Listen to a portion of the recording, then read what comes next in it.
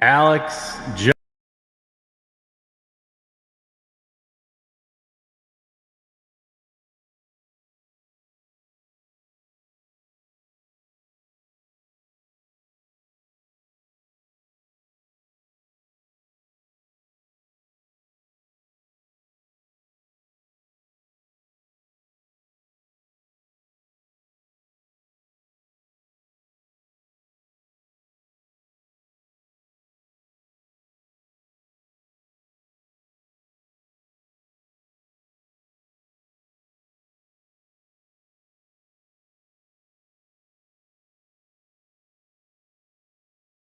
Wow, wow.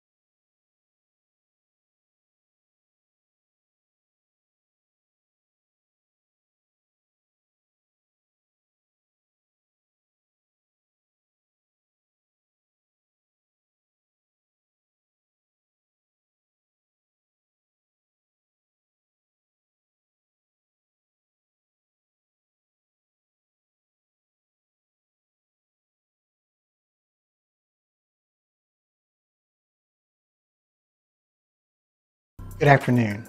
Earlier this spring, our community was shaken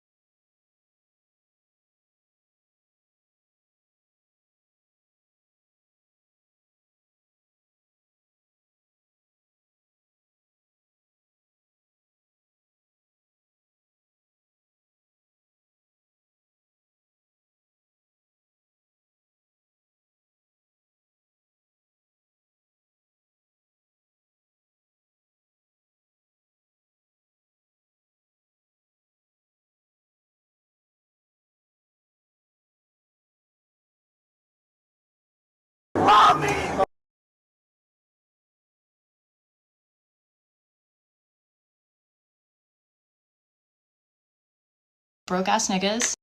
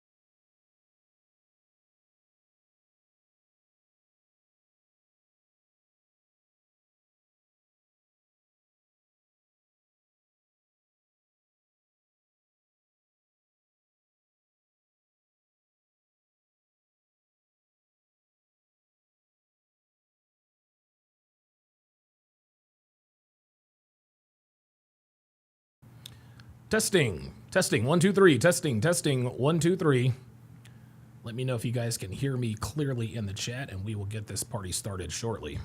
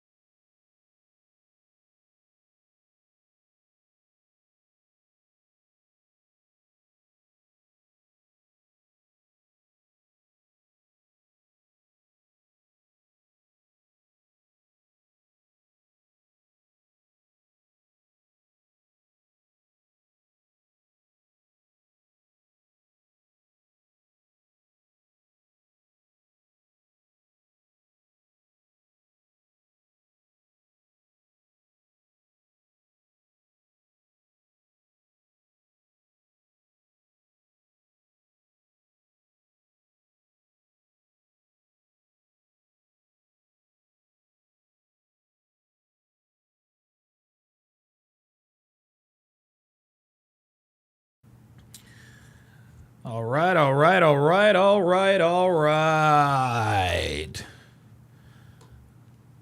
Let's get it. What's up, guys? It's your man, Donovan Sharpe, and welcome to this, the 45th edition of the Hard R podcast. This is probably going to be one of the most important Hard R podcasts we do. My guess is that when the trial starts, if there's no plea bargain, no plea deal, we'll probably have some more important ones. But guys, it's happened. It has happened. KARMELO Anthony has been indicted on first-degree murder charges. He's been indicted on first-degree murder charges. We've got a lot to get into today. I'm going to react to a couple of videos discussing this. We're also going to read a few articles discussing this, and I'll give my commentary. We're also going to hear from the district attorney as well as Mr. Anthony's attorney about the indictment that was handed down. That was handed down yesterday.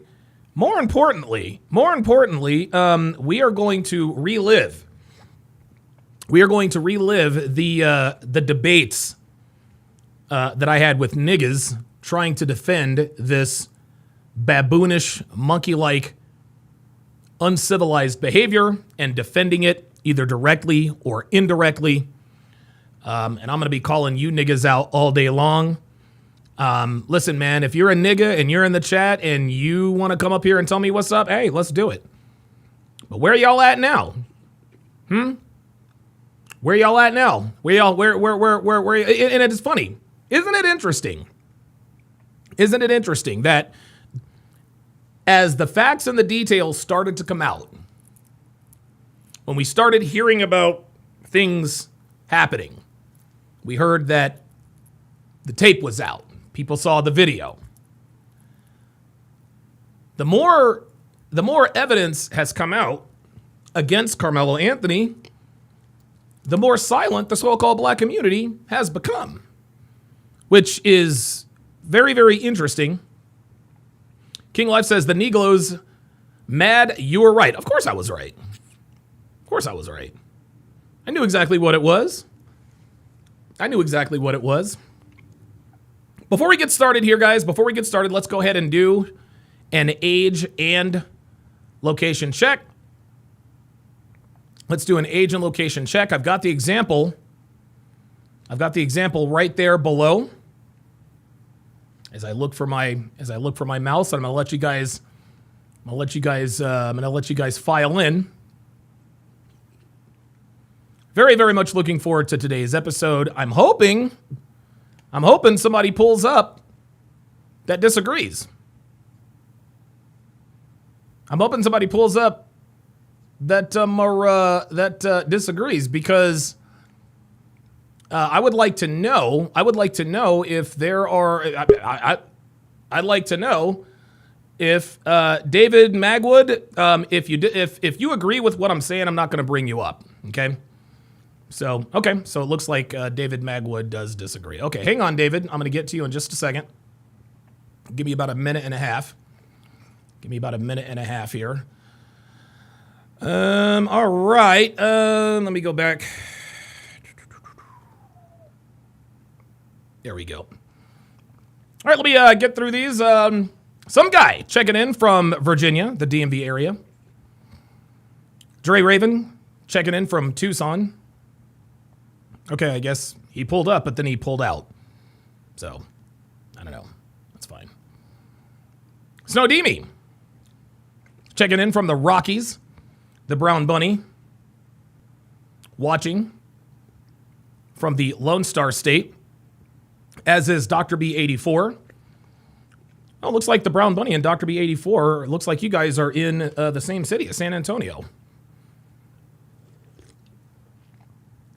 E. Jones coming at us from Idaho.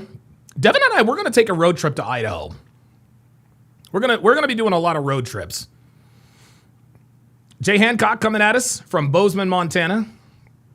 The BS is real from the Garden State. William Dew checking in from Illinois. Deborah Carr. Looks like we've got 65-year-old from California. Deborah, are you a hippie? Like, are you hippies are some of the coolest people, man. I don't know. Would hippies be 65? If you're 65, you know what, Deborah? I think you might actually. I'm not saying that you're a hippie, but I mean you're definitely in that age range. Because I'm 47, I'll be 48 in August. And if you're 65, what are you? 18 years older than I am, so call it 20. I was born in 77, so you must have been born in 50. Yeah, she might have been a hippie.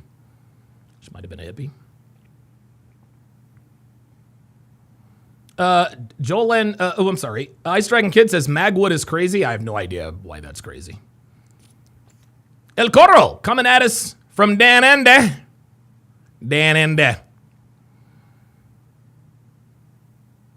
Junior ROTC operator checking in from Columbus, Georgia. Black Russian Lom checking in from Long Island. The Level Up Man coming to us from the Big Easy, Connor Brown in the Illinois. DTO coming at us from Alabama. Hashtag Tuscaloosa, hashtag Talladega. Danny Gonzalez says, remember, Donovan said there is a world where he could see Carmelo's innocence if a video showed Metcalf with a knife. Clearly, there isn't a world where the black community sees his guilt. No, there's not. Edward Cross coming at us from literally the armpit of America, Delaware. Need to get the hell out of there. Fallen Knight says, how you doing, Donovan? I'm doing very, very well. King Life says, Cali West is a Negro. He not man enough to come and talk. Yeah, I've heard. Listen, you guys told me that Cali West changed his stance, but apparently somebody said that he became an enemy of the channel somehow. So, I don't know. Bad Rasta coming to us from Deltona, Florida. Danny Gonzalez coming at us from Maine. Eben Zuer checking in from the 305 as well as Jacksonville.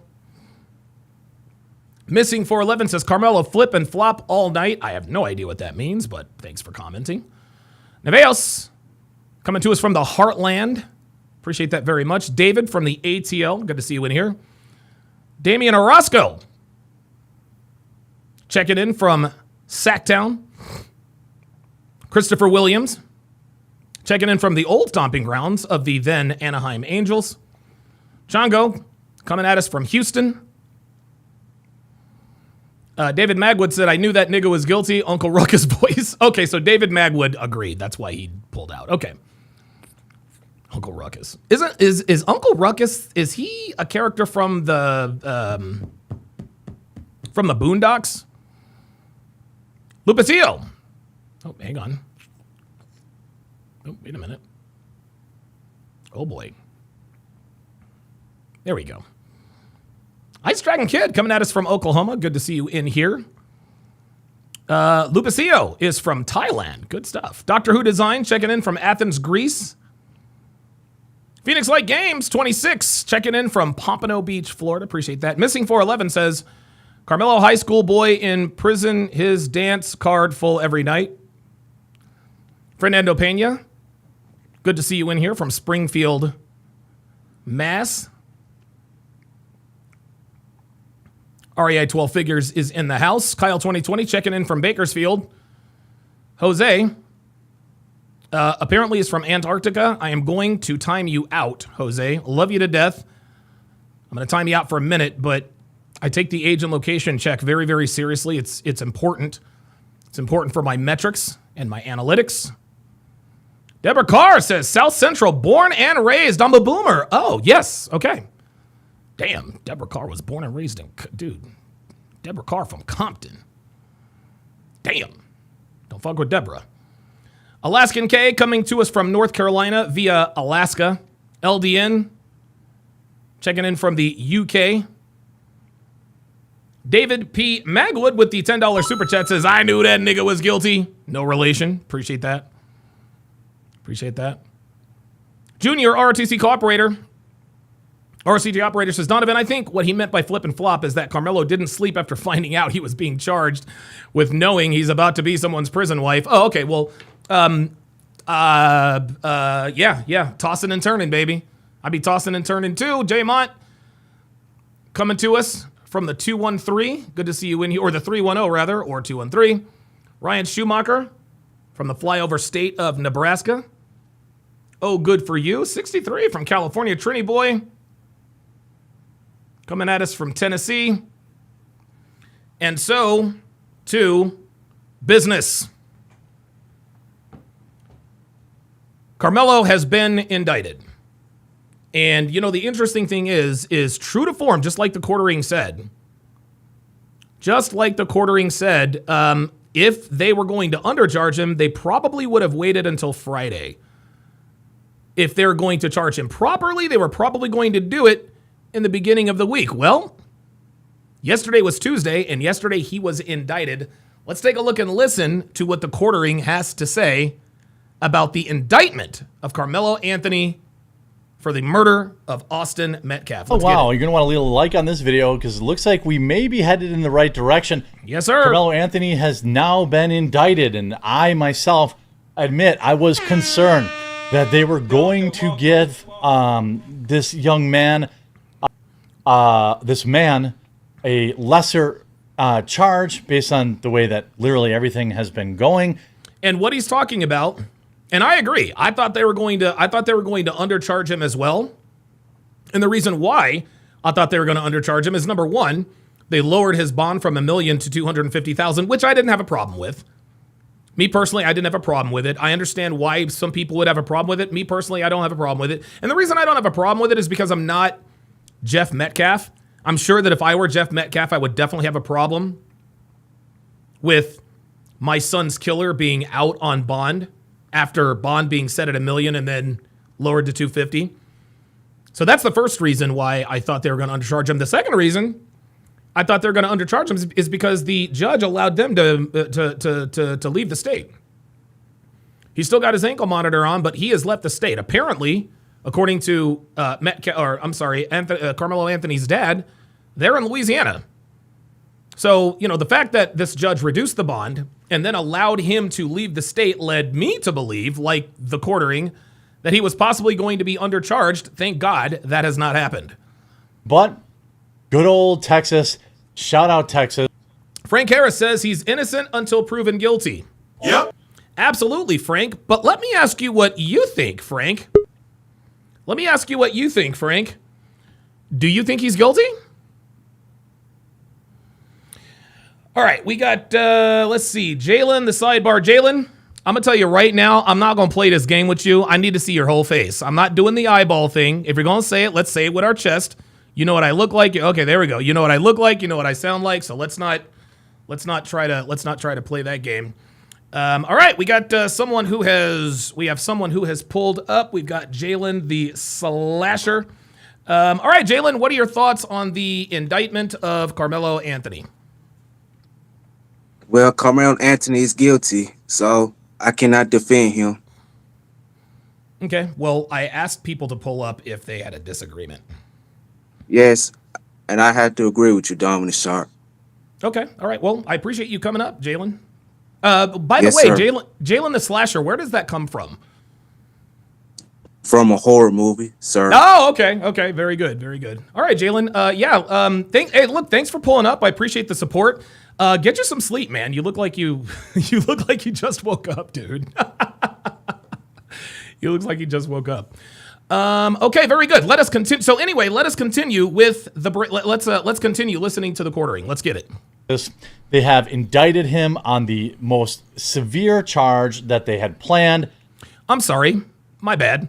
No, man, shout out to Jalen. I'm glad he pulled up. He didn't realize that. Yeah, Frank Harris, I need to know. You said he's guilty. He's innocent until proven guilty. See, when people say stuff like that, he's innocent until proven guilty. Yeah, no shit, Sherlock. We know he's innocent until proven guilty.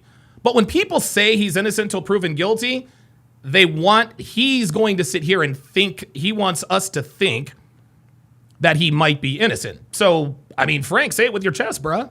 Do you think he's guilty or do you think he's innocent? And don't give me this politically correct nonsense. Well, he's innocent until proven guilty. Yes, that's the law of the land. I happen to think he's guilty. What say you? Let's continue. I want to go into the district attorney who made an announcement about it and so much more. Thanks for watching. You know, by the way, I live stream on a channel called Quartercast. I'll leave it linked in the description below. Every day, Monday through Friday. Came up with the name, the Quarter. And you want to tune in there to get go subscribe so you get updated on everything. Breaking DA County. Frank Harris says, I need to see the tape. Here we go. Here we go, guys. So here we are. We've already gotten started. Let's get the Periscope. Yes, sir. We've got the niggadar. Frank Harris is our first nigga. Frank, my guy. My boy. My guy.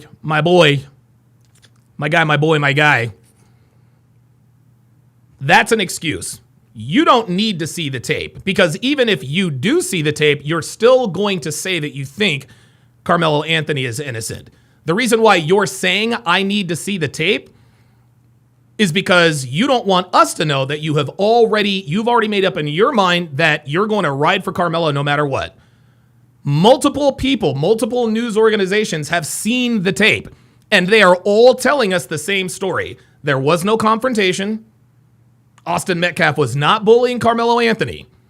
So now you'll probably come back and say, yeah, but they could be telling you anything. Why would multiple news outlets lie about what they saw on camera? Well, the answer is that they wouldn't. So if you're telling me that you need to see the tape, what you mean, if we can translate this into nigga-ese, is that I'm pretending to want to see more and all of the evidence as a ruse to delay the inevitable, which is that he is guilty. Because my guess is that even if you did see the tape, Frank, you would probably still maintain that Carmelo Anthony acted in self-defense, even though everyone who has seen the tape has told the same story, which is what, class? There was no need for self-defense. There was no confrontation. There was no scuffle. That's it. So you can tell me you need to see the tape all you want to. You don't need to see the tape. You don't need to see the tape.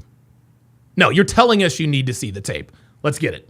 District Attorney Greg Willis has announced today that Collin County Grand Jury has indicted Carmelo Anthony for first degree, of taking a life in the first degree in Frisco track meet. This is massive. There will be court documents, court documents that will be released in the next 24 hours. So I should have them in tomorrow's update. We'll see maybe a little bit more about, what the case is. And also, it does not look like, so for people asking. Yes, dude, junior ROTC operator took the words right out of my mouth. If the tape proved Carmelo's innocence, it would have been released already. Thank you. If Carmelo Anthony really acted in self-defense and someone got a videotape of him acting in self-defense, we'd have had that video on April 2nd, the very day it happened. See, this is why we knew Carmelo Anthony was cooked, because they don't want to release the tape. They don't want to release the tape because if they release the tape, they're potentially tampering with the jury pool. Now, why would that be a problem? Well, the reason that's a problem is because it shows his guilt, right? They would have no problem with releasing the tape if Austin Metcalf had grabbed Carmelo and was beating the crap out of him. If Austin Metcalf grabbed a gun, if Austin Metcalf had a knife, if Austin Metcalf had accosted Carmelo Anthony, if Austin Metcalf body slammed him, DDT'd him, torture rack, all that stuff, spinning him around, we would already have that videotape. But because Austin Metcalf is innocent, give me 2 seconds, Queen. Oh boy, that's a long name. I'll get to you in a second. But because the videotape, there we are.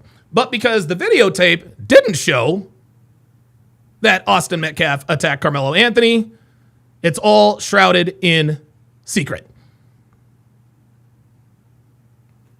All right, we got somebody who has pulled up. All right, very good. All right, Queen something or other. Queen something. How do you pronounce your handle? Dee Dee said it. I'm Okay. Queen. Queen Dee said it. All right. What's on your mind, Queen Dee said it? How are you today? Doing good. About you? I can't complain. Hey, everybody in the chat. Hey, everybody in the chat. I want to tell you Good stuff. speaking, which is due. And I want to tell the host, how you doing? Donovan, never met you before, but I had to come on your platform. I see you talking about the guiltiness of Carmelo Anthony. Yes, ma'am. I wanted to ask you a quick question. I want to know, if everybody is waiting on the evidence, how did he become guilty already? Well, he's not. He hasn't been convicted in a court of law.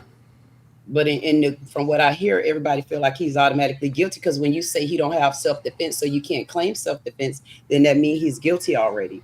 Because why can't you claim self-defense if you haven't been tried and called guilty? Well, I'm not the court of law. I happen to be a part of the court of public opinion, and I think he's guilty. Okay. You think him guilty? Do you think he's guilty? There was no self-defense anywhere? No. I think he is 100% guilty. Because again, multiple, and I don't know if you're probably aware of this, but there are multiple news outlets that have been able to view the tape. And to a person, they all say that there was no physical altercation leading up to the incident. They said that they didn't have any clue. There was no precursor. It was just kind of everything was calm, and then it was chaos and all that good stuff. So, and of course, there are also multiple witness accounts that we're going to get into a little bit later if you want to stick around for that.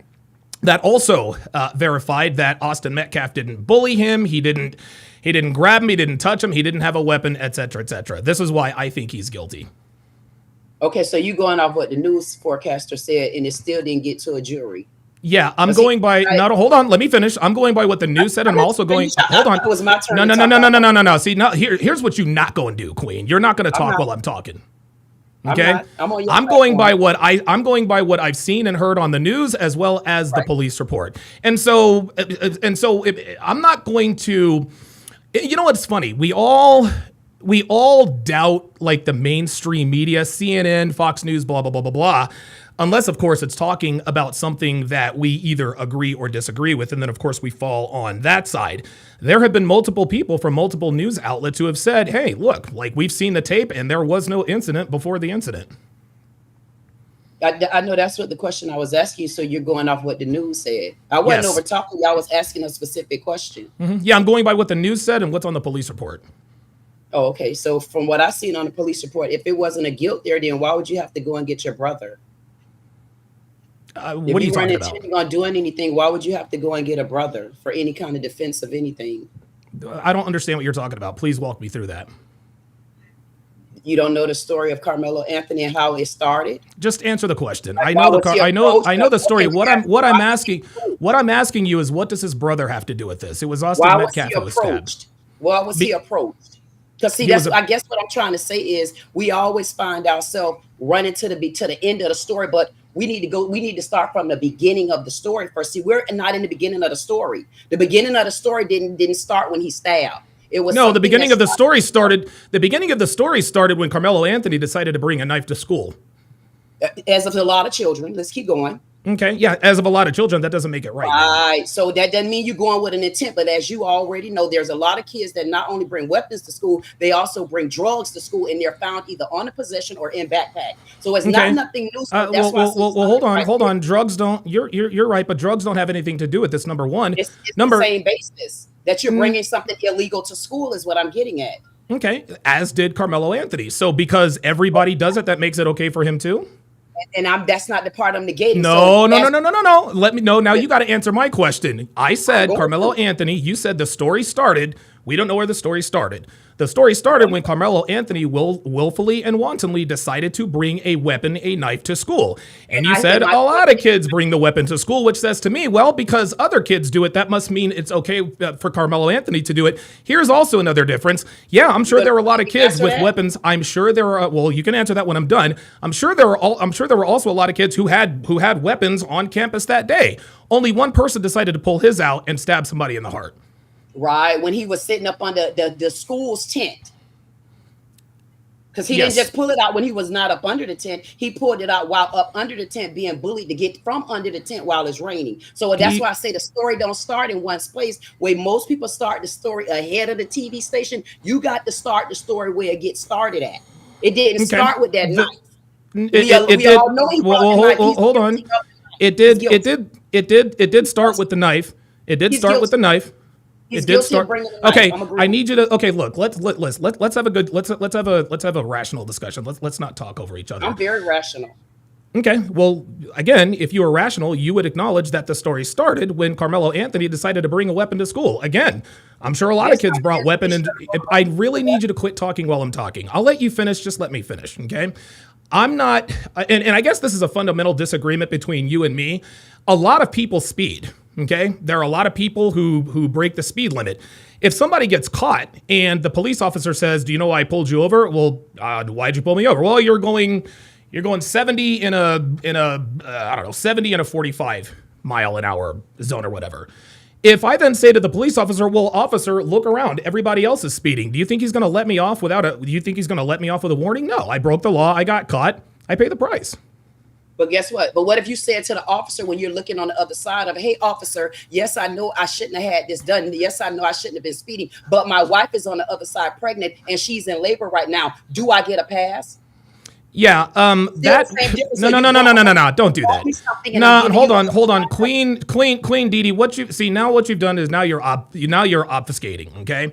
I gave you a simple example, and you brought in an extenuating circumstance. Obviously, if I have a wife, and hold on, let me finish. Obviously, if I have a wife and she's pregnant and I'm trying to speed to get to the hospital, of course I'm going to tell the officer, "Yes, listen, exactly. I know I'm breaking the law, but here's the thing: Carmelo Anthony didn't have a pregnant wife."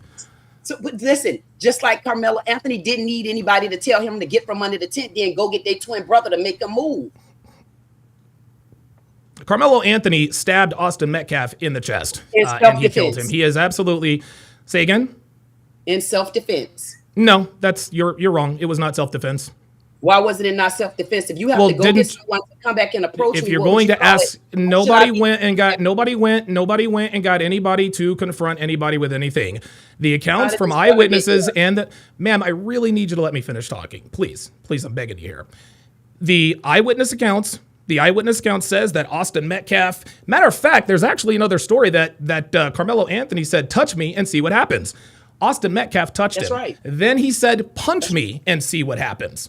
Right? Austin Metcalf clearly didn't punch him, but touching someone does not rise to the level of responding with deadly force. In order for the self-defense claim to be valid, his life has to be in danger. If you are going to respond with deadly force, you have to have a reasonable, there has to be a reasonable threat of physical violence. And clearly that was not the case, which is why the state of Texas has charged Carmelo Anthony with first-degree murder. He haven't been found guilty as of yet. That's their opinion, and I believe they're outright wrong. And the next thing is, who determines my level of fear? Well, the state does. No. Somebody asked me. No. If I'm inside me, who determines my level of fear? Yeah, you don't, because then you could just let your. I feel on the inside. No, you don't. No, you don't. Because here's the thing. Hold on. Let me finish. If I'm in a daycare center, okay, and I've got these cute little kids, walking around, all of a sudden I start kicking kids, right? I'm going to jail, right? If I say, well, it was, hold on, please, Queen, I need you to let me finish. If you don't let me finish, I got to end this. And then I'm going to start calling names, and you don't want that. You're not ready for that. I don't care. You can call names. I'm good on that. Okay. Queen Dee is it. The point is if there's a okay, just listen. If there's a video, I'm glad you're having fun. If there's a videotape that shows me kicking the crap out of these kids, and I say, "Well, Judge, Your Honor, I felt like my life was in danger," he's going to look at that videotape and be like, "Okay, Mr. Sharpe, you're around a bunch of 5 and 6 year olds. Your life wasn't in danger." However, if the videotape shows that I'm in a room with a bunch of big people and they are accosting me and my life is in danger and they've got weapons and they're putting hands on me and this and that and the third, then it's a little bit different. Well, you know what? If I can't respond to you, as stupid as I am as a Black woman, if I walked in any room and seen any grown adult, no matter what the color is, and they're kicking children that doesn't have a voice, actually, I would not be sitting on this stand rallying for them. So let me be clear on that. So I'm rallying in a whole different manner of two kids that were of the same age. I would never put an adult on a child. So when I said that analogy wasn't going to cut it with me, that's what I meant. It didn't fly with me because I wouldn't compare those two, not with a person like me. Maybe someone that's on the other side of the scope, yeah, but not me. Do you want Carmelo Anthony to walk? He will walk. There you go. It's not a want. It's a requirement. Well, it's a requirement. Okay. And what if he doesn't? And what if because here's the thing, Queen. There is a world in which Carmelo Anthony is acquitted. Okay. Just because he's been indicted does not mean he is going to be found guilty. Okay. So what happens in your mind? What happens if he's found guilty? If he's found guilty, then we're gonna have to deal with that.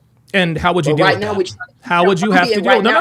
Don't run from Queen, baby. Don't run from the question. If he is found guilty, how are you? If he is found guilty, how are you going to deal with that? At 6'2" and wear heels, I won't run from nobody that walked this earth. And when I say what I said, I will answer that question when or if. But he would not be found guilty. We will deal with that on the other side of it. So you're going. So it sounds to me like you're. It sounds to me like you're going to respond with violence, and that's what you monkeys do. But I never answered that. So are you going into violence? Because I never said that. Well, that's you said you're 6'2" and you've never run from anybody. Okay, ma'am. We cannot talk over each other. Don't act like the typical black. Don't act like the typical black. See, guys, this is what I'm talking about. Go on. Yep, there you go. Laugh and smile, but you literally just sat up here and okay, see, now I got to mute you. You just sat up here and indirectly said we're going to deal with that. Be specific on how we're going to deal with that. If it's not violently, then how are you, the black community, going to deal with that? Be specific. If I'm wrong, tell me I'm wrong. Because I think you're talking about violence. What say you? If I thought you was talking about violence, I said you would be there too, because if the KKK come, they're going to get both our black asses. You're not answer, of the other color. Okay, that's fine. Answer. See, you can't answer the question because you're talking about violence. Because you would be retaliating like that as well. Now you're acting like a monkey. This is the way this is the way. Beard is not silky. This is the way. Beard. Oh boy. All right. Well, you know what? You're probably. Beard. Yeah, exactly. Right. So do you think you would be of opposite of me as a black woman? Yep. Just because sure will. Not on the white shirt, the difference between you and me is that you're a nigga and I'm not. And I could be, but then what makes No, you are. No, you are, because you still haven't answered my question. I asked you. I asked you. No, you did not answer the question. I'm asking you. Okay, no, hold on. No, I didn't. The reason I'm not saying I didn't like your answer because you didn't. No. You didn't give me an answer. Okay. I need you to answer. You said, I asked you, if Carmelo Anthony is convicted, what are you going to do about it? And you said, we'll have to handle that.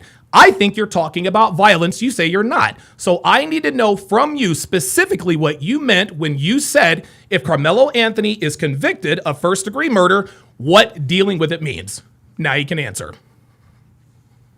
I love it when I come on a platform and I have to shake their ass like they sassy cats. I said what I said and I'm not taking it back. That's what hashtag said. You weren't specific. I said what I said. You didn't like my specificness. Then what did your what specifically did you say? You said we're going to have to deal with that. With that if we have to. And how would you deal with that? How would you deal with it? No, I asked you first. How would you deal with it? You're a man. I gave you the floor. You like the lead, don't you? Yeah, you would respond with violence. How would you answer that? How would you answer that question? Well, and don't get silly dilly when you do it. Okay, I'll answer when you answer. If Carmelo is convicted, what are you people gonna do? Why would we have to play this game? I'm at your platform. This is Kool-Aid, y'all. You don't want to answer the question because you know you'll respond with violence. That's my appeal process, right? We'll go through appeal. How about that? Okay. Oh, there we go. I wanted to hear the truth. Are you going to be a part of that appeal? That ain't my truth, though. I told you what you want to hear. I pacified you with what you want to hear. We would deal with that when we get to it. And how would you deal with that? Be specific. We would not get to that with him. How do you know? Why are you upset? Why am I upset? Yeah, it seemed like you're upset. You're supposed to be treating me like a guest in your house. You treat me like them Carmelo brothers when they went and slaughtered that pig a couple weeks before they this incident of self-defense took place. I haven't raised my voice. Did y'all realize that? Did you know? I'm not being funny. Did y'all know they knew karate? No. You didn't know the karate. Go look at my channel. They knew karate. Mm-hmm. They were slaughtering pigs a couple weeks before. They was at the shooting range. Then they turned around and went and played football. So they was very built up to do what they wanted to do. So what would little Carmelo Anthony do when he's never been in the woods? He wasn't in the woods. He was in a tent. Of course he wasn't in the woods. Go up under the ground. You two at the surface for me. That's why you need to retaliate. You got on that white vest. You're not paying attention to life. You have on that white vest and you're not paying attention. Oh my God, you're way off the we're way off the rails. I don't even know what you're talking about at this point. Off the rails because you don't like the truth. The truth is what? I asked you a question. What's your new question? The last question you asked me was what would happen if he's found guilty? And I told you we'll deal with it then. If you didn't like that answer, I asked you, I said we'll file an appeal. What was your next question? So you're no. I'm not done with that question yet. Who's gonna file? Who is we are gonna file an appeal? You're going too goddamn far. You don't even ask the white man no dumbass stuff like that. You didn't even ask Trump what was he gonna do once he get out of office and got to face those damn felonies. So why are you asking me to go so far past the appeal? What is it that you want to hear? You got on a white vest, you're riding like a goddamn angel, and I got my sage for you, and I'm dressed in my army gear. Hey, listen, I don't got no hoodie to put on, but I'm gonna give you my hat, goddamn it. It sounds to me. You asked me why I was mad. I would ask you the same thing because it sounds to me like you're very upset. I'm not mad, but I'm getting. It's hilarious because I can tell that I've stunned you. You've stunned me. You think I'm joking? You better know who I am. I'm at Didi Said It. And when you want to rumble this floor about Carmelo Anthony, make sure you bring the right footage because I'm gonna react to everything that you have going on. Until you realize that if something happened before the stabbing, I'm gonna be on you, and you better know it. I promise you, I'm afraid. I promise you, I'm afraid. And I'm afraid too. Wait, hold on. Repeat that one more time. Hang on. I got a super chat here. Loaded Locks Gaming with a $2 super chat says Carmelo was a football player too. Stop capping. Yeah, he was a football. No, but hold on. No. I think what he was trying to say, and this is actually true, is the Metcalf brothers are much larger than Anthony. I think Austin Metcalf was like 6'2", blah blah blah blah blah. Yeah, that nigga's still guilty, and that nigga's still going to prison. He could be. And then again, we'll see. Because I'm not gonna call him out the name. I don't need the N word and the C word and all that stuff. But I'm gonna tell you like this: what's the C? They knew karate. They've been in the woods slaughtering pigs. Y'all got that much shit and stuff. You didn't need to go get your brother as a backup muscle. So why did you go get your brother? Where are we talking? What are you going to get your brother to do? What? So if he did go get his brother, wouldn't it be hard for him to stab one of them? What would you go get your brother for? To fight me, move me? Both of y'all gonna jump me? What are you gonna do? How do you know he went to go get his brother? Did he go get? How do you know what you know? I'm just going by what's on the police report, ma'am. Okay, so if you're going back what's on the police report, you should know what the truth is. Well, the truth is that he said no. Well, no. That's the truth. Okay. Well, we'll see. The state would not have. Hold on. Let me finish. The state would not have charged him with. Do you know what the elements of first-degree murder? Do you know what the elements that have to be met? Hell. They over there stealing from the people in New Orleans and in Texas. What the state got to do with their regular people like what does that have to do? What does this have to do with the Carmelo Anthony? What does that have to do with this case? You bringing up what the state said, that don't mean the state right. You know. Well, no, I didn't ask. Well, hold on. I didn't ask you what the state said. I asked you do you know what the elements in the state of Texas have to be met for first-degree murder? That's what I asked you. And did you not hear my answer? I don't care what they are. They can't okay. Well, ma'am, you better care what they are because if they can prove that he met those elements, that nigga's going to prison, and there's nothing that you or any of your monkey friends can do about it. Listen. So when when you tell me about a monkey is brown, right? Like I thought. Janelle's with the $5 super chat says the tribalization of the black community is crazy. You have the patience of a saint, bro. Dude, I've dealt with these people my entire life. Like these because he black ass himself. What color you think he is? Because he got on a white vest. Yes, the reason I'm wearing this is because it was the only. You ain't white. It's And you got a nappy beard, just like the black men. Wait, did you just tell me I'm not? Did you just hold on? Did you just tell me I'm not white? You're not. Oh my God. Tell me what you mixed with. Are you serious? I'm not white? What are you mixed with? Both of my parents are black, sweetheart. Okay, then. So what makes you think that you're not a monkey? Because I don't act like one. That don't bother me. When you blessed, you can walk in the room and they can call you what they want to.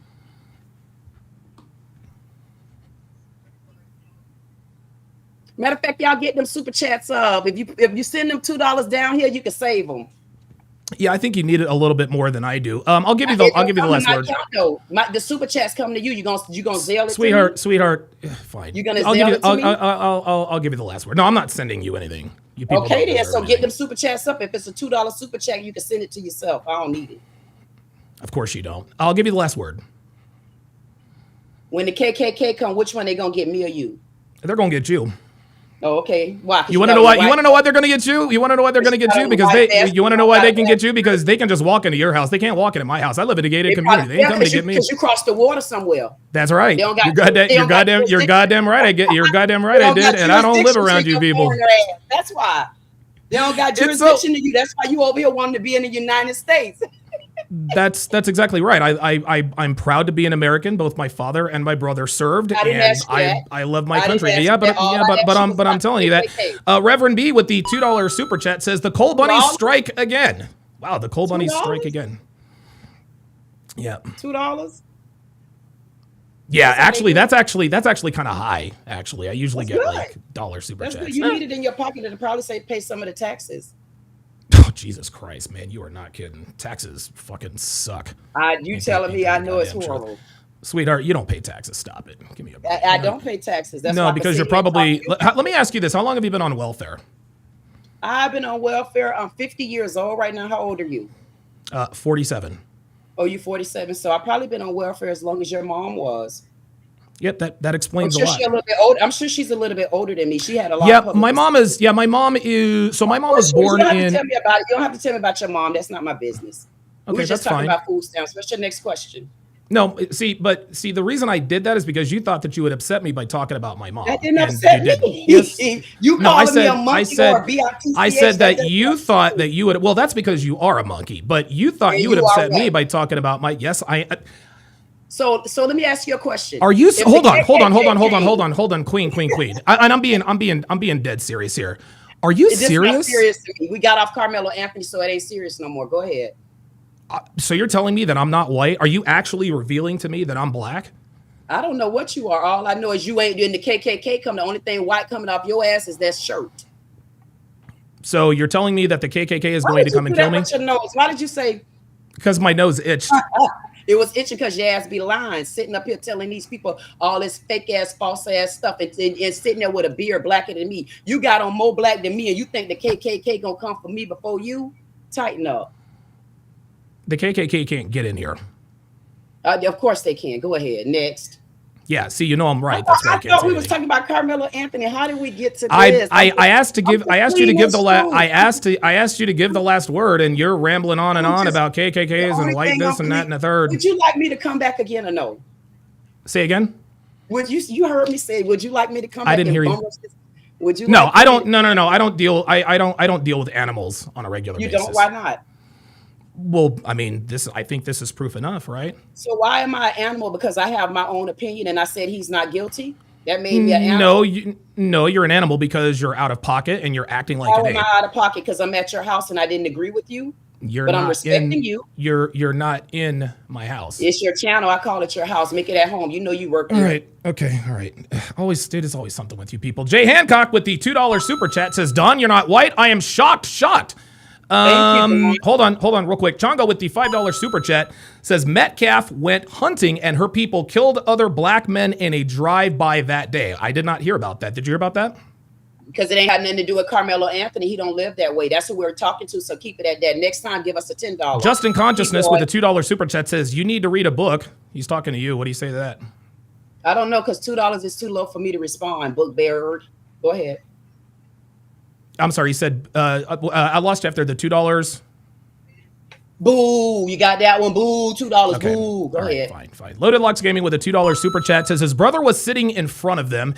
Yeah, just because his brother was sitting in front of them doesn't mean that Austin Metcalf didn't try to either directly or indirectly recruit his brother. So, Bad Rasta with the $5 super chat says this is all about whataboutism, not addressing none of the arguments. No, she's not addressing any of the arguments. All she's doing is running off at the mouth. No, you mad? Kyle 2020 with the $5 super chat says Batman pointed out in the 60s that karate is a defensive form that requires an attack. In order for you to make a move, I must move and I won't. What's your response to that? Because the Metcalf boys knew karate. And they slaughtered pigs. And they played football, so they was very athletic, so they weren't scared. What's the next super chat?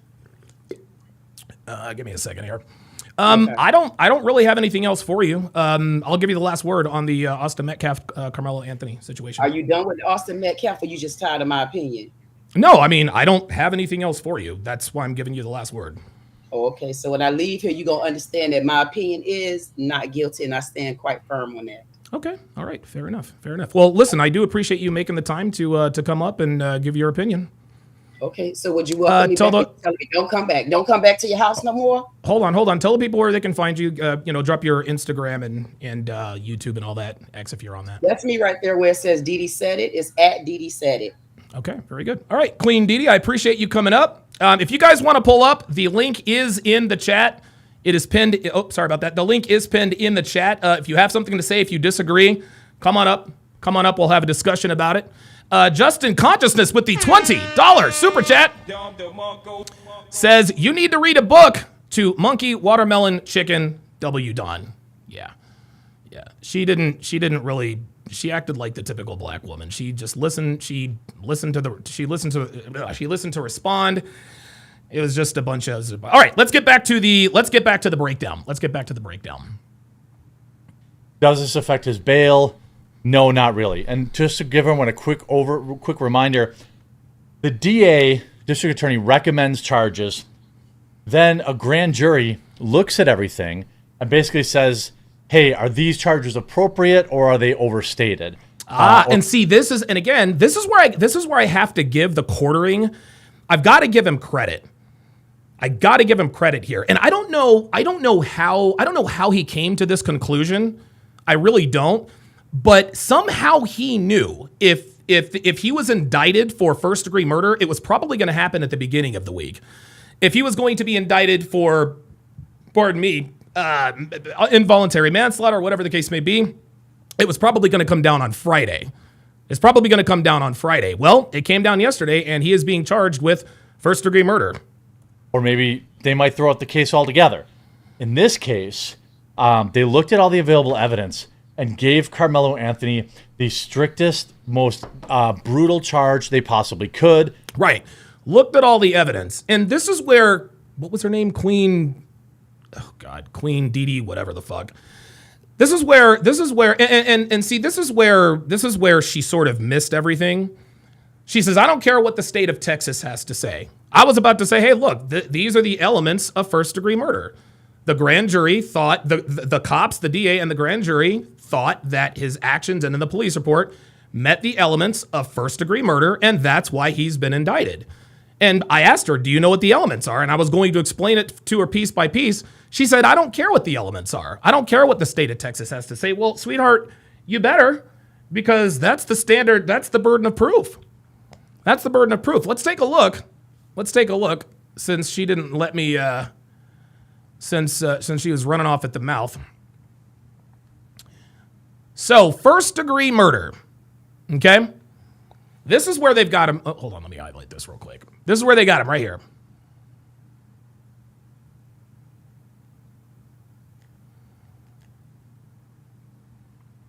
This is where I got him, right? This is where they've got him right here.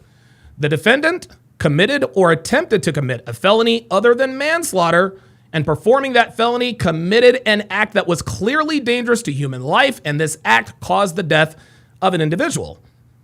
It meets the requirements. It meets the elements. If the state of Texas didn't think that what his actions and what was in the police report, if they didn't think that met first degree murder, they would not have charged him with first degree murder. Guys, they didn't charge him with voluntary manslaughter. They didn't charge him with involuntary manslaughter. They didn't even charge him with murder too. Guys, they charged him with murder in the first degree. This is I think this is the worst thing you can be charged with, other than child stuff, right? Right? I mean, it's kind of obvious at that point. But this is why he was charged with first degree murder. And this is why we have due process, guys. This is why we have due process. Okay, so the cops got all the facts, sent it to the DA. Hey, you know what? We want to charge him with first degree murder. That's why he was arrested. Well, we can't leave it up to just a few people. Let's get a second. Let's get some other eyeballs on it, right? So we're going to have 23 other people take a look at this. They'll be given instructions, and they took a look at it, and they too decided that this was first degree murder, not second degree murder, not manslaughter, none of that nonsense. first degree murder. And so he was indicted. Jungle Forever says, Texas still have the death penalty? Yes, but because he was a minor when he committed the act, because he was a minor when he committed the act, the death penalty is off the table. But I personally, I don't believe in the death penalty, not because I'm trying to let the person off, but because I think that life in prison is worse than death. I think that life in prison is worse than death. Praetorian Guard with the $5 super chat says, Miss PG, who also works in law enforcement, said Didi probably shoplifts at Walmart. Yeah, she probably does. That's just typical behavior for that lot. And again, she did the typical, oh, they're gonna come and get you and da da da da da. The funny thing is about niggas is they love the fact that they fuck it up for the rest of us. They love the fact that the world sees black people as they see them, as they see niggas. They like that. They absolutely like that. But the point is that Carmelo Anthony's actions met the elements necessary to be met for first degree murder. And this, of course, is exactly why he's been charged and now indicted with first degree murder. Alaskan K says if Carmelo hadn't gone somewhere he didn't belong, he wouldn't have been murdered. He wouldn't have murdered Austin in the first place. Chi-Town says it's crazy that self-defense can be seen as a felony. Austin should have minded his business. He'd still be alive. See that right there, Chi-Town. See, this is, guys, that right there. That's a nigga's mindset. That's a nigga's mindset. So because Austin Metcalf didn't mind his business, that warranted him being stabbed to death. See, this is what, guys, the system is going to eradicate these people, okay? The system is going to eradicate these people. Queen Amyamama, or whatever the fuck her name was, all she did was talk out of the side of her neck. She didn't stay on topic. She thinks Carmelo Anthony is going to get off. And listen, she might be right. She hopes he gets off, right? She doesn't care what Texas law has to say. Well, when you have people that don't care about the law, those people don't belong in society. Those people don't belong in society. Chi-Town wants us to think that it was self-defense. No, it was not self-defense. Multiple people who have seen that videotape said that there was no incident before he was stabbed. There was no incident before he was stabbed. Even if Austin Metcalf pushed Carmelo Anthony, that doesn't rise to the level of him taking out a knife and stabbing him. And here's another thing. You don't get to claim self-defense when you tell someone, touch me and see what happens. Austin touched him, nothing happened. You don't get to claim self-defense when you say, okay, punch me and see what happens. You don't get to claim self-defense when that happens. That's not self-defense, Chi-Town. That's a warning. And this, again, is why Carmelo Anthony has been charged with first-degree murder. I think what we have to understand, guys, I think what we really have to understand is that niggas in this country, they're never going to accept Carmelo's guilt outwardly. Even if he's convicted, they're still going to say, it was self-defense. That's fine. We're not going to change these people's minds, guys. And I think we need to understand that. We're not going to change the mind of a nigga. We're just not going to. We're not going to. All they're going to do is chimp out and start talking about our moms and this and that and the third and start bringing up Donald Trump. All that stuff has nothing to do with a nigga. Blah, blah, blah, blah, blah, blah. Imposter with the $2 super chat says, bro, you have some patience. Like I said, I've been dealing with these people my whole life. Let's continue. Which basically tells me, Chi-Town says Austin fucked around and found out his fault. Chi-Town, I'd like to debate you. I'd like to debate you, Chi-Town. So I'm going to hide you on this channel. Not because I'm afraid to talk to you. I want you to come up. Okay, I am not afraid to talk to you, but I'm not going to engage you in the chat. Okay, so Chi-Town, I will unban you. If you decide to pull up and have a conversation with me, because I'm not going to go back and forth with someone in the chat. I'm just not going to do it. That gives you time to think, all that good stuff. If you disagree, no problem. I got no problem with anyone who disagrees with me. Okay, but I'm not going to disagree with someone in the chat. Now, you niggas like to say, oh, you're just afraid of the truth. Well, come on up and tell me the truth, and I will unban you. Until then, shut the fuck up, Chi-Town. Let's continue. there is no evidence of self-defense at all. Oh, did you hear that? There is no evidence of self-defense at all. This is what we all know. This is what we all know. And again, this whole fuck around and find out thing, guys, that is the mindset of savages. This is the mindset of a lawless, savage people. Gentlemen, this is why the Native Americans were wiped out. The Native Americans were wiped out. The narrative is they were these peaceful people. All they wanted to do is sit around the teepees and smoke the peace pipe. No, these people were savages. They were lawless. They shot bows and arrows at everybody. They're a violent people addicted to all kinds of crazy stuff. Just savages. There's no law. And so when a more advanced civilization, a more advanced civilized people come in, they're going to be like, well, wait a minute. We can't be around those people. We can't be around those people. And so they were conquered. Gentlemen, savages get conquered, okay? It's happened since the beginning of time. The Aztecs were savages. They were conquered. The American Indians, they were savages and they were conquered. We have a group of savages in this country, okay? They will eventually be conquered. They will eventually be conquered. And they know it. They know it. They know eventually they're going to be conquered. And like I said, she said, if he is found guilty, we're going to deal with that. I 110% believe that she's talking about violence. She says, and when that happens, we go and deal with that. So listen, she's already let us know they're going to burn down the city if he's found guilty. Ay. Let's continue. Afternoon. Earlier this spring, our community was shaken by what happened at a school track meet in Frisco. We'll listen to that a little bit later, guys. 18-year-old boy named Austin Metcalf needed to pass away. I think, the question is, why did it take so long, right? What's going to happen to the give, send, go? What's going to happen to the $500,000? Well, as far as I know, it would be nothing. There should be, the money was raised for his legal defense. This doesn't change anything about his fundraiser. Is he being charged as an adult? Yes. Did the Anthony family ever gain access to the fundraiser money? This should be a layup. Anthony already confessed, and supposedly there's a video that proves Metcalf never even touched him. I remember. By the way, guys, let's take a look at the give, send, go. I don't know if you guys are aware of this, but this is the give, send, go for Carmelo Anthony.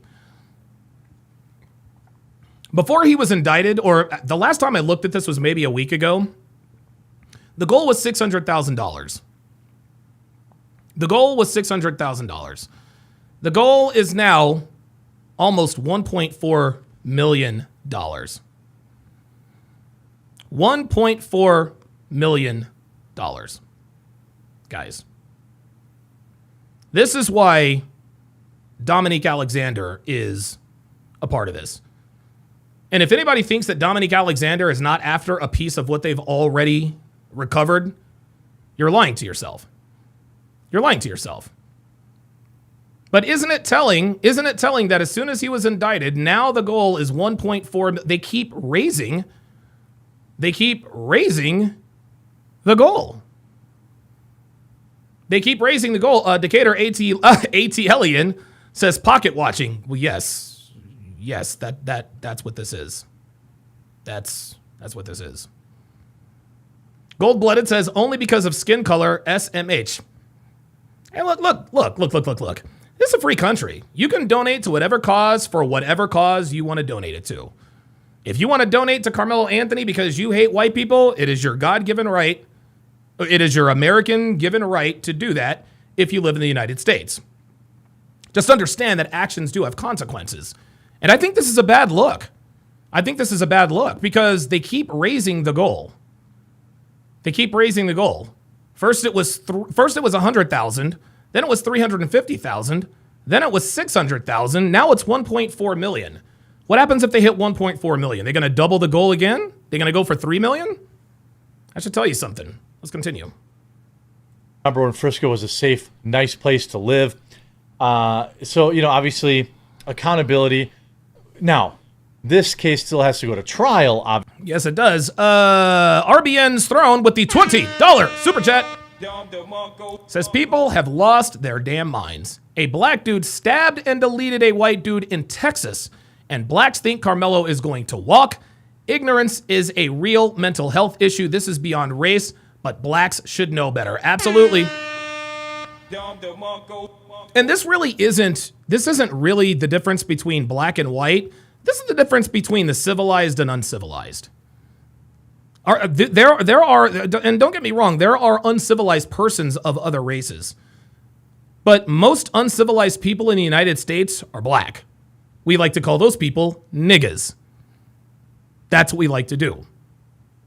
Because that's what they are. Obviously, where he could still be found not guilty. But at least the DA is not recommending like a manslaughter charge or something like that, you know? So here's, TMZ reporting on it. Charged with first degree. I believe that carries a sentence up to 20 to 25 years. But because he's 17, he can't be given life. For weeks, he said in announcing the indictment, my team has been presenting evidence to the grand jury. I summarized that evidence, which we saw. Willis's office announced if Anthony is convicted, he faces up to life in prison. Here's their take on it. Today's indictment of Carmelo Anthony is let me skip over that because we're definitely going to cover that. And I know I'm kind of going in court. Okay, so I think it's clear what the quarterings. I think it's clear what his. I think it's clear what his opinion is. That when all the let's go to Officer Tatum. Let's go to Officer Tatum. And he is going to play this, so I may as well just go ahead and do this. So this is Brandon Tatum's. I'm just going to. Matter of fact, I don't really know Brandon like that, so I'm going to speed this up. Speed this up just a little bit. We're going to get past Greg Willis.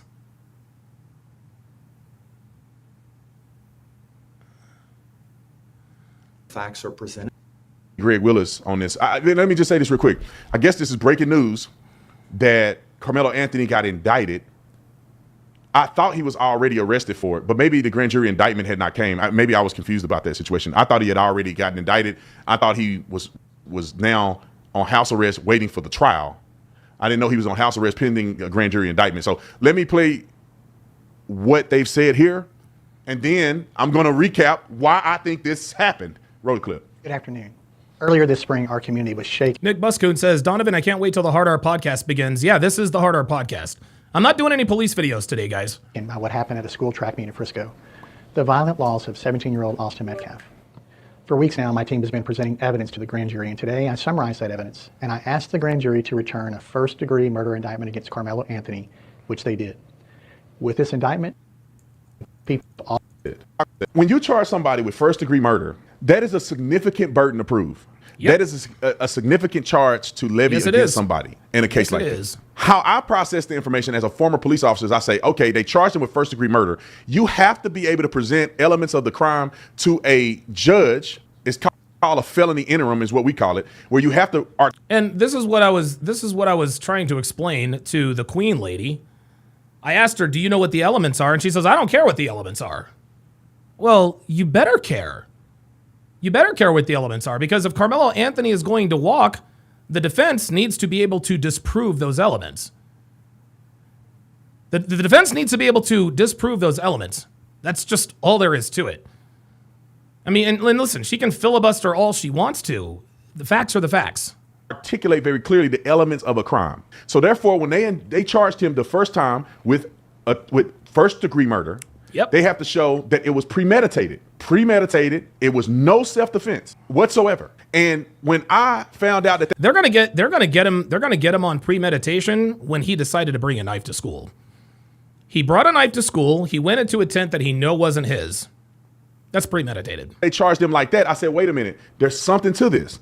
And then the stories start coming out and you start hearing about the bag and all this other stuff. And I said, that's exactly what he should have been charged with. Just the other day, the video got 1.2 million views on it, where we were talking about the video that just came out. And the lady is articulating that there don't appear to be a scuffle before the kids start running and Carmelo stabbed.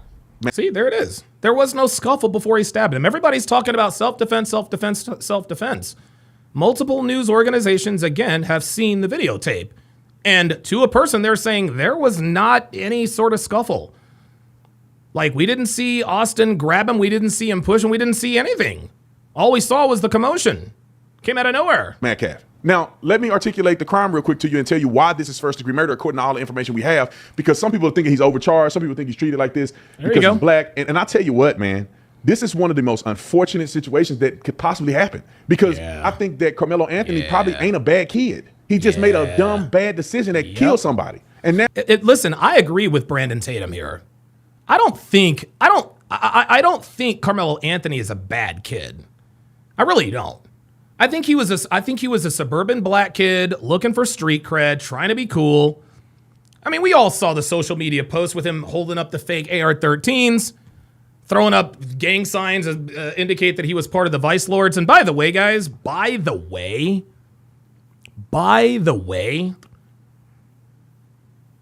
the Vice Lords are not going to take too kindly to Carmelo Anthony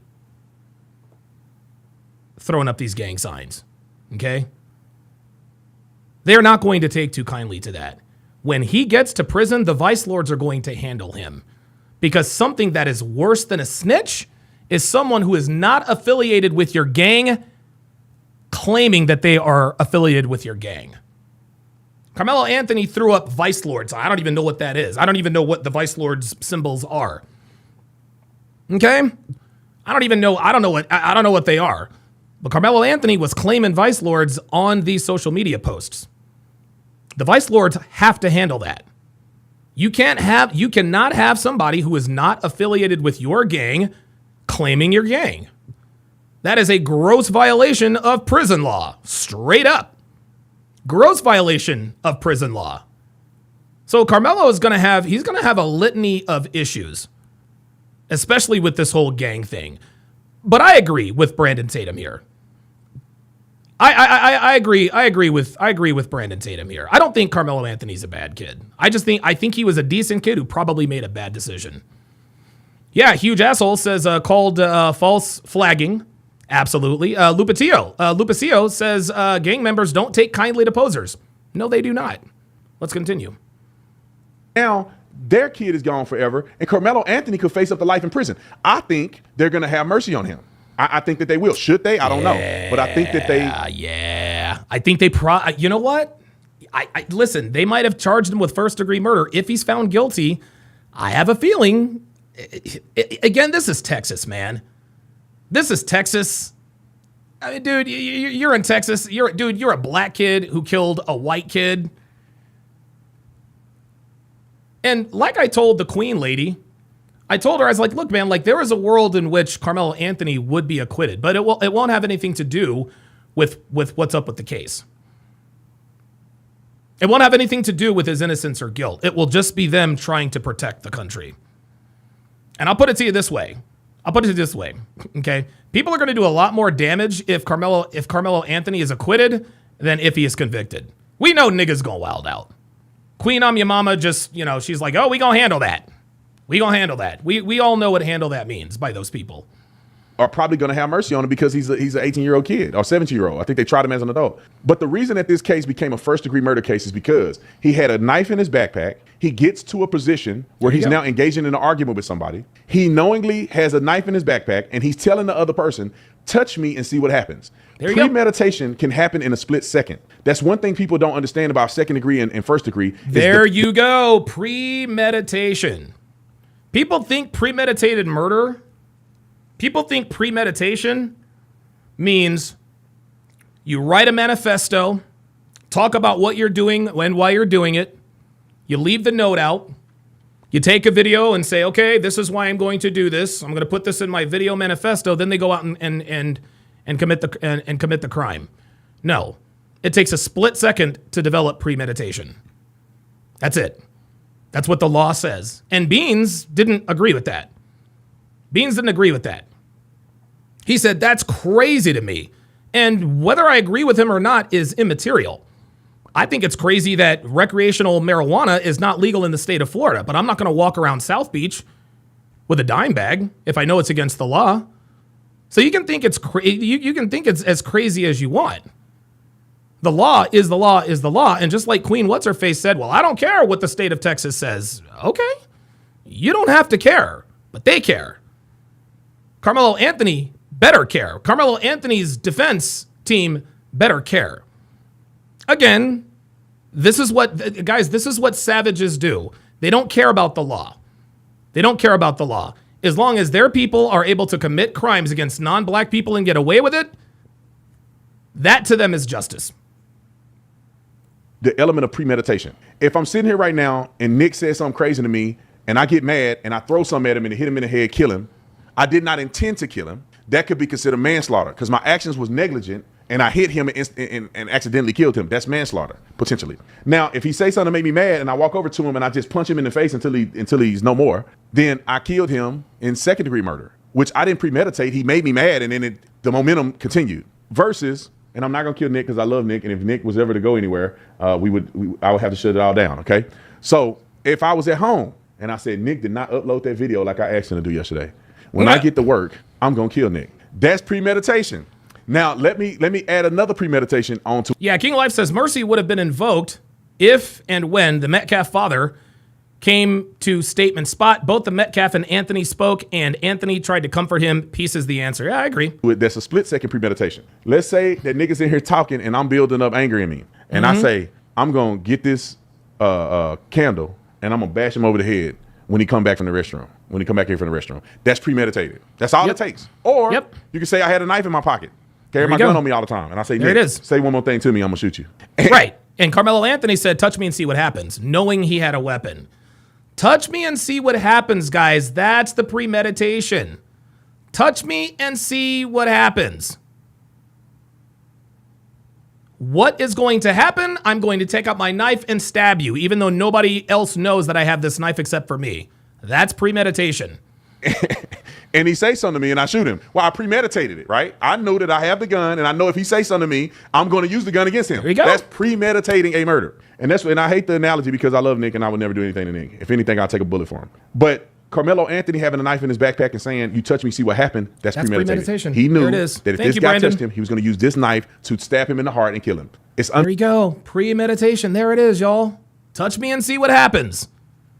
Touch me and see what happens, he said. Carmelo knew he wasn't going to beat him up. He's half the size of those kids. No, he had a knife and he knew what he was doing. Fortunate, y'all. I don't like that this happened. I'm not celebrating anybody in this situation because nobody won. Carmelo Anthony going to prison for the rest of his life ain't going to bring Metcalf back. So nobody wins. That's a very good point. That's actually a very good point that Brandon just made, guys. Nobody wins in this situation, man. There are no winners, guys. And I want to make that clear. There are no winners here, man. Austin Metcalf, like, dude, you've essentially ended the lives of two young men well before they even got started. Carmelo Anthony is likely going to prison probably for the rest of his life.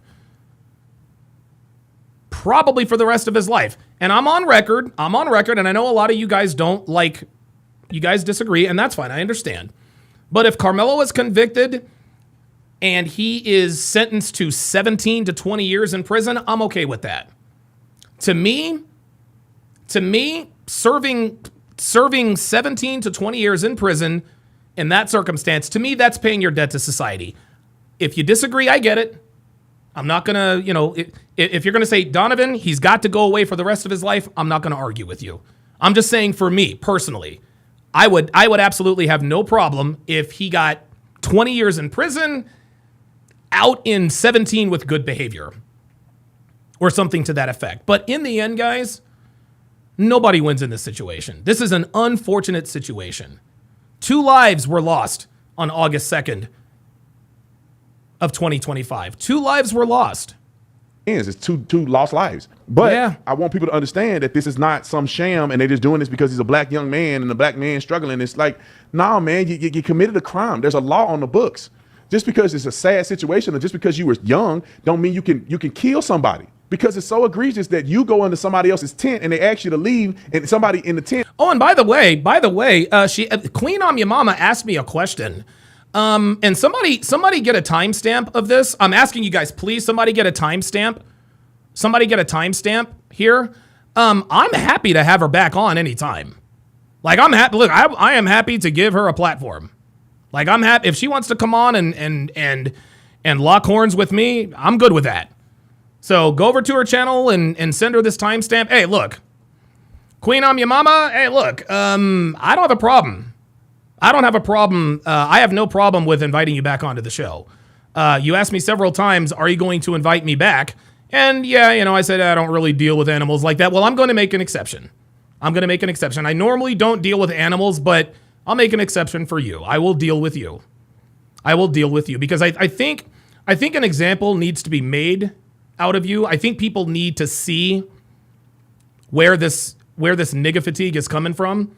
And if you are willing to come out here and nail yourself to the cross and show everyone why people in America are sick of people like you, I'm good with that. So somebody go over there and let her know. Let's continue. It resulted in a death, and they didn't even hurt you. And let's talk about the negating of self-defense or disproportionality. Self-defense says that if you feel, because you got to think, self-defense can be a multitude of different responses, right?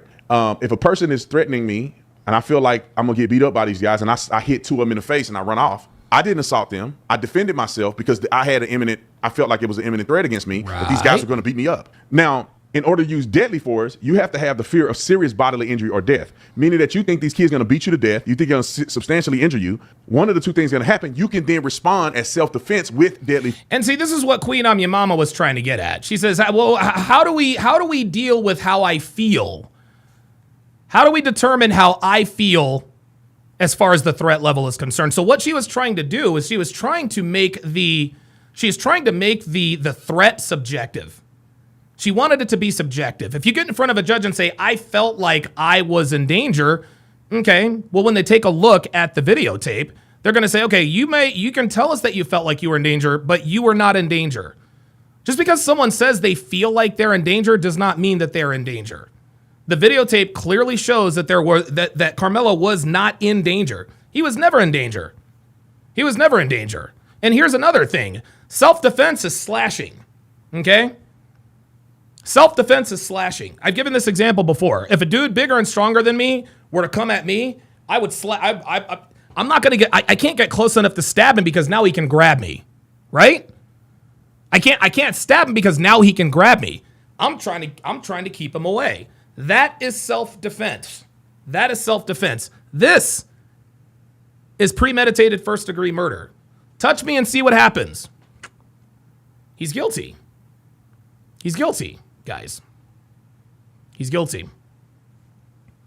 Force, but it has to be proportional. You can't, somebody talking can't lead to you using deadly force against them. And somebody like, oh, Brandon, I'll come over there and whoop you, bro. They just talking at this. There's no imminent threat of serious bodily injury or death. Now, King Life with the $10 super chat says, Donovan, the next time a hood booger sister comes on, ask them if someone was at her party uninvited and when asked to leave, they did what Carmelo did to your friend.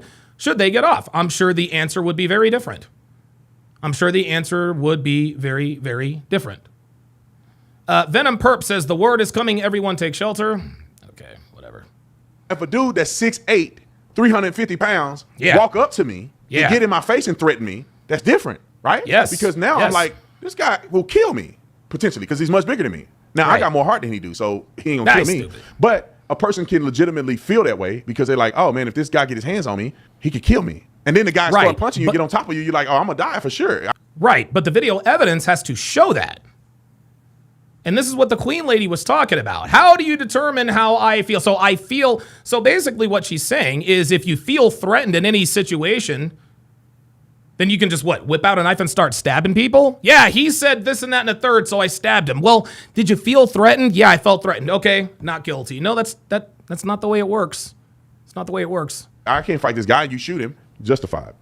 In Arizona. I don't know about your state. Texas, Arizona, most states in America justified. I don't know, California weird, New York weird. Nice, dude. You know, dude got to kill you first before you can kill him.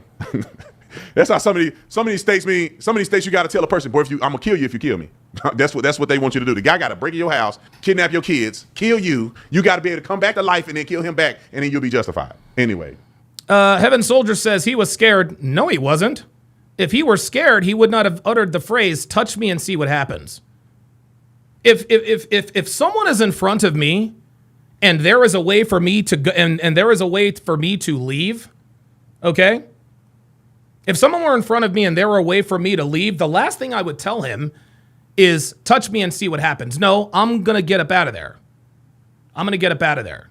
No, Carmelo was never afraid. This is why he issued the threat, touch me and see what happens. It's a very sad situation But you know, Yeah, he got it is, indicted, man. first-degree murder. They didn't reduce the crime. They didn't reduce it in manslaughter. They didn't reduce it to second-degree murder. They still are holding first-degree murder. And the thing is that we don't have all the evidence. We don't know everything they have because I don't know. We don't know everything, but we know enough. We know enough. And here's something else. We don't know as much as that grand jury did. And the grand jury still returned an indictment for first-degree murder. They know more than we do. And they came back and returned an indictment for first-degree murder. We don't know if Carmelo Anthony wrote somewhere that I got a knife because I'm gonna kill one of these white boys if they. There you go. I don't know if he has some type of a line of evidence pertaining to the reason he had a knife in his bag in the first place because it doesn't make sense. Alaskan K says if he was scared, why didn't he run? Right, because he wasn't scared. And the reason why he didn't run is because he wasn't scared. And the reason why he wasn't scared is because he had a knife. For you to carry a fixed blade knife to a track meet in a backpack. You're in Yep. Frisco, Texas. You're not in Stop 6 Eastwood, Texas. You in Right. Frisco. You where Yep. the white people live. Now it got a little Yep. ghetto because the brothers moved up there, to be honest. East But of it. when I was younger, my mama lived in Frisco with her. Phoenix Light Game says what niggas are trying to do is use emotion to justify their actions. Every argument they have is an emotional argument to absolve Carmelo of his actions. I felt this way, that's why I did it. Right. husband. She says, well, what if I feel threatened? Just because you feel threatened doesn't give you the right to kill people. And it was an affluent area. That's where the NFL players live. That's where the NBA players live. Yeah. It wasn't super like Highland Park in Dallas, and it wasn't $15 million houses. I think my mom and them Sure. stayed in a $500,000 house, like, I don't know, Tatum said my mom and them. 18 years ago. So that house My mom today and is them. probably $900,000 house, $800,000 house, maybe $1 million. So, but back then it was a $500,000 house. It was an NBA player that used to live there, and he moved out. So all the doorways were like super high, and it was pretty cool. But Frisco was white people, Plano, white people. You think about White the people. suburbs of your city where White all people. the upper middle class White people live. That's where it was. Where in your city where all the White NFL players live, that's where it was. If you live in Seattle, it's like See, the NFL players live out there because niggas don't live out there. Niggas don't live out there. Dude, even niggas don't want to be around niggas, y'all. Like, come on, man. Bellevue. You know, if you live in the Seattle metro, it's like Bellevue. That's Yep. what Plano Frisco Yep, was, yep, kind of yep, like yep. a Bellevue. You live in Arizona, Plano Frisco is like Scottsdale. You know, well, Highland Park is like Paradise Valley. So there, you know, so it's kind of that type of environment. So for him to be carrying a knife to one of these schools, it just seemed like it's a little Crazy, too much. man. But anyway, comment in the comment section. Let me know, you guys. Let me know what you. Okay, very good. So shout out to Officer Tatum. Shout out to Officer Tatum. Hopefully he doesn't hit me with the copyright stuff. What I want to do now, guys, is we're gonna stay on this. We're gonna stay on this. Let's take a look. Let's take a look at the TMZ article here. Let's take a look at the TMZ article here and get a clear picture as to what's going on. And guys, we aren't close to done. I'm going to play all of the interviews. I'm going to play all of the interviews where people disagreed with his guilt. And we will react to those, including the one that just happened. So TMZ dropped an article, quote, Carmelo Anthony charged with first-degree murder over high school track meet stabbing. So what we are going to do now is we are going to listen to District Attorney Greg Ellis announce the indictment. Good afternoon. Earlier this spring, our community was shaken by what happened at a school track meet in Frisco. The violent loss of 17-year-old Austin Metcalf. For weeks now, my team has been presenting evidence to the grand jury, and today I summarized that evidence, and I asked the grand jury to return a first-degree murder indictment against Carmelo Anthony, which they did. With this indictment, the case now moves formally into the court system. From this point forward, we'll continue doing our job both fully and fairly to pursue justice under the law. As for the scheduling of the trial, that will be up to the To pursue justice under the law. To pursue justice under the law. Niggas want their version of justice over the law. Okay, they don't want the law to be applied to this situation. Again, the Queen Lady said, I don't care what the state of Texas says. Well, you better, because it's the law and it's on their books. court. But when the time comes, we will be ready. Woo! He says when the time comes, we will be ready. Guys, they are going to nail this kid to the wall. Now, we know that this case has struck a deep nerve here in Collin County and beyond. And that's understandable. When something like this happens at a school event, it shakes people to the core. But let's remember that the justice system works best when it moves with steadiness and principle. That's what we're committed to, and that's what this case deserves. We're also mindful of Austin's family and everyone who loved him. Please keep them in your thoughts, and if you're willing, your prayers as well. Finally, let's remember that a defendant is presumed innocent unless and until proven guilty in a court of law. Okay, so that is that's the district attorney's statement on that. So let's now check out Carmelo Anthony's attorney. Let's see what he has to say about it. Today's indictment of Carmelo Anthony is an expected and routine step in the legal process. No, sorry. This is funny. He said it's a routine step in the legal process, as if to imply that he would have been indicted with first-degree murder, whether he's guilty or not. This is a defense attorney saying, well, this is just a routine part of the process. No, counselor, this is a routine part of the process if your client is guilty. Nice try, though. An indictment is a procedural step that happens in virtually every felony criminal case. Right, especially when the evidence overwhelmingly shows the guilt of the defendant. It's a document that lays out for both the prosecution and the defense, but mostly for the defense, what the prosecution must prove beyond a reasonable doubt in court. An indictment simply means that a grand jury, after hearing only the prosecution's side of the story, determined that there was enough evidence to allow the case to move forward to court. That's all an indictment means. Carmelo. Oh, that's all an indictment is. So do you see how he's trying to minimize the magnitude of an indictment? Oh, that's all an indictment is. Counselor, with all due respect, an indictment is a pretty big fucking deal. Well, that's just all an indictment is. It's just no, counselor. I seriously hope this lawyer is not as lackadaisical in his defense of Carmelo Anthony as he is with this statement, because it seems like he just doesn't think this is a big deal. That's all this is. This is procedure. This is how it always goes in felony murder cases. This is normal. This is procedure. It's also normal are convictions. And his family are confident in the justice system and the people of Collin County to be fair and impartial. And they will be fair and impartial, which is why your client is going to prison. Of course, Carmelo looks forward to his day in court. No, he doesn't. Carmelo Anthony, this is so, and look. I'm not going to go in on the defense attorney. He's doing what he's supposed to do. Okay? Every American in this country has a right to a staunch, vigorous defense. Okay? If I'm Carmelo Anthony, I'm wanting my lawyer to fight his ass off for me too. Like, this is just what he has to do. Be that as it may, that does not mean that this dude is 100% going in the wrong direction. Let's listen to that again. To be fair and impartial. Of course, Carmelo looks forward to his day in court. No, he doesn't. The reason why the defense attorney has to say he looks forward to his day in court is because he has to imply that his client really believes he's not guilty. Carmelo is not looking forward to his day in court. I can guarantee you Carmelo Anthony is probably hoping that this trial doesn't start until maybe 2050. Okay? Carmelo is not looking forward to his day in court. Neither is his mom nor his dad. Dominique Alexander is looking forward to their day in court because the sooner this shit gets over with, the sooner he can get his hands on some of the $500,000 they've raised on Give, Send, Go. But Carmelo Anthony does not look forward to his day in court. Stop it. It's only in a trial that a jury will hear the full story, one that includes critical facts and context that the grand jury simply didn't get to hear.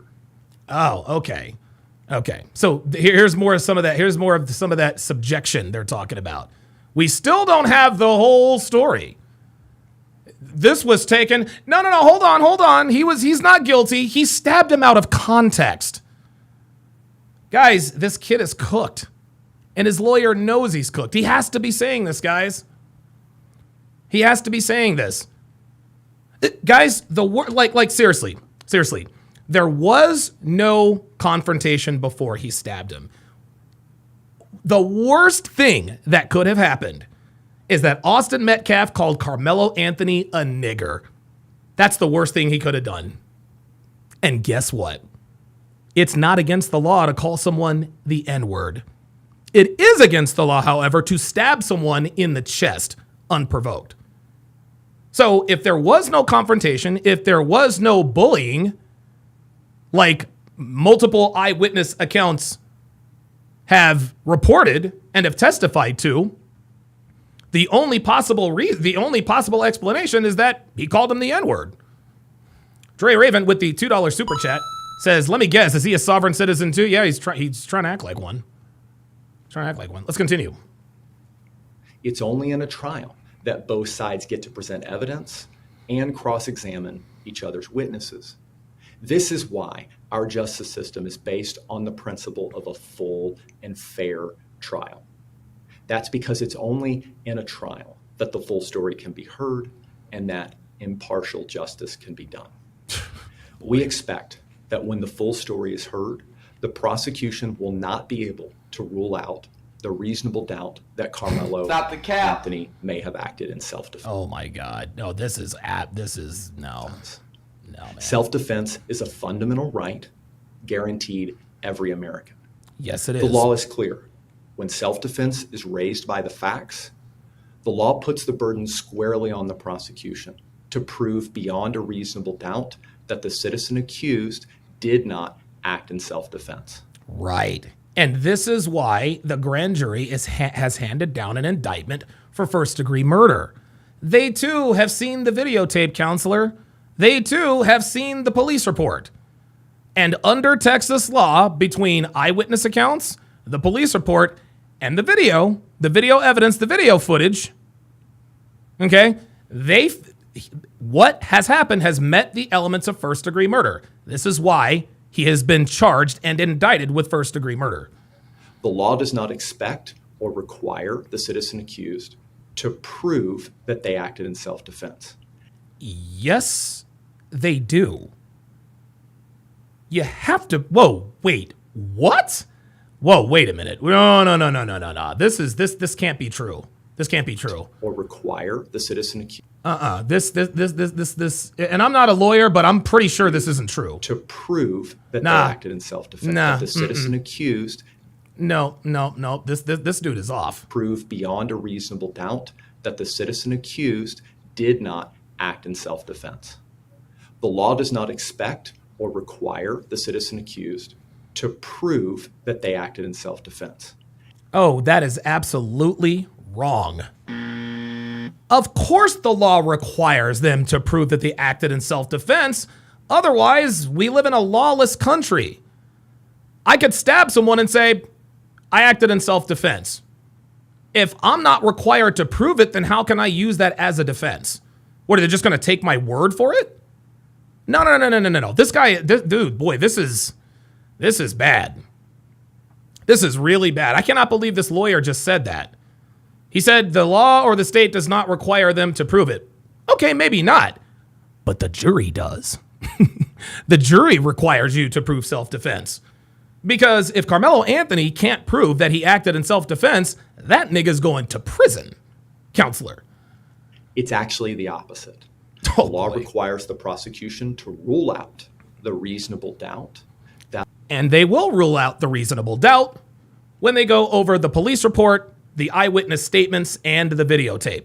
That the citizen accused may have acted in self-defense. Yeah, guilt beyond all reasonable doubt. Guilt beyond all reasonable doubt, yeah, he's not getting off if the jury thinks he may have acted in self-defense.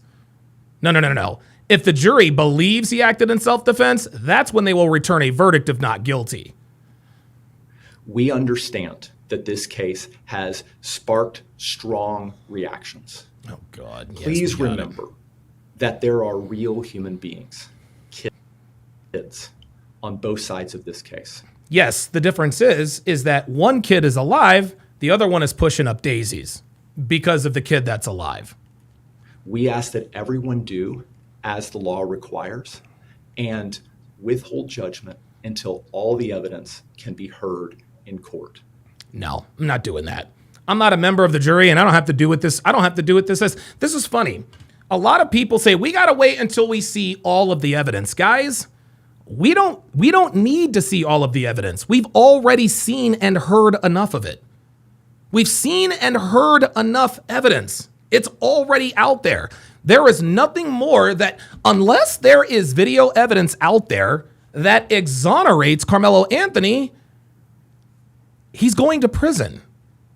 Because if Carmelo Anthony did act in self-defense, if Austin Metcalf did put hands on, if there was a scuffle, a fight, bullying, a brawl, that videotape would have been out by now.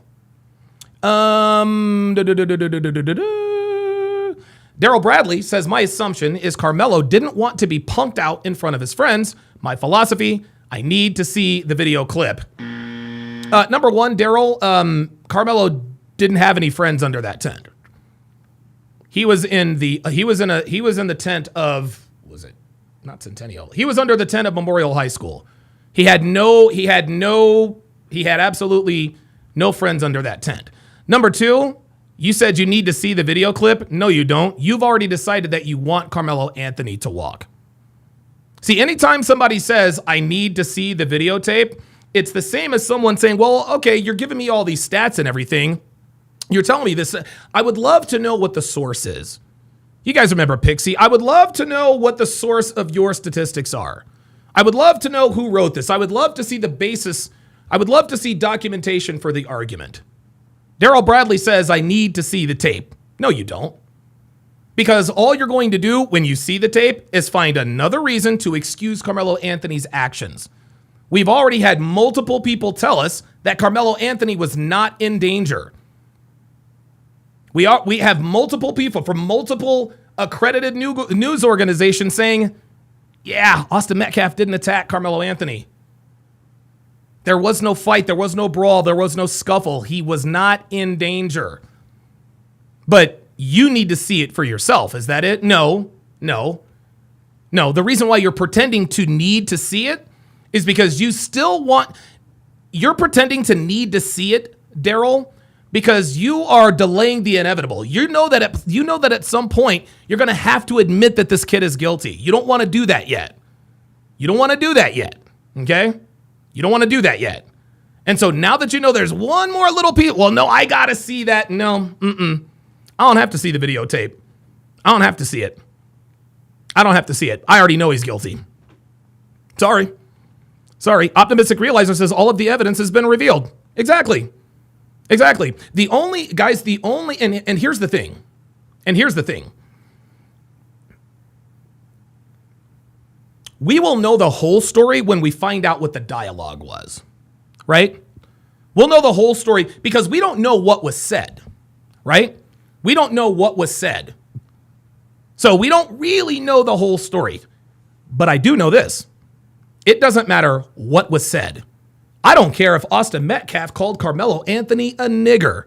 You cannot stab someone unprovoked. You cannot kill someone because of something they said. That's what this is. All of the video and physical evidence shows us that Carmelo Anthony did not act in self-defense. So I don't know what other evidence we're waiting for. Well, I need to see what was said. No, you don't.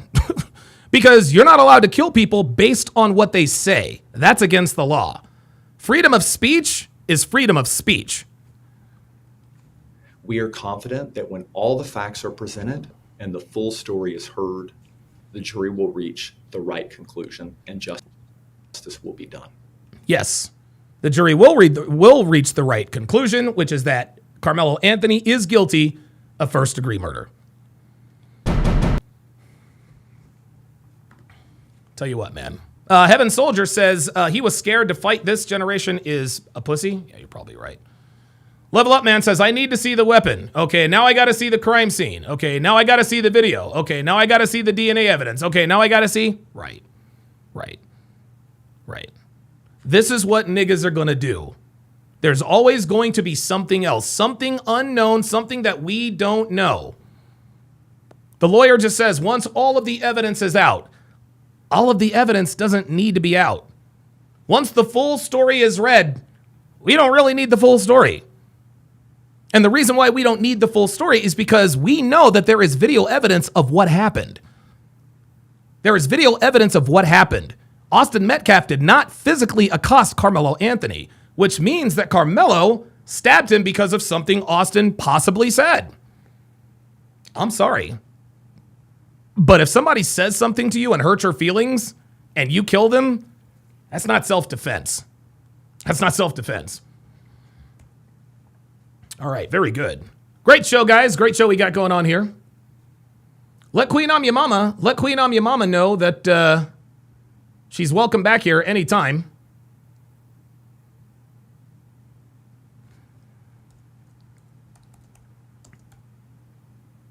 Okay, so now I'm going to bring up a story from the Dallas Morning News.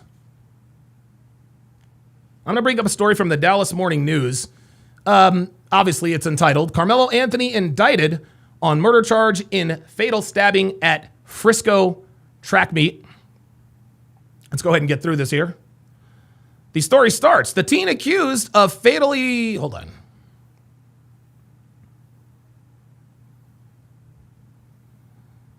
Sorry about that, guys. Damn it. There we go.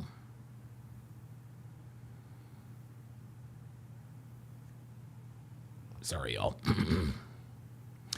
The teen accused of fatally stabbing another student at a Frisco, Texas track meet earlier this year has been indicted on a murder charge, Collin County District Attorney Greg Ellis confirmed. Willis said a grand jury handed up the indictment Tuesday against Carmelo Anthony, 18. People say Anthony, then 17, killed Austin Metcalf, also 17, on April 7th at a District 11-5A track meet at David Kirkendall Stadium. Anthony has said he acted in self-defense. In a news release, Willis said that the indictment will allow the case to move, quote, formally into the court system, adding a trial date has not been scheduled yet. And keep in mind, guys,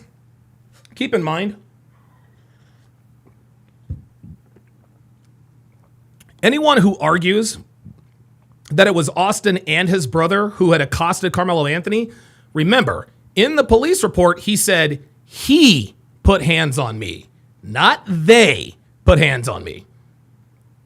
He put hands on me, not they put hands on me. Guys, there's a big difference. If he was being bullied or jumped, he would have told the officer, hey, they put hands on me, so I acted in self-defense. No, he said he, not they, put hands on me.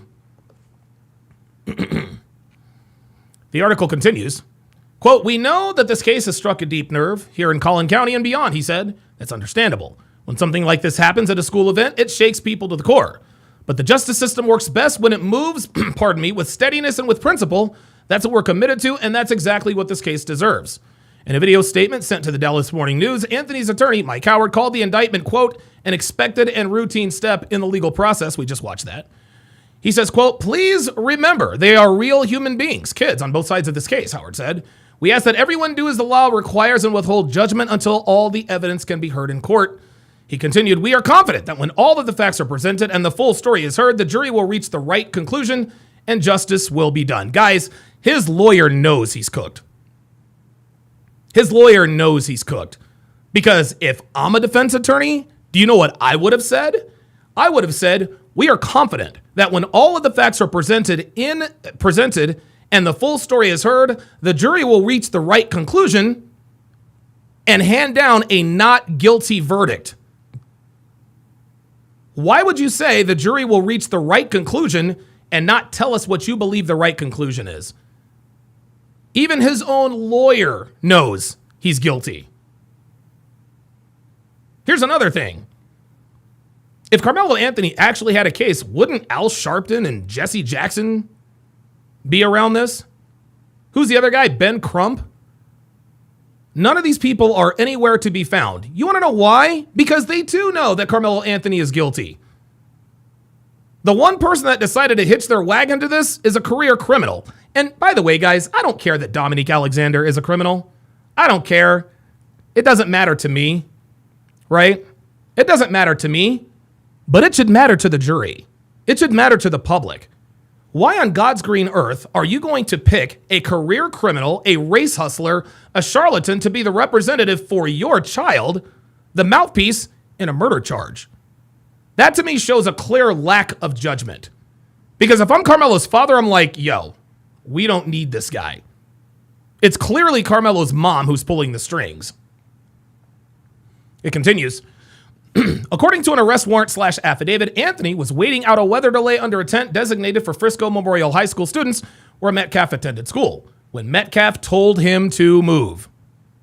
Anthony, who is a student at Frisco Centennial High School, allegedly reached inside his bag and said, "Touch me and see what happens," the affidavit said. Metcalf then touched him, to which Anthony replied, "Punch me and see what happens." According to the report, Metcalf grabbed Anthony and again told him to move when Anthony pulled out a knife, stabbed Metcalf once in the chest, and ran. Anthony later told responding officers, "He put his hands on me. I told him not to," according to the affidavit. No, you didn't tell him, "Don't put hands on me." You encouraged him to. You said, "Touch me and see what happens." He touched you. He's like, well, that didn't work. "Punch me and see what happens." Austin grabs him. He's like, "All right, good enough." That is premeditation, people. That is premeditation. The affidavit, the article continues, said that Anthony also asked if Metcalf was going to be okay. Metcalf was pronounced dead at the hospital less than an hour after the stabbing. Anthony has been on house arrest with an ankle monitor since late April, when his bond was significantly reduced from $1 million to $250,000, allowing for his release from jail. The case, which drew national attention on social media, blah, blah, blah, blah, blah. This right here is the smoking gun, guys. Touch me and see what happens is not self-defense. That is a warning. That is a threat. When you tell someone, "Touch me and see what happens," you are not in fear for your life. If Francis Ngannou was under a tent and I walked into the tent and Francis Ngannou tells me, "Donovan, move," you know what I'm going to do? I'm going to fucking move. Well, why would you do that, Donovan? Do you know who Francis Ngannou is? Everyone talks about the size. Oh, he was so much bigger. This, da, da, da, da. If Francis Ngannou, if Brock Lesnar told me, "Hey, get the fuck out of here," I'm going to be afraid. I'm going to get the fuck up out of there. You know what I'm not going to do? I'm not going to tell him, "Okay, person who could kill me with your bare hands, touch me and see what happens. Punch me and see what happens." Carmelo Anthony was goading Austin Metcalf to make physical contact with him to give himself a justified reason to stab him in the chest. That's exactly what he told officers. "He put hands on me. I told him not to." No, you didn't tell him not to. You actually told him what was going to happen if he did. You didn't say, "Hey, I don't want any trouble. I don't want any trouble." No, you reached into your bag and said, "Touch me and see what happens." That's not self-defense. Oh my God, Josh Bornick says Hapthor. Oh, Hapthor Bjornsson. Oh, Jesus Christ. Oh my God. Oh, the motherfucking mountain? No. Yes, sir, Mr. Mountain. Right away, sir. I will sit out in the rain. Touch me and see what happens. Touch me and see what happens is not self-defense. That was a warning. AI Colonel says also the fact that he was suspended from school for having a knife on school grounds. He wasn't even supposed to be at that track meet. Yeah, absolutely. Sean Moore says, "Don, you could take Brock Lesnar." Oh, no. Oh, no.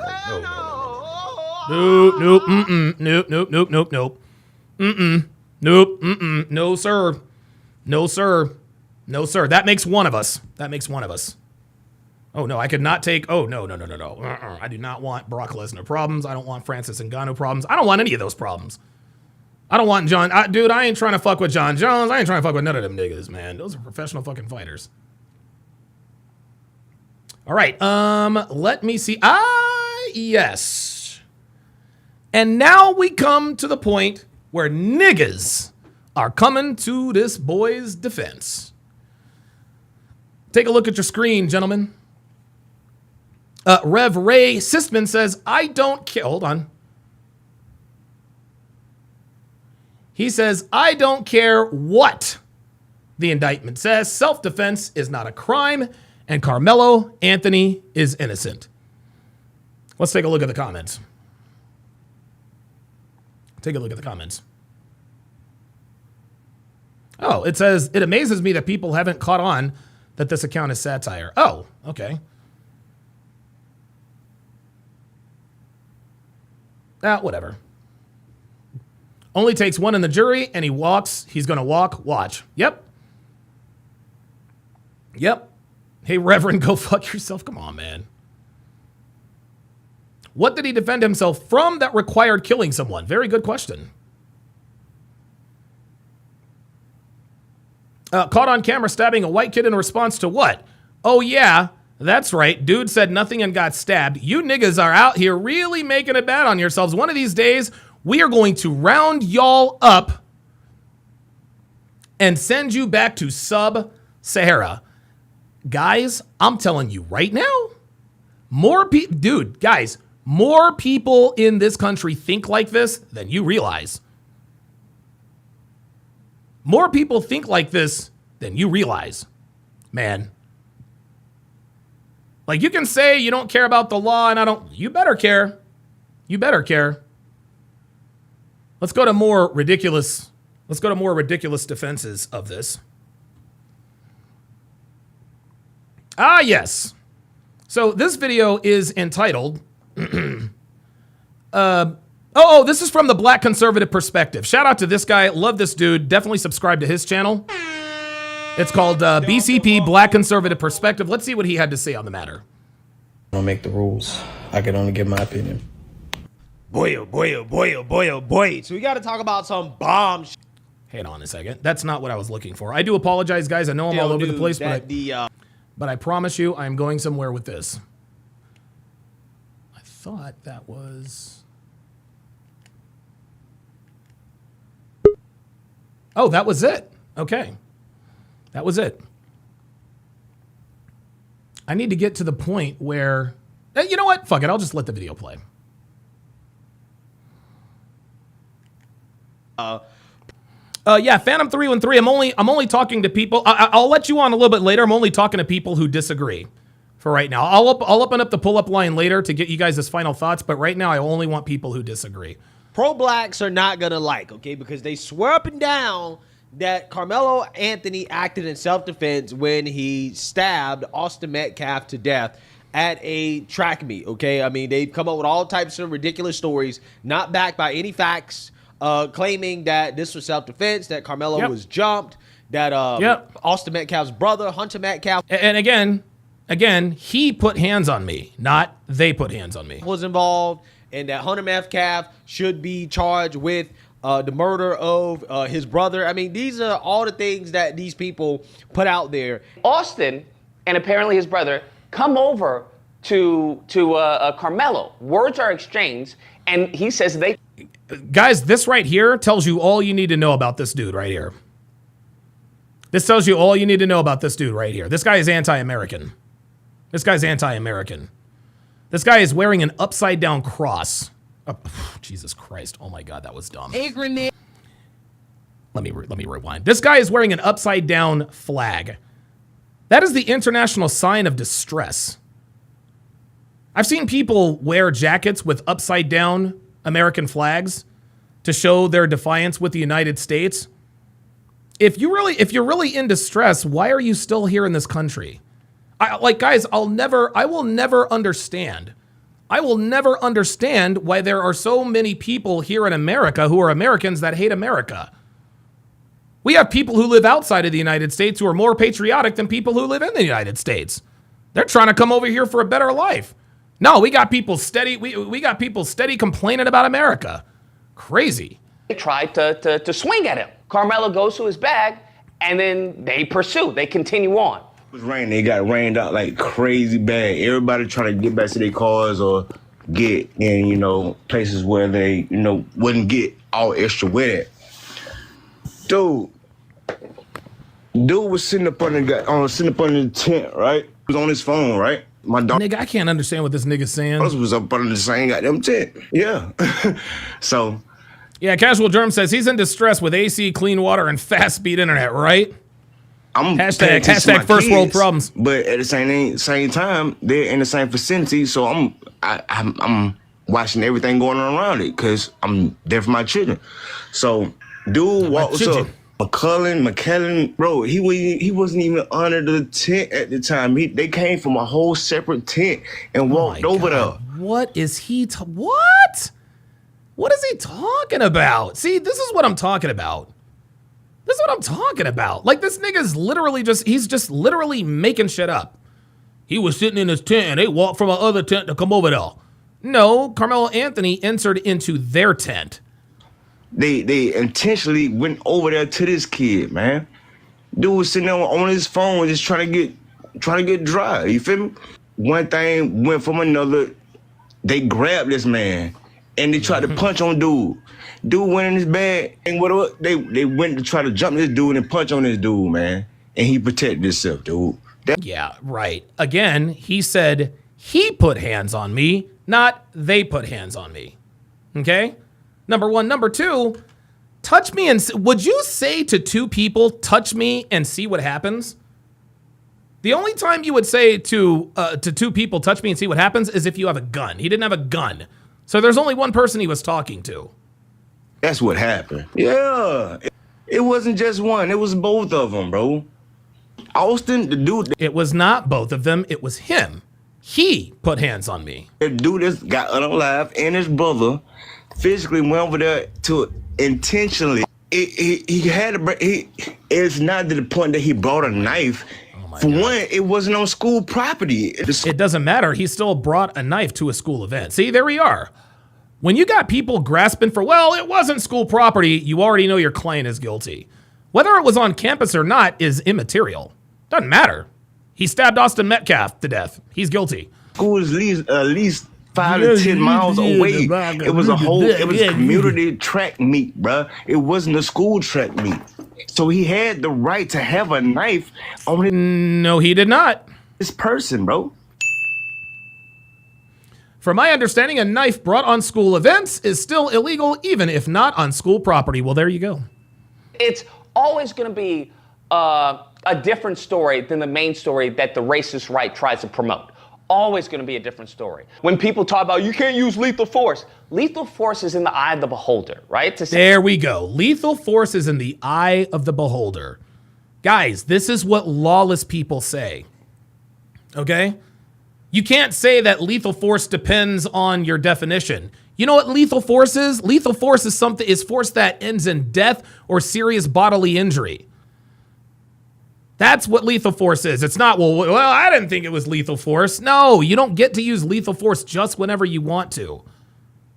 Same thing we have when it comes to an officer, that they fear for their lives. It can't be in hindsight. It has to be taken into account of what happened at that time. So if Anthony is being attacked, he's already been assaulted, and you have two people. He's already been assaulted. Nope, he was not assaulted. Again, multiple reports, multiple eyewitnesses, people who have seen the video says there was not a physical altercation before the stabbing. It's 2 versus 1. In addition to them being 2 versus 1 means they put hands on me, not he put hands on me. Completely outweighed. He's outweighed by them, right? They weigh 200-something pounds or whatnot. Anthony's a very skinny kid. Then yes, a lawyer could absolutely argue that he had reasonable belief that he was going to have not immediate imminent death, because it's not imminent death, but also. Yeah, but there you go. There you go, Lucas. Reasonable belief that his life was in danger. Lucas just admitted, okay, maybe his life wasn't in danger. Well, there you go.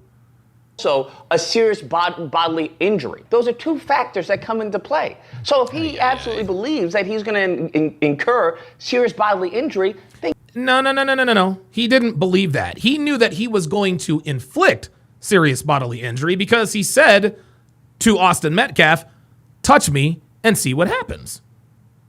That's not someone this is not someone who's in fear for his life. This is not someone who thinks he is going to have serious bodily injury inflicted on him. Janelle's with the $5 super chat says, I can't understand you and cannot pronounce words. I'm sorry. That was, oh boy. All right. My bad. If I can't understand you and cannot pronounce words correctly, I can't take your opinion seriously. The emotional manipulation is insane.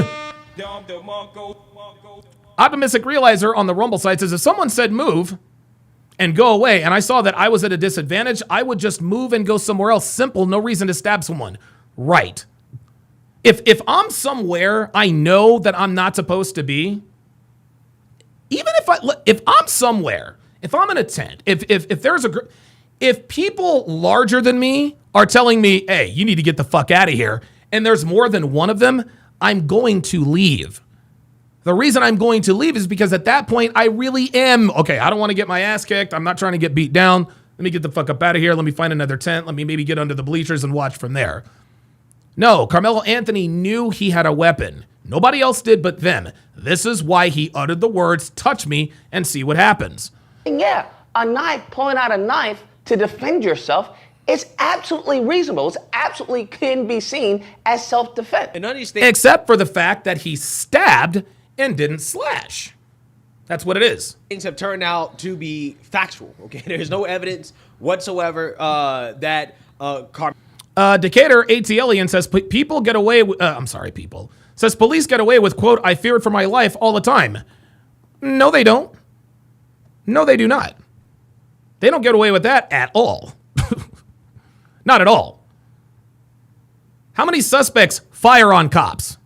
Yeah, I'm in fear for my life. Yes, the suspect was shooting at me. That's why I put him down. Let's continue. Carmelo was being jumped or that he was being viciously attacked, beaten, right, to justify his self-defense claim, right? As of right now, he has a very, very, very weak case, okay? And some more evidence to suggest that the case is very weak is that at the very least, a grand jury thought that the prosecutor's case against Carmelo warranted going to trial, okay? And him being indicted, okay, for first-degree murder. Indicted. Okay, so we're talking about first-degree murder. I remember the first time I ever saw the word indicted. I think I was a third grader. I was like, what does indicted mean? He's going to trial, and let's just say that the pro-blacks are not taking this very well on TikTok. No, they're not. Oh, bitch, I get on the TikTok today, and I see like 10 videos straight of motherfuckers talking about some, where all the Carmelo supporters at? Where the Carmelo supporters at? His ass finna go to jail for life. He's finna rot in jail.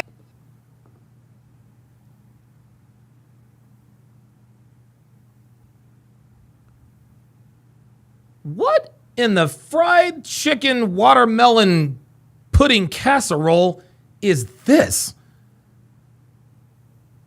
What in the collard green cornbread is this nigga even saying? And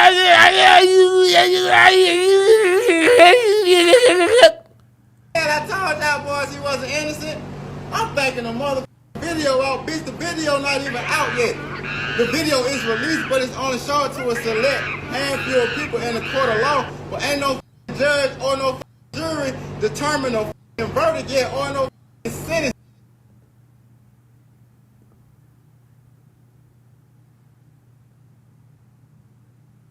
Like, I can't understand a word this nigga's saying. I mean, I can't. Like, the fuck is this? Bitch, so what the is y'all talking about? The law is innocent until proven guilty, not guilty until proven innocent, bitch. When the did that become a law? I still think it's motherfucking self-defense, bitch. Dr. Umar says that if that video that they he seems very upset. have of the Frisco incident involving Carmelo Anthony and Austin Metcalf actually showed that Carmelo Anthony was guilty, the video would absolutely be out by now. He also states that Carmelo Anthony and Rodney Hinton Jr. aren't actually on trial for these alleged crimes that they committed, but because they had the audacity to defend themselves against white people, basically. According to the Texas stand your ground law, if you felt that your life was in danger, you do not have felt that your life was in danger. That's not what the law says. That is not what the law says. Okay? It's not if you feel that your life is in danger, because that is subjective. If it is proven that your life was in danger, at that point, you can be ruled. It can be ruled as self-defense. have a duty to retreat. Did y'all hear that? They said, why didn't he run? Texas law does not require you to run. Texas law allows you to stand and fight, and that's what he did. But he's not on trial for that. He's on trial for murder. Trial for having the audacity as a black boy to defend your honor by taking a life. Right. There has been an official indictment for first-degree unaliving in the Carmelo Anthony case. Now, before y'all get too excited, which I know you are, that does not mean that he's been found guilty and that he's going to jail. Now, before y'all come... Now he's right about that. Over here... Christopher Williams says, was that a smoke alarm I heard, or was that you? That was me. Starting y'all mess. I still agree that it was self-defense. Of course you agree that it's self-defense. And so does Carmelo Anthony's legal team. Of course. I would hope they do think it's self-defense.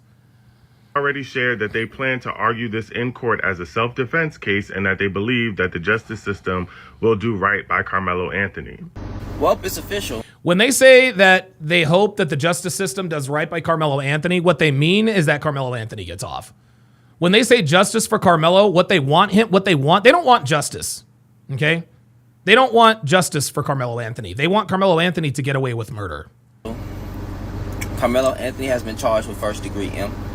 I mean, this is America, a black person defending himself against a white person. Unbelievable. Defending himself against a white person. We keep, again, self-defense keeps coming up. Self-defense is not going to be proven here. There was no need for him to stab him. Has never worked out really in a black person's favor. So, now if the colors would have been flipped, it would have been a whole different story. But because he's defending himself, that's what we read, right? We read, Yeah. If the races had been reversed, you guys would have burned down Dallas, Texas. If the races has been flipped, y'all will be looting Foot Lockers. Y'all will be looting liquor stores. Because for whatever reason, niggas killed themselves over Jordans and Hennessy. We read self-defense, right? But, of course, people didn't take it that way. Of course not. So yeah. Yeah, so you see that, you heard that, okay? Now, I will say this. The pro-blacks are correct about the fact that Carmelo is innocent until proven guilty, right? That's exactly right. In the eyes of the court of law, he is innocent until proven guilty. However, if... Decatur ATLian, I would like to talk to you. I'd like to talk to you. I'm not... You seem to have a lot to say in the chat. And because we know niggas are cowards, I'm not going to allow you to troll my chat. I will, however, give you back your chat privileges if you decide to come up and tell me why you disagree with my assessment that Carmelo Anthony is guilty of first-degree murder. The reason I'm doing this, the reason I'm timing you out is because I want you to pull up. Because I know niggas like to say the reason why you timed me out is because you're afraid of the truth. No, I'm not. I'm not afraid of you. I'm not afraid of any of you niggas. I'm not afraid of any of you people. I'm just not. You people don't scare me. You people are cowards. You are. You guys like to hide behind avatars. Right? You guys like to hide behind avatars and talk a bunch of shit. Well, guess what? Now you can hashtag pull up. There it is. Decatur ATLian, which by the way, ATLians, probably the greatest hip hop album of the 1990s.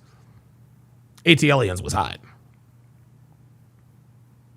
But yes, I'm not afraid to discuss this with you, but I'm not going to discuss this with keyboard warriors. I'm going to discuss this with you voice to voice, face to face. Let's get it. /win, he is found guilty because as of right now, he has a very weak self-defense case. I guarantee you, none of these individuals are going to change their mind, right? They're going to say, well, I still believe it was self-defense and he was found guilty. And that's the thing. Niggas don't believe this was self-defense. They're telling us they believe it's self-defense to justify his actions. guilty because the white man, because of racism, because he's black. Awake at Night 1 says, never heard of this album before. Bro, you need to check that out. AT Aliens was hot. That was hot. Because Austin Metcalf is white, and this is just another example of the system screwing over the black man, right? We can't get a fair shot in the system, right? So again, the excuse for why they're likely to be wrong is already...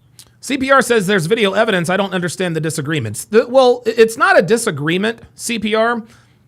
Niggas know that this isn't self-defense, okay? They know it's not self-defense, but they don't want to admit that they want Carmelo Anthony to walk because Austin Metcalf is white. So to keep from, so in order to shield themselves from ridicule and criticism for wanting someone to get away with committing a crime, they have to say, well, I think it was self-defense. They know it wasn't self-defense. They're saying that it's self-defense to give themselves justification to get behind Carmelo Anthony.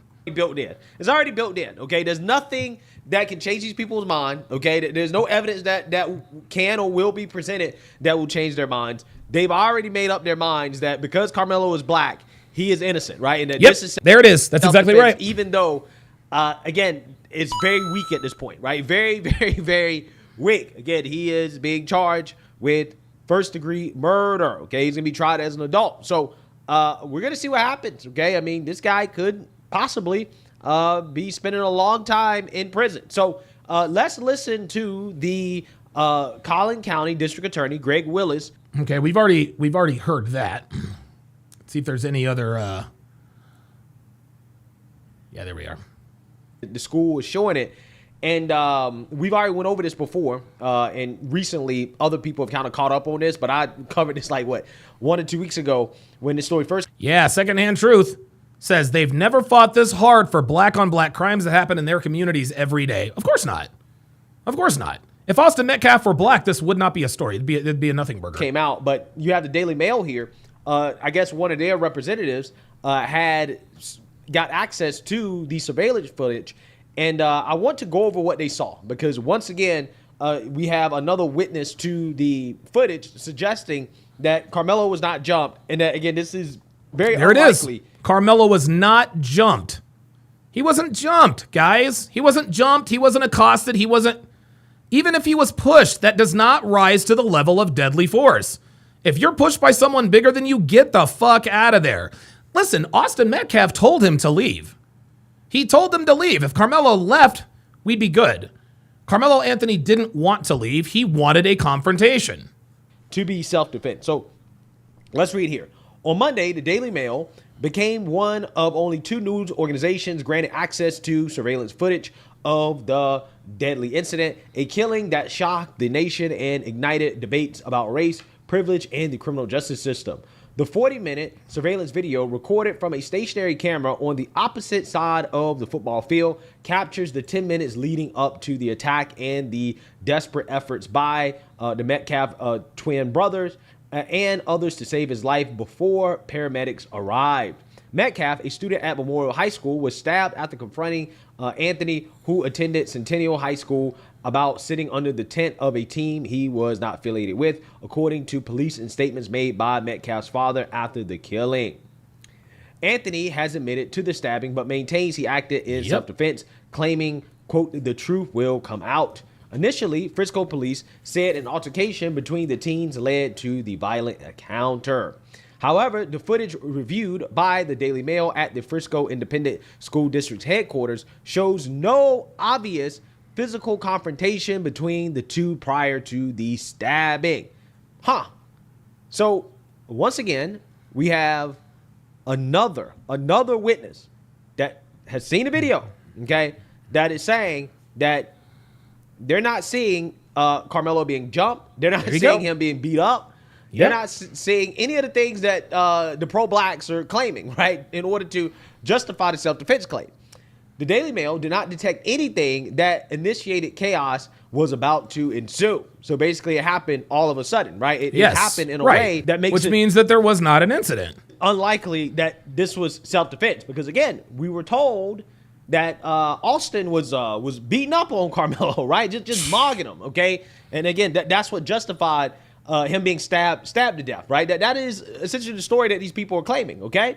Strict guidelines were enforced for viewing the footage. Reporters were only permitted to take handwritten notes and were barred from capturing or republishing stills or clips. The district allowed the limited release because the students' identities are not easily discernible in the video. Captured by a high-angle camera positioned near the press box and typically used for football broadcasts. The footage shows the tent at the top left of the screen. Students are seen sitting idly beneath it, waiting for the competition to start. Yep. Then, seemingly out of nowhere, it becomes apparent that the moment has happened when an armed Carmelo Anthony attacked Metcalf. The stabbing itself is not visible on camera, but the reaction is immediate. Students are seen fleeing from under the tent. While police later confirm Anthony fled the scene, he cannot be clearly identified in the footage. Moments later, at least 2 people can be seen carrying an injured Metcalf down the bleachers to a walkaway. Yeah, I know niggas are going to try and be like, well, he can't be clearly defined. He can't be clearly identified in the footage. It doesn't matter. He admitted to stabbing him. At the bottom of the seating area. Now, again, why is this not good for Carmelo, right? Why is this bad news for Carmelo? Well, the reason why it's bad news for Carmelo is because regardless of whether or not the footage can be seen, okay, the fact that the footage does not show that Carmelo clearly acted in self-defense is not good when you consider the fact that every witness statement that we have up until this point basically suggests that Carmelo stabbed Austin Metcalf in the chest after being pushed, right? But again, it does not suggest that Carmelo was being beat up, okay, or that Carmelo was being jumped, or that. Right. Listen, I'm not going to sit here, and there are people on our side that's be like, well, Austin Metcalf didn't touch him. No, Austin Metcalf touched him. He pushed him. He absolutely pushed him. 100%. 100% he pushed him. Bad Rasta with the $5 super chat says, Andrew Wilson would classify this as spurging. Absolutely.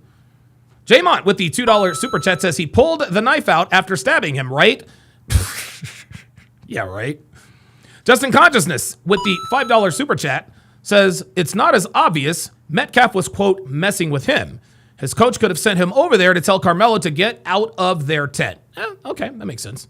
Anybody else was involved in this outside of those 2 individuals, okay? Because if the witness statements are accurate, okay, and this video cannot prove otherwise that the witness statements are inaccurate, then, again, he's going to have a hard time proving self-defense in court, right? Or put it this way, the prosecutor. Yeah, my mic sound nice check 1 says having over 30 witnesses doesn't help either. No. Prosecutors are not going to have a hard time disproving self-defense in court, right? Because that's the way it's supposed to work, okay? There you go. So, again, this is, again, one of these things where we're going to have to wait and see. But this indictment suggests that, hey, the prosecution, their case is at very least strong enough to get it to court, right? To warrant a trial. And again, we're going to see what happens. King Life says there's a 90% chance of conviction. Nah, I think it's a little lower than that. I think at this point, guys, I think Edward Cross is 95. Look, he should be convicted, okay? But I believe because there are so many elements outside, there's so many outside elements that are involved socially, politically, et cetera, and the jury pool has obviously been tainted to some degree. Everybody knows about this. I think that there's a better than average chance. I think there's a better than average chance that he walks. I really do. And if he walks, it won't be because those 12 jurors think he's not guilty. They just don't want white people to retaliate. So at this point, the jury has to ask themselves 2 questions. They have to ask themselves 2 questions. Okay, if we convict this kid, black people, they're going to riot, they're going to loot, blah, blah, blah, blah, blah. If we let him off, white people might not riot. But what this is going to do, and this actually goes right into, oh man, damn it. Oh, why'd you delete the comment? Oh man, damn. Ah, damn it. Oh, you had it perfect. You had it perfect. Hang on, guys. Oh, there it is. I'm sorry. Heaven Soldier says, what message are you sending if you do let him walk? That's the danger. That's the danger. If Carmelo Anthony is acquitted of first-degree murder, that sets a precedent, and a bad one at that. This is going to embolden black people to commit even more crimes against white people. And what they're going to say is that, well, I stabbed this dude in the chest. I stabbed this dude in the chest because I felt threatened. He put hands on me. See the state of Texas versus Carmelo Anthony. Right? Black people are going to be emboldened by this. Oh, wait a minute. You mean we can actually kill white people and get away with it? Huh? You mean we can actually kill white people and request hundreds of thousands or even millions of dollars in donations for quote unquote self-defense and living expenses? That sets a very, very, very bad precedent. Because I'm telling you, when and if black people do start to become more emboldened and start committing crimes against white people at an accelerated rate, white people are 100% going to start retaliating. And when white people start retaliating, God help us all. God help us all, man. Again, Carmelo is innocent until proven guilty, technically, but at the same time, I think that his self-defense case is very weak. There's been no evidence to come out so far to suggest that he has a strong self-defense case. And we're going to see what happens at trial, right? We're going to see what happens. So let me know. Phoenix Light Game says, yeah, guys, this is why the black community is a shit show. Doesn't matter how much the evidence is accumulated that clearly shows Carmelo's guilty. Logic doesn't matter to these people. It's how they it's how they feel. They know it wasn't self-defense. They know it wasn't self-defense. When they try to pretend, when they try to act like it, and then we point out, well, he said, touch me and see what happens. That's when they jump to emotion. Okay. She said to me, she's like, well, how can you judge how I felt at the moment? I'm sorry, but like, you can't, that's subjective. You can't tell a judge, well, I felt like I was in danger. If the video evidence shows that you clearly weren't in danger, doesn't matter what you say or what you feel. Sorry. What you guys think? Make sure you like, comment, and subscribe. All right. Shout out to him. Appreciate that very, very much. Let us now go to, so I'm going to now show you guys. I'm going to show you guys a few of the back and forths I've had with niggas regarding the Carmelo Anthony Austin Metcalf situation. The very first person I talked to was Hotep Goldstein. Take a look and listen. For anything else seeks the truth. All right. Okay. The absolute truth of a matter. Okay. There have been a lot of people who have come down the pipe that consider themselves hoteps.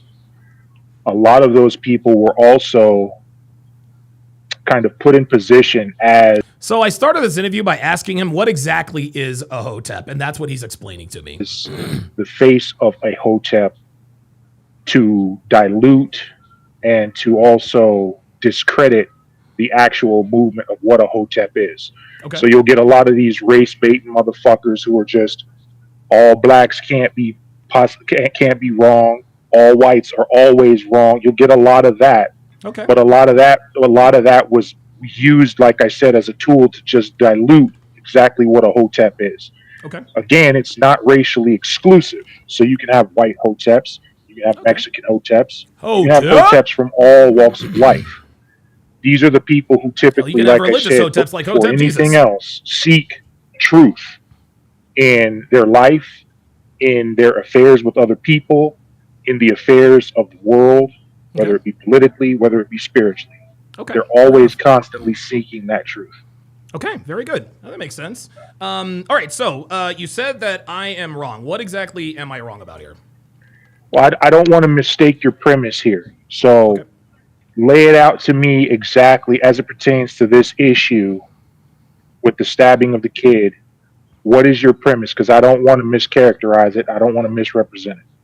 Sure. I don't think my premise is, I don't think there's anything complicated about this. I think that Carmelo Anthony's response to what his alleged response to what had allegedly happened was not commiserate with what happened. From what I understand, I should have said commensurate, so that was my bad. He was sitting, I guess, in the wrong tent or something like that.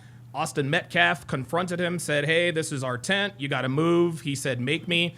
Austin Metcalf grabbed his bag, moved it, I guess moved it out, whatever the case may be. And he responded by stabbing him in the heart. And as far as I'm concerned, it's not even as far as I'm concerned. It was wrong for Metcalf to be stabbed by Carmelo Anthony. I think that the response was, like I said, not commiserate with what had actually happened. And I can agree with that. But where I feel that you may go wrong and where a lot of other people are going wrong is racializing this. Because from what it seems to me, this is an isolated incident of violence. To racialize it would be to do it a disservice. Okay, well, a black kid stabbed a white kid to death. So whether or not, race is involved, whether we like it, want it to be or not. That's just how it is. Because the two people happen to be from two different races, that doesn't make this an issue that needs to be racialized. Again, it could just be simply painted as what it is really on its face, which is just an isolated incident of two teenagers getting into a confrontation, one going way too far, and now there's a dead kid and a kid whose life is ruined. To insinuate race into this does the overall narrative of what happened here a disservice, because now you start to get down into the weeds of a whole list of other things that upon closer examination may not be exactly where you want to the focus to be, especially as it pertains to race. What people tend to be doing right now is they're throwing around statistical evidence of 13 and 50, all this other shit. Matt Walsh's tweet of black males are excessively violent, or whatever the quote it was he had in his tweet that went viral. Hold on, they are. The statistics say so. Look, what is it? 85% of our prison population is made up of African American men, yet African Americans, that's men and women, only make up 13 to 14% of the population. So the numbers seem to bear that out. But see, here's the thing, is that when you throw that statistic out there, the 13 and 50 statistic that everyone likes to throw out there, okay? Well, everyone likes to throw out the 1350 statistic because it's true. 50% of violent crimes are committed by, and it's not even the 13 and 50. It's not even 13 and 50. It's actually not. Because not all 13% of black people are niggas. And honestly, guys, I would even go as far as to say it's not most black people. It's probably not even half of black people, but it's enough black people. This is why the hashtag Black Fatigue took off. To say that then makes the problem of race or of violence rather inherently race-based, because we all know that even though blacks comprise 13% of the population, 13% of the population is not responsible for 50% of the violent crime. A small percentage of that 13% is, okay? So now if we start to enter into the realm of trying to make whether or not violence is racially based, then you have to open up that statistical analysis globally. And if we're going to do that, whites... Trey, the NBD says if race is removed, Carmelo gets the death penalty, hands down. Abso-fucking-lutely. Absolutely. Absolutely. Have shown that they have a much larger and more violent history and propensity to violence than any race on the planet. Yeah, we're not talking about the planet, Mr. Goldstein. I'm talking about America. But see, that's the thing. No, we live in America. You make it a race-based conversation, then you strip away all nationalities and everything, because race is a global phenomenon. Okay, race is a global phenomenon, but you just said that this was an isolated event in a country. The United States is isolated. Right. And we need to keep it there. Hold on, miss me. Right. So, and you just said we need to keep it there, yet you said, listen, I don't know what the statistics are globally. You're probably right. You seem to be more, you're more learned on this than I am. I'm talking about in America. I'm not going to go from micro to macro to win an argument. The bottom line is that young black men, percentage-wise, are far more violent and commit far more violent crimes. And here's the thing, Hotep Goldstein, I fall into that category. I am a 4-time convicted felon of violent crimes with my fists. And listen, that is nobody's fault but my own. I'm not sitting here blaming my mom or my dad, whatever the case may be. I blame that on my lack of emotional control. And that lack of emotional control, to me, is directly tied to the rap culture. If there are two 17-year-old boys, one is black, raised in the black community, one is white, raised in the white community, we all know that the black 17-year-old is going to be more susceptible to committing violent crimes. There may be an anomaly here and there, but that's how it is. The statistics don't lie. So while I agree with the fact that, yeah, globally, whites are have more proclivities to violent behavior, here in America, it's clearly blacks, and our prison system shows it. See, this is what. See, I just checkmated him, and he's still trying to argue. But to paint it in that light makes it seem as if, again, the violence is race and race-based, like the proclivity. The violence is race-based. If Austin Metcalf were black, Carmelo Anthony would not have stabbed him. To violence becomes then race-based, right? We rule out a ton of other factors that may be a bigger contributor, because I don't believe anyone is personally inherently violent based on race. Sure. So if we're going to open up that conversation, we can't just leave it at, well, blacks are this. Why are blacks that? Let's get into those conversations. Okay, so right? we agree. No, you agree. These are the things that why are blacks Matt like Walsh this? and other people like that leave out. You're absolutely right. We're talking about why are blacks like this. But guess what? You defeated your own argument when you said, why are blacks like this? And there are a lot of reasons why blacks are like this, but one cannot deny. And here's the thing, Hotep Goldstein. Is it all black people? Absolutely not. Is it most black people? Certainly not. But it's enough of them. Stereotypes exist for a reason, Mr. Goldstein, and this was just another example of that in action. Again, out of the 13%, how many do you think are a part of this violent crime scourge? Probably a very small percentage. Less than 1%. And so then what is a bigger factor that should be focused on? The race or the things that cause the race? Because the race becomes irrelevant. You can plug and play at that point. If the cause is not the race, then bringing up the race. The level of mental gymnastics here was astonishing. Again, pigeonholes the argument into they're racist because they're black. That's why they call it a trope. That's why they call it a trope. Okay.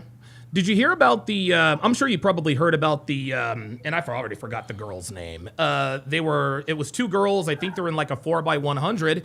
And one black girl brained another black girl, gave her a concussion, knocked her out. That made national news, and both participants were black. The underlying message was that, once again, a black teenager not having emotional control, buying into this hip hop nigga culture. Not only did she do this in front of everybody, she didn't even take accountability. She said, "Oh, that wasn't me," even though the tape shows it. So again, we have two examples now, 3 examples here within the last, I don't know, week and a half or so. I actually just got done talking about this guy who pulled a gun on somebody in Chipotle because they didn't give him the Wi-Fi password. White people aren't doing this, Mr. Goldstein. They're just not. They're not at all. Are you asking me or telling me? I'm asking you. Actually, let me rephrase that. Black people do it more than white people in terms of percentage. Like, I'll give you an example. I'll give you a quick example, and then I'll let you go. A lot of people like to say, well, white girls do it too, right? We talk about baby mamas and the ghetto in the hood. Here's the thing, Mr. Goldstein. There are more white women on welfare than black women, okay? More white women commit paternity fraud than black women. Absolutely. But the percentage of the black women that commit paternity fraud, the percentage of black women that are on welfare dwarfs the percentage of white women. So statistically percentage-wise, black women are far more likely to be on welfare than white women, even though there are, in number, more white people. Okay. I mean, I'm not arguing that. Percentage-wise, yeah. But that still does a disservice to the argument, because you're not then focused on why are so many white women, as far as black women go, on welfare. Is it right? And I understand what Goldstein is talking about here. He keeps wanting to talk about why. Carmelo Anthony broke the law, okay? It doesn't matter why. Going back and rectifying whatever the root cause is for Carmelo Anthony stabbing Austin Metcalf to death, right now, that is irrelevant. That's irrelevant, okay? Nobody wants to know why somebody committed first-degree murder. Justice will be done. Racially based. Oh, wow. Digital Swag says, Carmelo about to find out real quick. He says, Carmelo about to find out real fast when he get to prison that he ain't about that life. Black fatigue is real. Then he says, when black people start holding each other accountable instead of making up excuses, then we can't rise as a people. Real talk. Real talk, man. Based. That tends to be where the argument ends. People will say blacks are far more likely to be violent in America than whites, and then they'll end the conversation there.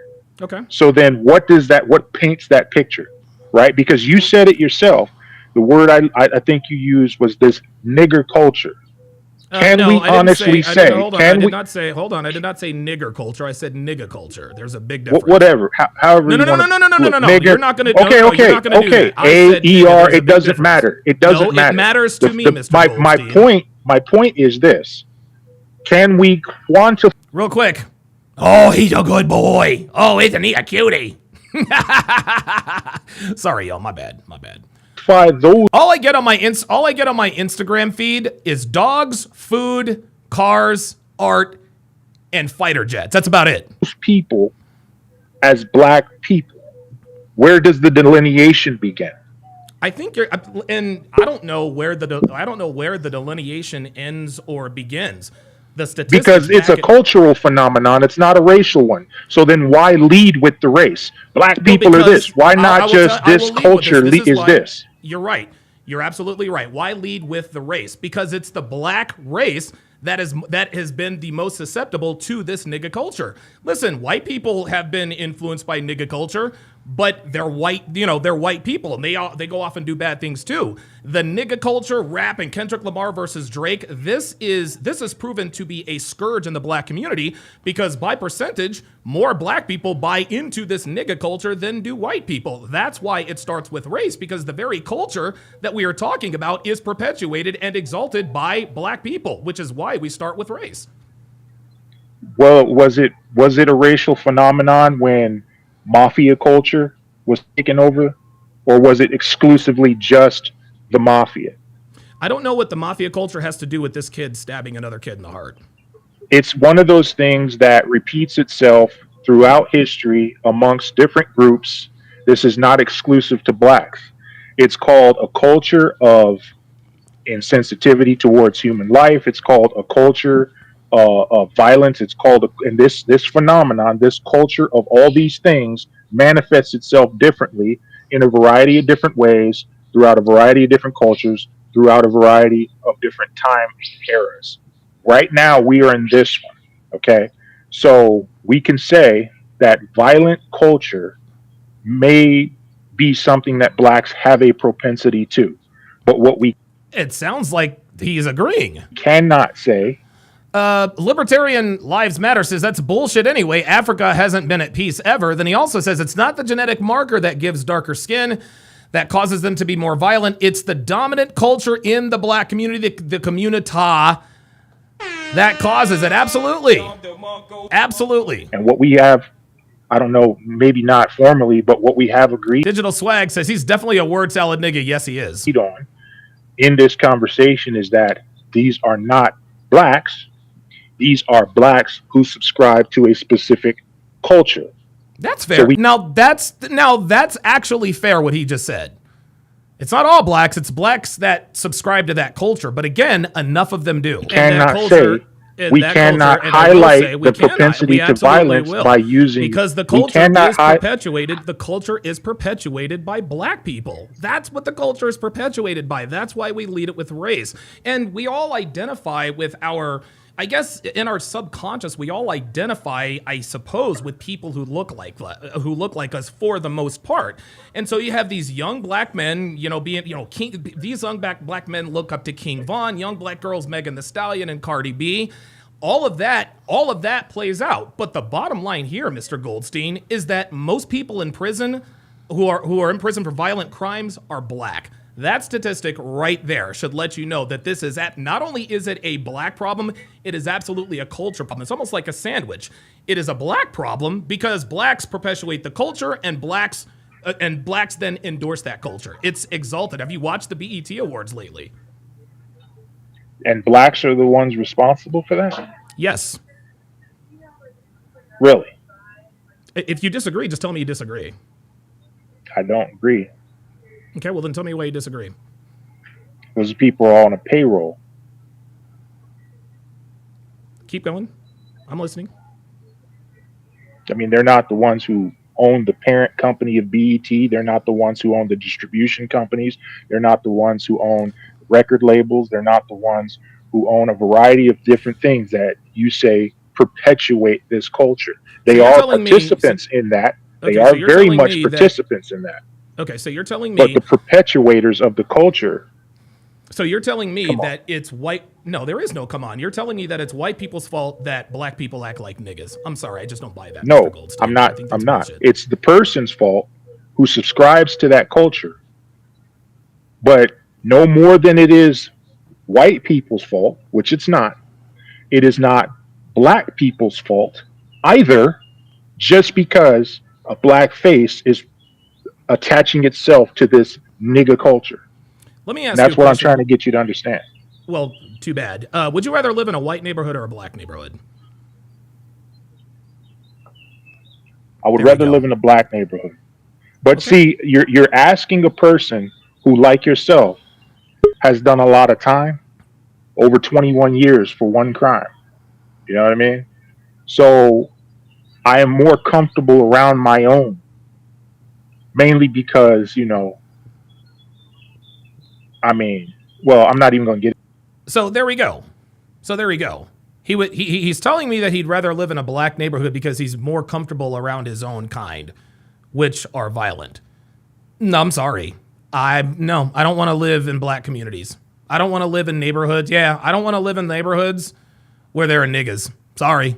Yeah, Jermaine Habib says cap. Yeah, he's capping his ass off. This is what niggas do is they lie to win the argument, guys. Into that, but I'm more comfortable around my own than I am with anyone else. Okay, all right. And as far as like all the violent culture and all, I know how to deal with that. So it's not a problem to me. Yeah, see, I'm not, and okay, that's fine that you know how to deal with all that violence. Mr. Goldstein, I would rather live my life not having to worry about crime happening around me. I live in a gated community inside of a gated community. And the reason why is because I don't want to be around niggas. That's why. So if you want to be around niggas, cool with me. That's fine with me. But as far as I'm concerned, I want to be in a neighborhood where I don't have to worry about someone possibly breaking into my house. Didn't you ask me if I rather want to live in a black neighborhood and a white neighborhood? Yes. Wasn't that the question? Yes. Because I don't want to live around niggas either. But I don't want to live around that of any race. Because they all exist. I live in Arizona. There's a ton of white nigga neighborhoods out here. A ton of them. Right. Okay? He's right about I don't want to live with those people. Okay. At all.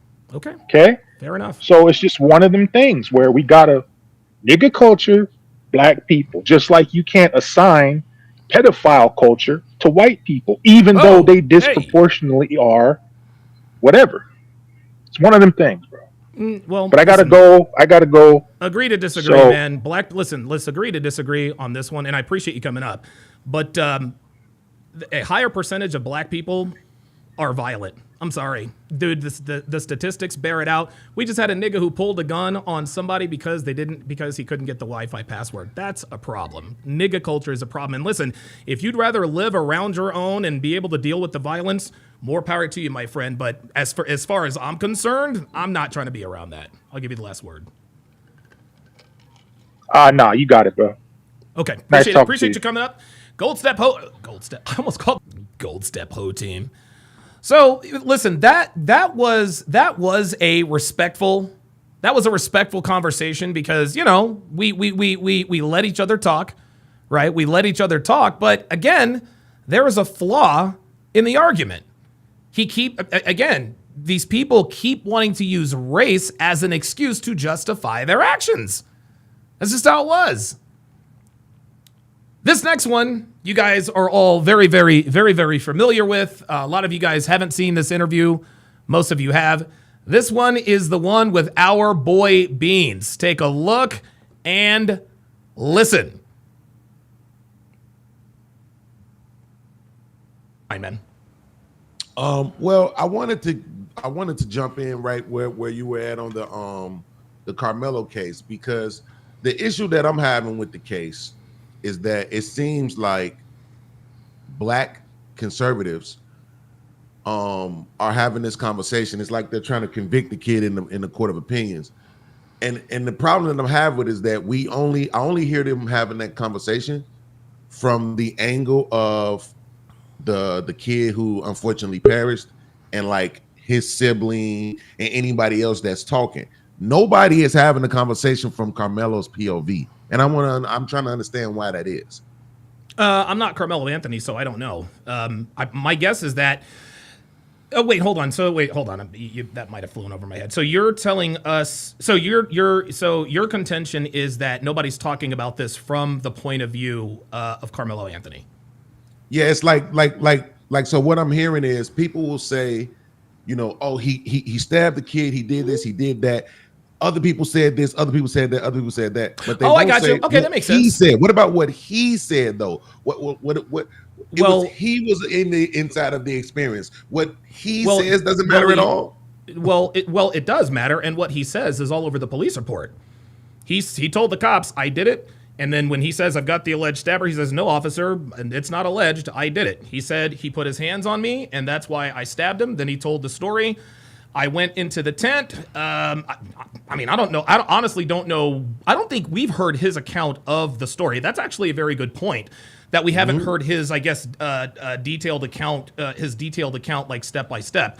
Right. But be that as it may, that doesn't mean that he's not guilty. Now, I do agree with you. On this point.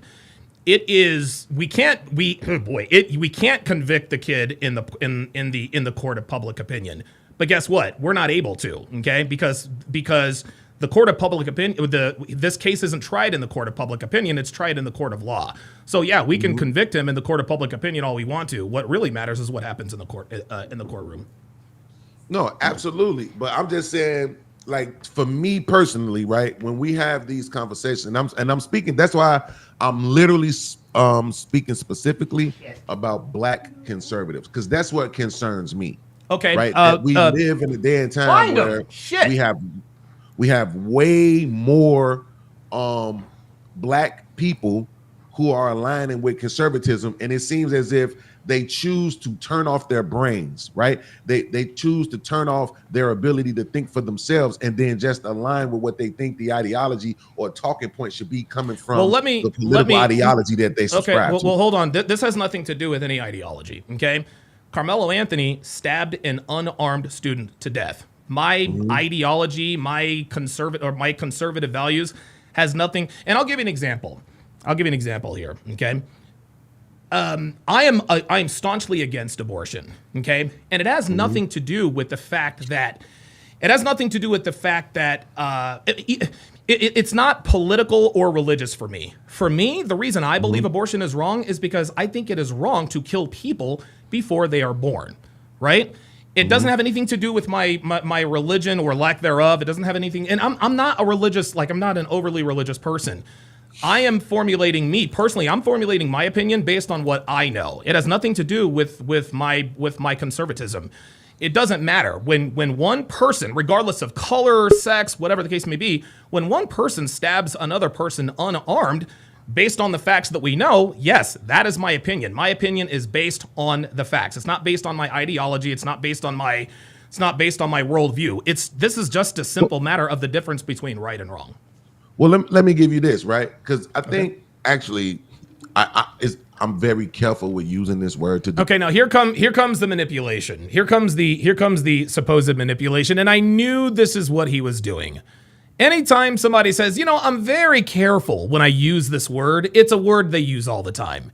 Kevin Ray Wilder says, I don't use this word very often, Donovan, but I think you're a misogynist. I don't use this word. No, when somebody says I don't use this word very often, what they're trying to make you think is that they never use it. And the fact that they're using it on you must mean they really means it. Describe people. Okay. But I think. Yo, Connor, stop it. I'm being dead fucking serious. Stop it. I booted your ass out of my last chat for the same shit. Okay? I am not going to tolerate you guys going at each other. Come on, guys. We're all on the same team here. Stop it. You might actually be pretty smart. See, here we go. Watch, listen. You might actually be pretty smart. Look. Listen. The facts. It's not based on my ideology. It's not based on my worldview. This is just a simple matter of the difference between right and wrong. Well, let me give you this, right? Because I think actually, I'm very careful with using this word to describe people. Okay. But stop the cap. I think you might actually be pretty smart. And the reason why I say that is because you're the first person who I heard give the take that you gave on Shannon Sharpe, which is that if you dictate it from people, and it seems to be based on whichever's probably more. That's why I want to take it away from you. In my space where I'm at, I'm in the Angry Man Anton Daniels space. Okay. Now, see, he said I'm in the Angry Man Anton Daniels space. Okay. That wasn't, see, what he did there is he was trying to, and he would never admit this, but he's trying to indirectly imply that Anton Daniels and Angry Man agree with what he says.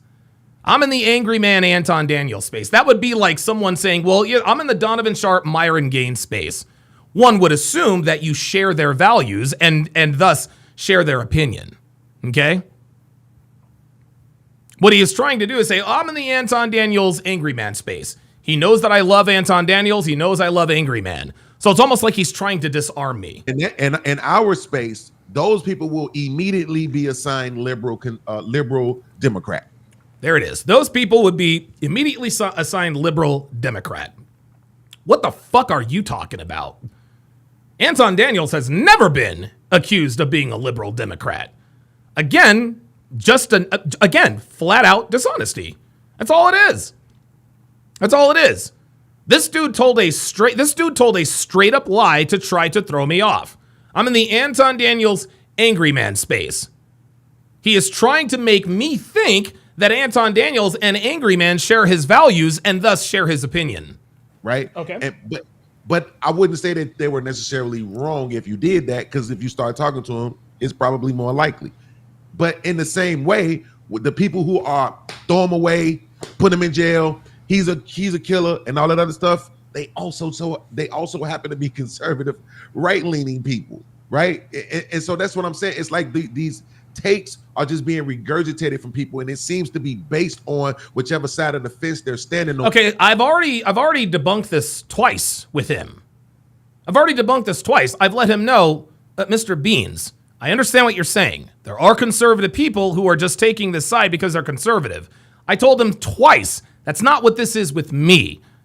The reason why I think Carmelo Anthony is guilty has nothing to do with my conservatism and everything to do with what I know about the case thus far. And you could be right. Listen, you could be right. I'm telling you, man to man, I'm thinking for myself. Based on what I have seen and heard, I believe Carmelo Anthony is guilty of the crime of murder. Now, I will say this. A lot of people got up in arms when they heard that the bond got reduced from $1 million to $250,000. Right. I didn't really care. I didn't didn't get upset with that because number one, he's got the ankle monitor on. Number two, he's not a flight risk, at least not yet. Number three, It's not like he's going to go out and start stabbing people in Frisco, Texas. He's got the world is watching this kid. Number four, the reason why I don't have a problem with the bond reduction is this kid is likely going to prison. I mean, listen, and I'm not trying to straddle both sides of the fence. But I mean, let's try to be humane, and let's at least give this, if this kid has a year or two of freedom left before he goes away for 20 to 25 years, the least we can do is allow him to spend it with his family. I don't think, and I'm not going to come on here and say, well, we should lock him up because he's going to go out and kill somebody else. Dude, Carmelo Anthony's not killing nobody else. Everybody's watching. We should lock him up because he's a flight risk. Carmelo Anthony doesn't. Dude, everyone knows who he is. He's not flying nowhere. The world knows about this case, and they don't have they don't have the means, at least not yet, to fly him anywhere. So as far as I'm concerned on that, I can definitely be objective in that regard. All of that said, based on what I've seen and heard, I believe Carmelo Anthony is guilty. Now I will say this, and then I'll hand it back off to you. What I am starting to realize is that there are a lot of black people who want to see Carmelo Anthony skate, whether he's guilty or not. And the reason they want to see him skate is because of the whole oppression thing. They've been getting at us, slavery and this and that and this and that and the third. This was the same sentiment with the OJ case. Myself, I was 18, 19 years old when the OJ verdict came down. I was happy for the same reason. I was like, you know what? Those cops beat the shit out of Rodney King and they got off, and so they deserve to lose Nicole Brown and Ronald Goldman. And hindsight being 2020, that is not the right way to look at things. Wrong is wrong is wrong. Those police officers should have been convicted for beating Rodney King, just the same as OJ should have been convicted for killing Nicole, again, based on what we've known and what we've seen. King Life says, Beans really tried to fake big up himself. Yes, he did. Well, I can't necessarily disagree with that. Because honestly, it would be the only thing that made sense. Look, see? Right there. I've already convinced him. I've already appealed to his common sense, and you can see him in real time trying to think of an argument. Technically, to your point, based off of the information that we have, if you're just automatically assigning a verdict either way, right? And that's my point, is that whether you're doing it for guilty or not guilty, it seems to be based on some sort of political ideology, or feelings, like you mentioned now, right? Feelings about the country or people or colors or demographics in one way or the other. But it's like when people use he said he did it. I'm like, well, why don't you say the whole statement that he said? He didn't just run out and say, yeah, I did it. And what? That ain't what he said. He said, no, officer, I'm not alleged. I did it. Does that sound like somebody whose intent was to kill? Well, when nobody brings up the fact that he asked, is he going to be okay? And the reason why he asked if he was going to be okay is because he wanted to know what he was going to be charged with. Beans is sitting here acting like Carmelo Anthony actually gave a fuck about Austin Metcalf's well-being. If he was so concerned about whether he was okay or not, he would not have stabbed him in the heart. Sorry. I don't hear people mentioning this at all. They're just going with... That's because it doesn't matter, Mr. Beans. He stabbed the kid, he took a life, locked that nigger up. Okay. Yeah. Guess what? He still deserves to go to jail, even if everything you're saying is the truth. Because I agree with you. There are some conservatives that, like, for example, I'll give you an example. Jason Whitlock. He is a black conservative. Blah blah blah blah blah. Right? 100% black conservative. I totally disagree on his stance about Deion and Shedeur Sanders. Like Ray J Paints says Anthony's parents are treating it like a cash cow. Raised GoFundMe to 1.4 million. What the fuck? Yeah, I talked about that earlier. They raised the goal to nearly $1.4 million. Absolutely pathetic. He really does not like him and that kid. I think that his opinion is driven by that ideology. But as far as I'm concerned, here's the thing. Just because black conservatives, just because their opinion is based on their ideology and their conservatism, doesn't mean they're not correct in their opinion that Carmelo Anthony is guilty of first-degree murder in the murder of Austin Metcalf.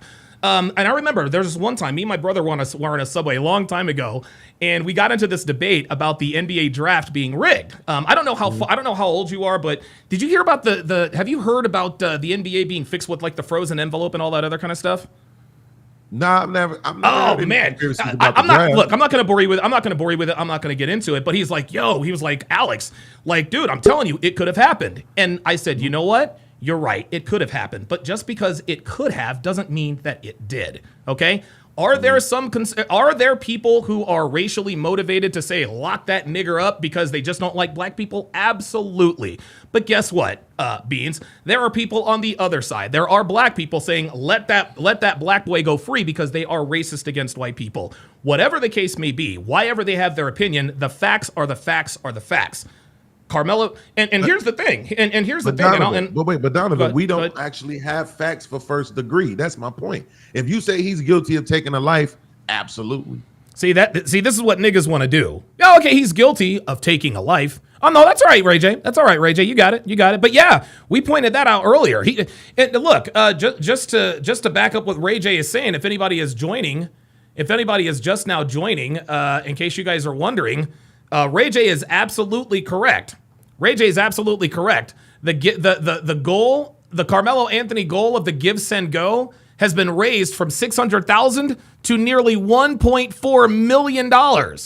Now they need $1.4 million. Unbelievable. And the reason, and it's funny because black people are saying, well, we're raising this for a fair trial. Well, by fair trial, they mean an acquittal. Let's make sure we get that right. But okay. We don't have facts for first degree.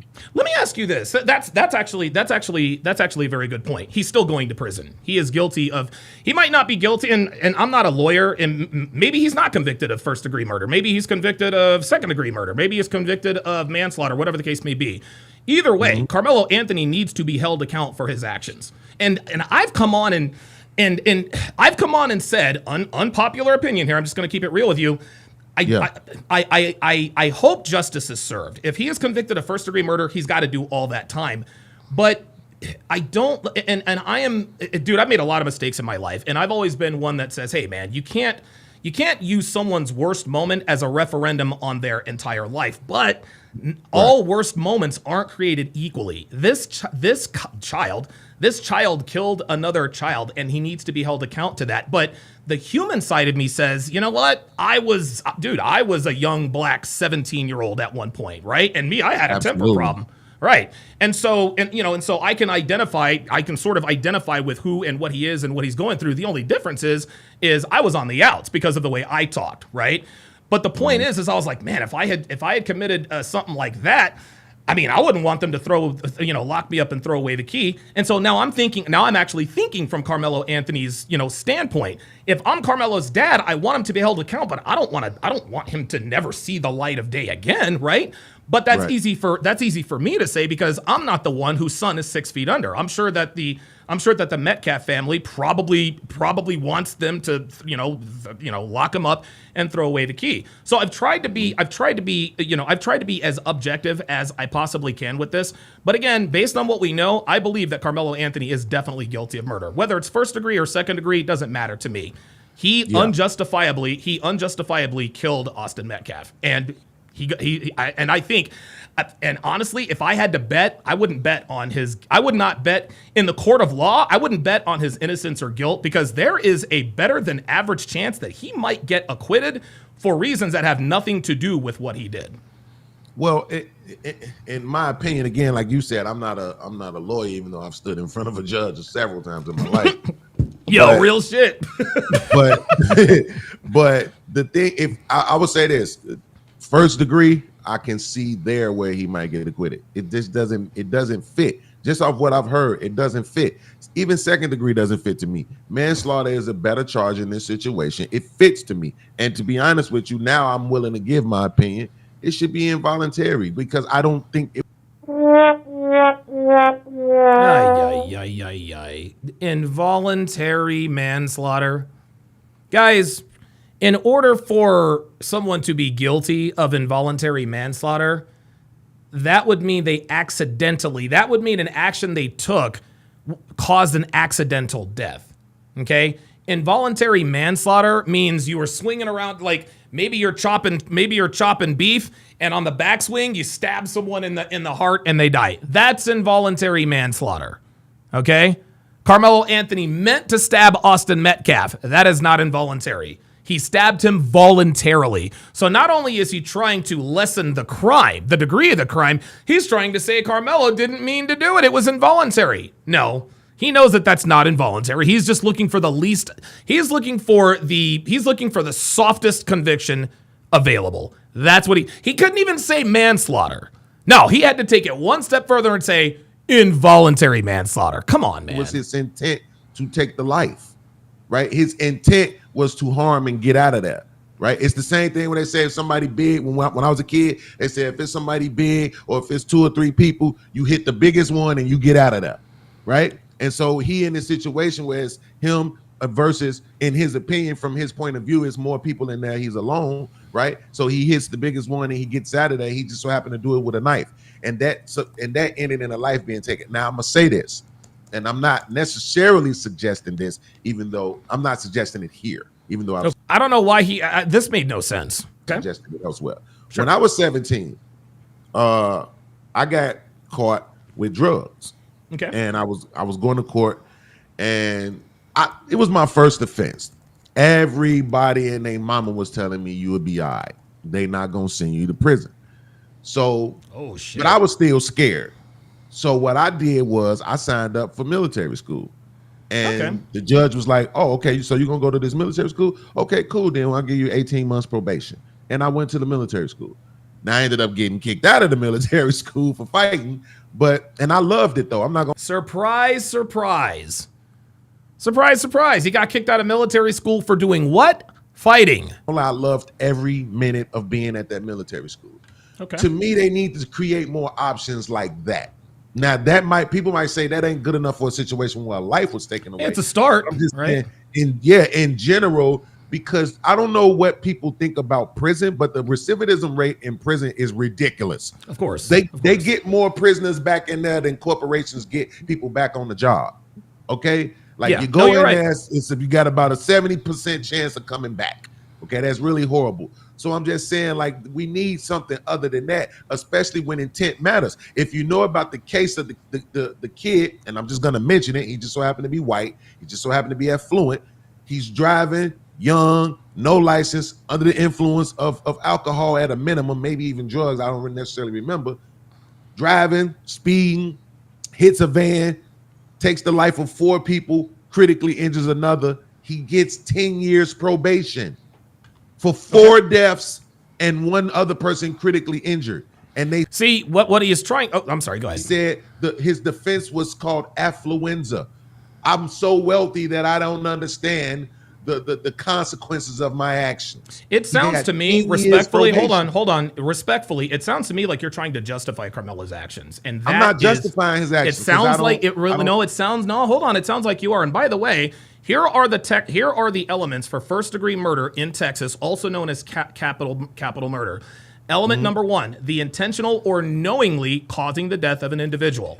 Number 2, intending to cause serious bodily injury and committing an act clearly dangerous to human life that results in death. Or number 3, committing or attempting a felony other than manslaughter and during the commission or attempt causing death by an act clearly dangerous to human life. He meets element number. Wait, is it or and? Is it or? No, it's or, my friend. Or and that this is where they've got him. Intending to cause serious bodily and committing. I'm sorry. Let me repeat that. Intending to cause serious bodily injury and committing an act clearly dangerous to human life that results in death. That right there. Carmelo Anthony stabbed Austin Metcalf not in the foot, not in the shoulder, not in the arm, not in the stomach. He stabbed him in the heart. He stabbed him in the heart. Listen, based on who knows? Maybe Google is wrong, but this is why they arrested him. Is because the actions he took met the element of first-degree murder. Let me ask you another question. This is a good conversation, actually. Yes, exactly. I agree with you. What would you have to see? What would you have to see here we go. Here to be convinced of Anthony's guilt? Actually, let me preface it with this. Christoph says, what a dumb analogy. More people go back to prison than going back to being employed. WTF. Yeah, I don't know what recidivism has to do with, I don't know what it has to do with this case. I really don't. But what he was trying to, the case he was trying to make with the affluenza is the white people do it too argument. He said he wanted to say, well, it sets precedence. So what they want is precedence. This dude is trying to use the affluenza case as precedence to allow Carmelo to skate. What happens if Carmelo is acquitted? Niggas around the country are going to use this case. Hey, the state of Texas versus Carmelo Anthony. That's what they're going to do. Mm-hmm. If there is video, and I just want to make sure I'm straightforward and 100% honest with people. If there is video, if there is video of the act or of the activity, if there is video that exonerates Carmelo Anthony, I will be the first to come on here and say, guys, I got it wrong. If there is a video that shows Austin Metcalf pulling out a knife and saying, hey, get up out of this tent or I'm going to stab you. If there is video of him of him being ganged up on, if there is video of Austin Metcalf having a weapon and accosting Carmelo Anthony, and Carmelo Anthony, hey, you know what? I will be the first to come on here and say, guys, I got it wrong. I'm going to have to wait.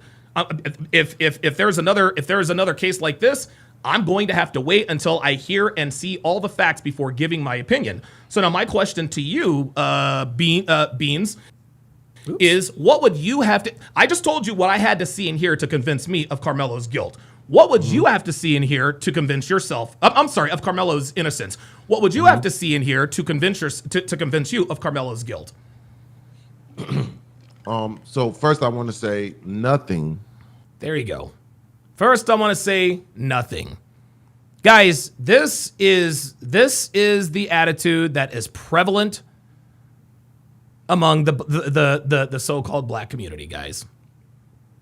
This is the attitude that is prevalent in the so-called black community. I admitted there is a world in which if I see video evidence that Carmelo's life was really in danger, hey man, you got to let the kid walk. His life was in danger. He had a right to defend himself with deadly force. Okay? Well, guess what? The video is out. And the people who have seen it have said, had said, yeah, Carmelo's life is not in danger. Carmelo wasn't jumped. He wasn't picked on. It had nothing to do with none of that. The reason why I'm saying nothing is because I already believe he's guilty.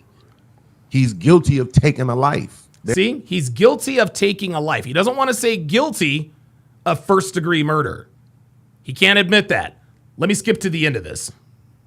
Premeditation. It says nothing about premeditation. No, hold on. Let's keep on with this. Yeah, absolutely. Because that means he went in there looking for a confrontation. Here's the thing. And he did go in there looking for a confrontation. That's why he had a knife. Why would he be so comfortable sitting under a tent that's not his with people that are so much larger than him? Touch me and see what happens. That's not someone who's scared, guys. That's not touch me and see what happens. Guys, I'm telling you, this is why this kid should go to prison. I don't know if he will because of political stuff, but this is why they've got him. This is why they have indicted him. When he said to Austin Metcalf, touch me and see what happens, self-defense went right out the door.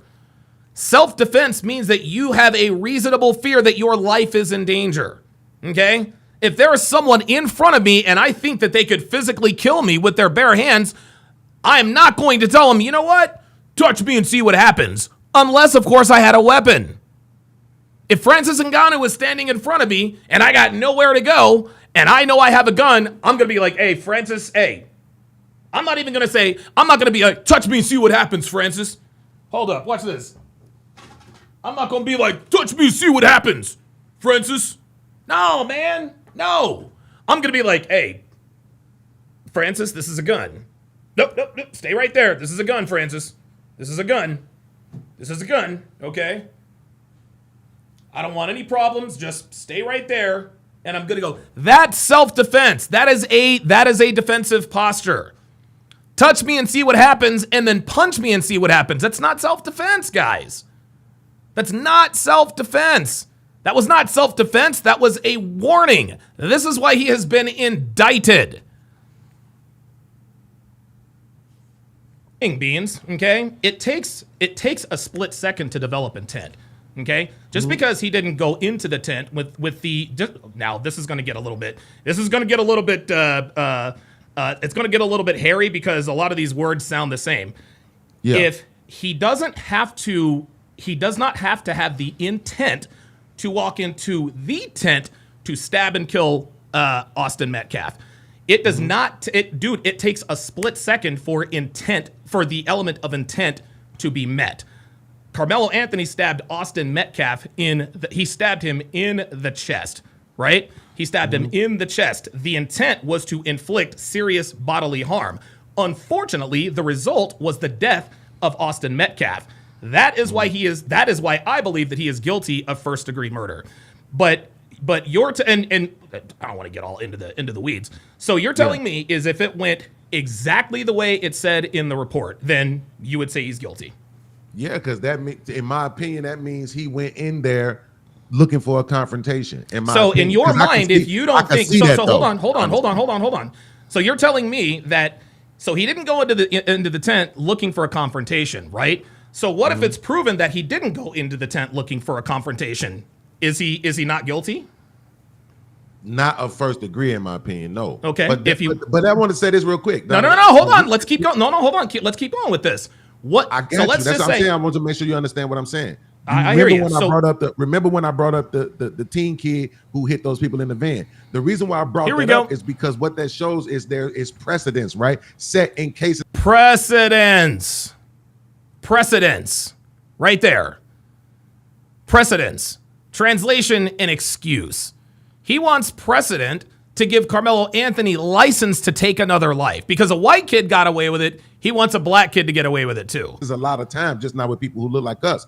But what I'm saying is because when you think about it and you consider what they allowed, the grace that they showed for him, what I'm saying is in this same situation, it can be applied if you understand. You're saying now that intent can be just 1 second. That is crazy. First degree is that's the way the law. It's crazy, but that's hold on, Beans, bruh.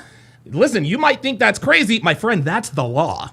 Okay, that's the law. That's my point about being able to set precedents because he wants to be able to set precedents to usurp the law. Dude, Phoenix Light Game says this all the time. The only reason why niggas study the law is to find loopholes to give them excuses to be insubordinate to law enforcement officers. That's the only reason why niggas study the law. How can I do something I'm not supposed to do and technically get away with it? Ray J. Paint says he keeps making excuses to keep from agreeing with you. Right. This is why I have said from the start, anyone defending Carmelo Anthony, anyone defending him, they know he's guilty. They simply want him to walk. That's it. They want him to get away with murder. Period. Point blank. I'm not looking at that. Mean it wasn't premeditated. All right. You see what I'm saying? Okay. It doesn't matter. Okay. So you're telling me that because it wasn't premeditated, he's not still guilty of murder. Not of first degree.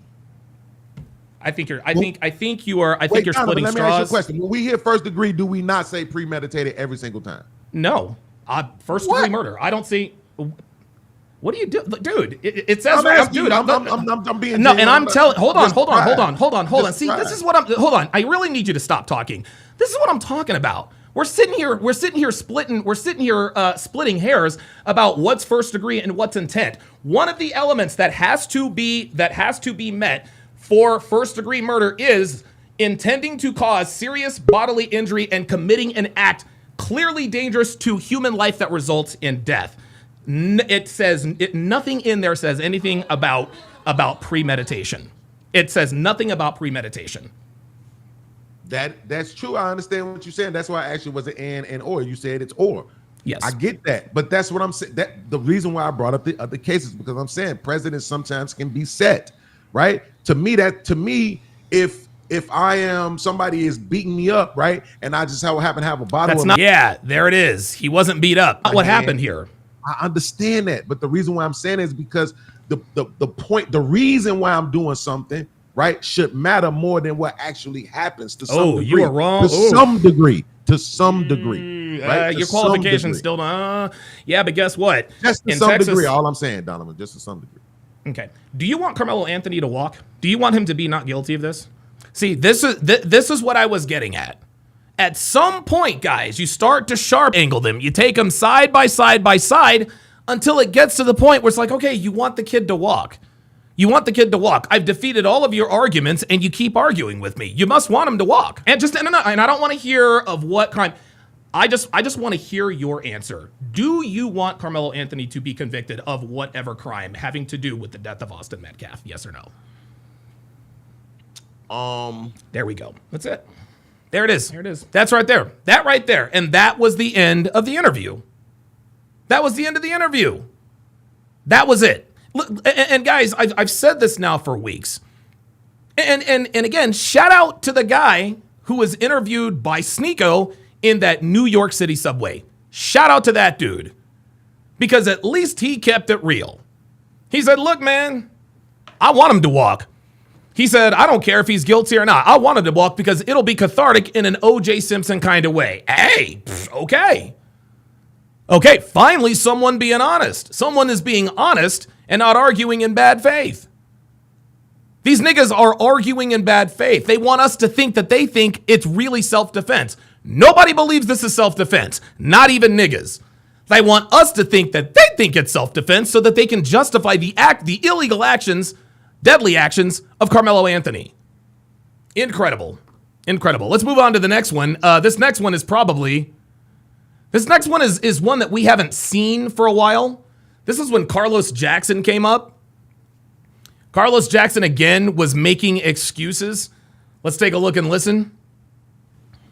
If he was straight and narrow, it would be okay. Everything would be fine. No, this shouldn't have happened. No. Hold on, bro. Let me answer the question. It wouldn't be. No one who defends this kid is going to be fine. I don't give a fuck if this dude were on the straight and narrow. I really don't care. What adds insult to injury is that they got this nigga defending this kid who did some nigga shit. Nice try though, Mr. Jackson. Next, by the way, Cooper Flagg has just been drafted #1 overall by the Dallas Mavericks. Well, you're saying defending, or he's just coming to aid. Have you watched the press conference, Carlos Jackson? Have you watched the press conference, Carlos? Proper representation. Because this nigga, Carlos, this nigga didn't even. Is wrong with what he did. Carlos, bruh. Here's what I'm not gonna do. You will not speak over me, my guy. You're not gonna do that. This is my goddamn show. Get a fucking attitude if you want to. You ain't gonna talk over me, #1. #2, this nigga can't even speak proper fucking English. You gonna tell me about representation. Here's what's going on, Mr. Jackson, in case you don't know. This nigga is in it for the goddamn money. He knows this kid is guilty. He knows this kid is guilty. He actually mentioned the name of his network, 13 or 14 times. I can't even count. That was actually Jason Whitlock. So it should come as no surprise that a kid who did some nigga shit would hire another nigga to defend him. Okay, that is correct. It is a money grab. But in every case that makes national attention, anybody that becomes a part of the case are in it for the money grab. Even going back to OJ, when you said OJ, the Dream Team, all them money grabs. Anything that comes, anything that makes. Yeah, but here's the difference. Johnny Cochran and them, that was not a money grab. OJ paid Johnny Cochran because he defended him. All Dominique Alexander is doing is making an ass of himself. He's not doing anything for the Anthony family except for further contaminating the jury pool. Johnny Cochran, that was not a money grab. They actually worked for the money that they made. National news, it is a money grab for the lawyers or the people involved because they get that national attention. This dude's not a lawyer. Well, whatever representation, the Al Sharpton, the Jesse Jackson, everything he said.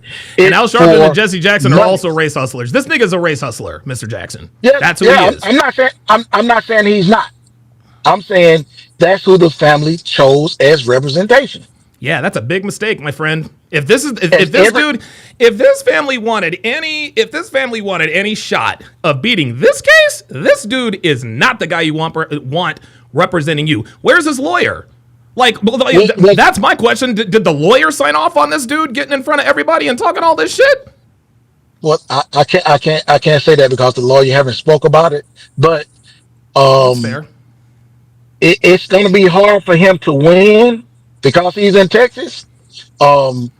It's going to be hard for him to win because the he stabbed a kid to death. The reason why it's going to be hard for him to win is because he is guilty of first-degree murder, Carlos. Well, we've seen cases where the same thing took place and the other person got off because they overcharged. Yep, O.J. Simpson. That was one. Let me ask you something, Carlos. He said because they overcharged. Let me ask you something. Do you hope this kid gets acquitted? See? That's always the question with me. When people look, guys, the truth is on our side. The truth is on our side. Everyone knows this was not self-defense. Everyone knows this was not self-defense, including niggas. So if you still want to sit here and justify the actions of this kid, you want him to walk free. That's why. It's a yes or no question, Mr. Jackson. It's a yes or no question. No, what I hope is when the facts come out, if he is charged, he is given a proper charge for the crime that he committed. If it's manslaughter, he get the manslaughter charge. He get the time he needs to deserve. If it is found out that he's murder and it is correct, he should get the charge for murder. So like I said, I have a son too, and I tell my son all the time, hey, you go out there and commit a crime, don't call me because you committed a crime and that's not how you were raised. That's me. That's what I tell my kids. But if my children were in a situation and something happened, as a parent, we have to defend them just like every other parent would defend their kid if they made a mistake and did something wrong, or if they did it on purpose. You didn't answer my question. Do you hope this kid walks or not? I can't answer questions because I'm not related to him. I'm just waiting to see what happens. Of course not. Do you think let me ask you this. Do you think he's guilty? See, this is funny. Anytime we ask niggas straight up questions, see, why do you listen, if you want the kid to skate, just tell me you want him to skate, right? Like if this is what you think, just stand on it. Don't talk around it. Don't tell me you don't know all the facts. Listen, we might not know all the facts, but we know enough. I think this kid is guilty of first-degree murder. I hope he's convicted. I'm not sure that he is going to be, just given things in the past. If you want this kid to walk, then just say you want him to walk, my guy. You don't have to give me like diffused answers. If this is what you want to happen, then just say so. Someone was killed in this situation. Somebody got to take responsibility. And who should take the responsibility? If someone kills someone outright, you are telling me you're not answering these questions straight up. The kid should take responsibility if he killed that kid. That's my final answer. But okay, that is your final answer. Reverend Brown with the $5 super chat says, why would they create more institutions like the military school if niggas are still causing chaos in it by the time they leave? Exactly. Libertarian Lives Matters on the Rumble side says, I wish you could have asked him to name a predominantly black neighborhood anywhere in America that is a great place to live. Yeah, you want to know what answer he would have gave me? Fucking crickets. The San Antonio Spurs have selected Dylan Harper out of Rutgers. On the clock, my Philadelphia 76ers. Let's go. Guess what, my friend? Carmelo Anthony admitted to killing the kid. He admitted to having killed the kid. He killed the kid, bruh. So let me ask you again. Do you hope he gets convicted, yes or no? It's a simple question. Yes or no? And this is what's wrong with niggas. There it is. I can't answer that question. Of course you can't answer that question because you hope he gets... You want him to walk. I can't answer the question. I just said if the kid is guilty, he should be charged with what he's guilty of. Do you think he's guilty? But it should... anytime a crime are committed, do I think he's guilty? I'm not part of his due process. Of course not. Guys, this is what I'm talking about. This is exactly what I'm talking about, man. Guys, again, this is what happens when you sharp angle these people. Okay? They go into this stuff all the time. When you ask them, hey, what do you think is going? I can't say that because of XYZ and blah blah blah blah blah. Ay. Okay, let's watch the next one. Let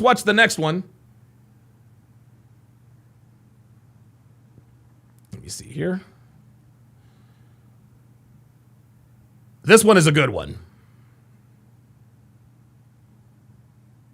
Let's get it. I've seen Trey ball in here on numerous occasions. All right, let's bring up Cali West. Cali West, what's going on?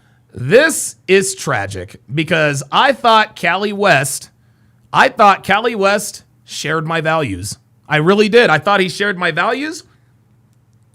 I thought that he was thinking reasonably and rationally. And this is where I began to realize that there are a lot of black people who are red-pilled on women, but not a lot of black people who are red-pilled on race. What's going on, brother? It's been a while. Yo. Salute, Donovan Sharpe. What's going on, man? Doing good, man. Doing good. You still down there in Miami? I am. I'm actually in Broward County. I had to kind of make my little rounds and stuff. Okay. And I had a couple things. I'm actually at the Harbor Freight. Not trying to give them any advertisement, but I have a couple things I need to pick up. And I was just listening to your show, and I just listened to your show, and I got caught up. And plus it's raining, so I figured I would just chime in a little bit. All right. Well, what I wanted to say in regard to this whole situation is, I feel, yes. Here we go. Say, black culture does have an influence. Well, I wouldn't say black culture because, unfortunately, black people don't really have a culture, or the culture that they're sticking to is not something that's really redeemable. And when I say black people, I'm not talking about black people in a whole. Okay. I'm talking about, Niggas. ninjas. You feel me? Niggas. And all right, if that's what that's one way to say it, right? But what I wanted to actually say too is, I think maybe it's a little too early to maybe assume. And yes, you could definitely say that this Carmelo Anthony guy, he definitely did something wrong, but there is a caveat to it, right? Okay. If someone comes up to you, right? Because he didn't come up to the guy mano a mano. He was there with his brother and like some other athletes or other guys who were there to try. Again, he put hands on me, not they put hands on me. And they're backing him up, and they said for him to move, right? He said, okay, well, make me. At this point, once he took his bag, right? I guess the right thing Carmelo Anthony to do would have been to just get his bag back, right? But then we know that would end up in a fight, right? Right. And maybe just maybe, I'm just playing devil's advocate for a moment. No, I got you. Maybe just maybe, if Carmelo, like, come on now. And by the way, guys, anytime someone says I'm just playing devil's advocate, what they're telling you is I'm disagreeing, but I don't want to tell you I'm disagreeing so that I can avoid getting into an argument or a debate. Let me just play devil's advocate. Translation, I disagree. Donovan Sharpe, you're a tough guy. You've been in the trenches before. You know how sometimes, not necessarily like, in a bar or a situation, you can end up getting your teeth knocked out. Yeah. Maybe he didn't gonna want to get his ass whooped, and maybe he got a little knife happy. And I think he only hit him happy. I think when he stabbed him one time. He only stabbed him once. Oh, okay. Well, he only stabbed him once. Never mind. About a knife. A lot of people take knives for granted, but all you need to do is hit someone with a knife one good time, and it's almost certain death, right? Yeah. So, so I think that he definitely overreacted, but there's a little more of a little bit of a nuance. I don't think it's because he's listening to I don't know, NBA young boy, so he wanted to stab somebody. I mean, if anything, some people could argue that, the BS profile says devil's advocate equals I disagree but don't want to defend it. So hood niggas' choice of weapon is a firearm, not a knife. So maybe that's on some white boy shit, because if you look in the pictures, he hangs out with white kids. I mean, yes, he might have 2 black parents, but he lives in a predominantly white community. I don't really think this is really necessarily him being a ninja. Yeah, I gotta just being just a crazy guy. I gotta push back and disagree with you, man, because there are pictures of him all over social media with AK-47s and wads of money. Right. He didn't get that from white boy. Wait. What you said? You said wads of money? Yeah. Like there are pictures of him like with AK-47. I think he had like it was what's the fake money called? It was like fake money. I forget what it's called. Counterfeit money? Yeah, yeah, but it's what do they call it? Like money they move for money they use for the movies. I forget what it was For called. prop, But yeah, prop money. Prop that's money. it. That's it. Thank you, Jesus fucking Christ. Hold on. I gotta get. Hold on. I gotta give myself this. Right. I'm listening. Yeah, but I 100% believe that the culture is the culture got into this dude's head because again, I mean, he hung out with white people. Or he hangs out with white people. He has white friends and this and that and the third. Yet the nigga, VJ Edgecombe, we got VJ Edgecombe. Yes, sir. Yes, sir. Came out in him. That didn't just come from nowhere, Callie. Okay. That had to come from somewhere. That came from this hip hop nigga culture. Right. If somebody disrespects you, then you need to react violently. And I used to be that person, but that's how it goes. Hey, but Donovan, a lot of people cut people. White people cut people. White people are known to have more. Are you kidding me with this, Callie West? Are you really coming at me with the white people do it too? Are you serious? No, I didn't say the white people do it too. But that's exactly what you just said. You said white people cut. No. Hold on now. You said white people. Hold on. This is when I'm starting to think to myself, what's going on here with Callie West? Because Callie West has rode with me forever, man. Like years. You said white people cut each other too. I'm sure that does happen. Right. Listen, hold on. Let me finish. Right. This is the reason why the black community is fucked up because we're not putting the blame. I'm not even going to blame. Listen, Carmelo Anthony deserves to, justice needs to be done. Now, on the flip side, he is 17 years old and, I guess I'm trying to look out for everybody involved. And I might piss some people off to say, hey, maybe you put him in prison for 20 years. Maybe he gets out when he's 40 something. I don't know, whatever the case may be. Carmelo Anthony needs to be held in account for what he did. I agree. If we're not going to lay the blame at the feet of this fucked up nigga culture, it's going to continue to happen. You said it yourself. Carmelo Anthony lived in a white community. He hung out with white boys and this and that and the other. Then why all of a sudden did he just break out and do some nigga shit? Because that's the culture that he is endorsed by, is nigga shit. I can promise you he probably listened to rap music and all this mumble rap. So Carmelo Anthony is not, and I don't even think he's probably not some demon seed. I think by all accounts, he seemed to be a pretty good kid who just had a nigga moment.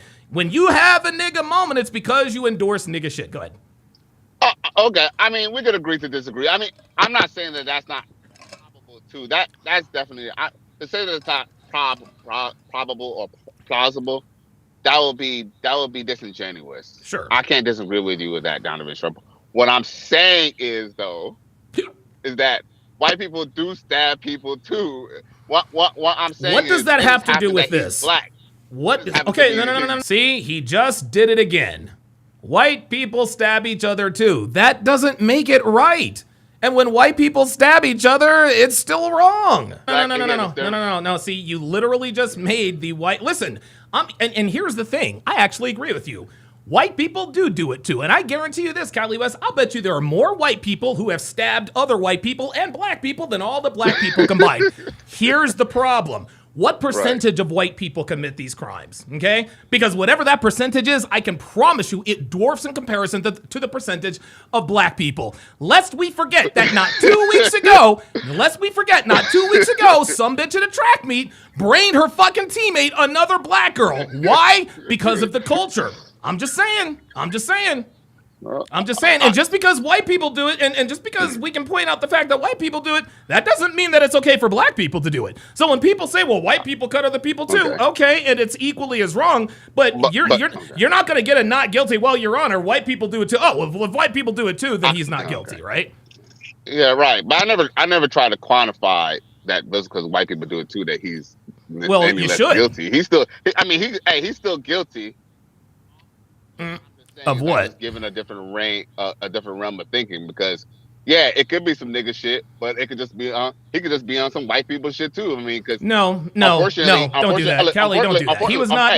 No. He was not on no white people shit, bro. Are you seriously going to blame white? Are you seriously going to blame white people for what he did? You're really gonna do that? Oh boy. Well, he could have just shot him. But he didn't. He stabbed him. He didn't. He stabbed him. That's some nigga shit. And by the way, niggas know how to use more weapons than guns, my guy. Like, you know, let's not get it. Look.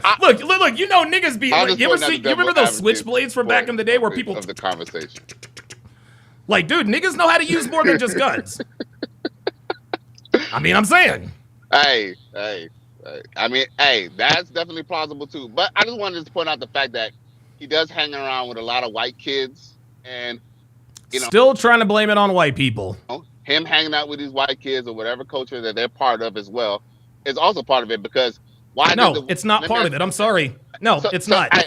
Listen, I'm telling you. No. Hold on. I'm not going to let you get away with that. White culture doesn't endorse the type of shit. Dude, I swear to God, dude, we black people, we are the only race of people that does not hold each other accountable. Every time one of us does some fucked up shit, we always want to point out, well, white people do it too. And well, he hung out with white friends and you never know. No! Okay. His white friends have nothing to do with the fact that he stabbed another white dude to death. Because if he were a part of white culture, he certainly would not have stabbed another white dude to death. This was nigga culture. And as a man who has had many nigga moments, I can firmly attest. I can firmly attest that this is definitely a culture problem. I'll give you the last word. Okay, I have a question for you. What do prominent white people call other white people who do nigga shit? White trash, right? Okay, yeah.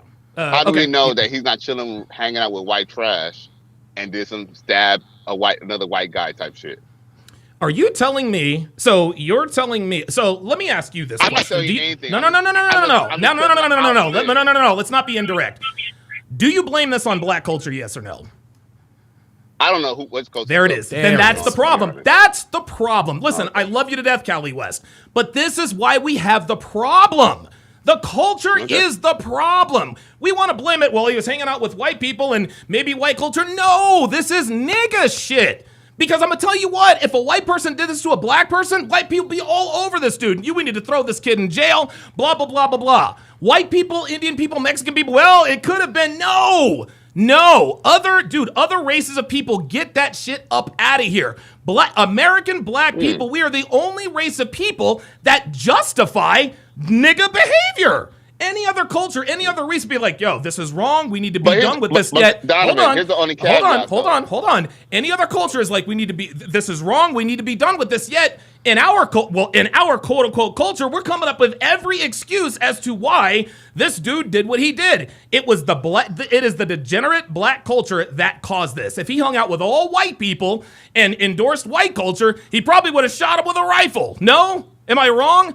I'm not laying this at the feet of white people. This is a black, and you want to know something? I'm gonna point this out to you too. Carmelo Anthony is also a victim. He is also a victim of the black culture. Like I said, I never said that it's not plausible, but we don't know anything other than the case, other than what the media is telling us. We don't know anything. Like I said, this young black man could have been listening to rocker music and watching slasher films. Oh my God! I don't know much to say about him much now, because Metcalf he had pictures of guns as well. I'm just pointing out it's a different perspective. That's all, Donovan Sharpe. That's all.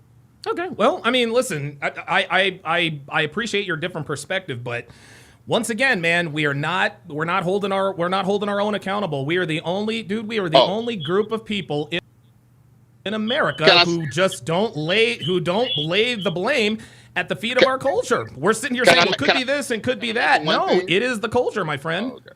Well, can I mention one thing though? One thing I go ahead. Do say for the record though, I don't think he should necessarily just get off scot-free or anything like that. Well, no. That is one thing that I would definitely agree with you about. Whether he should go to the jail for the rest of his life, whether there's a litigated circumstance, that's how I say that we should hear more about the case than just. I'm with you. Now, I'm with you on that, because it's like anytime somebody does something, like we say all the time, a person should never be defined by their worst moment. Clearly, this is Carmelo Anthony's worst moment. He's only 17 years old, but by the same token, I'm sure the Anthony family would have wanted Austin Metcalf to be put in prison for life if that was their son. So I don't know. Now I will tell you this. Definitely. Yeah. It's a slippery slope. But I'll tell you what, we will find out. We'll find out the facts. We'll find out the facts. On the trial. During the trial, we I will hope so. I hope so. find out the Because facts. Yeah. I have to be honest with you, Donovan. I don't know much about the case either. That's why I don't know much about the tuning in. case either. Hey, I don't know much about the case either, Kelly West, but I know enough. And it's the nigga culture is responsible for this. Well, look, I have to be honest with you. That's why I'm tuned in. I want to learn more because for the most part, the media hasn't really shown much information. We don't really hear about any other testimony. All we've heard was from his twin, and his twin could be omitting information. And it's really interesting. And like I said, man, I like to hear you cooking. And let's just be real, Donovan. Let's just say, for example, let's just say this was. I swear to God, I think. Hold on, Kelly West. Here we go, guys. Here we go. This is when it finally clicked for me. It took me so long to figure this out. Listen, I think you are low key trying to justify this kid's actions. Oh, really? Yes. Why is that? Because you're not telling me you're not. I just told you straight up. Because you're trying to come up. See, here's the thing. You're trying to. I disagree with that. That's not what I said. Hold on. My assertion is that the biggest reason Carmelo Anthony did what he did is because of the degenerate black culture. And you're telling me, well, it's plausible that might not be the case. Let me ask you a question. Is it possible that Carmelo Anthony was on some white people shit? Absolutely. Is it possible that he secretly, is a white boy on the inside and this? Absolutely. But how likely is that? Not very. And again, that's what we teach here. And this is the libertarian. This is sort of what Libertarian Lives Matter on the Rumble side says, as a representative of the cracker community, we happily subdivide to meth heads, the white trash, etc. We shun the degenerate subculture. It doesn't appear, in my experience, that minority communities do the same. The black community is the only community on the planet that does not chastise our deplorables.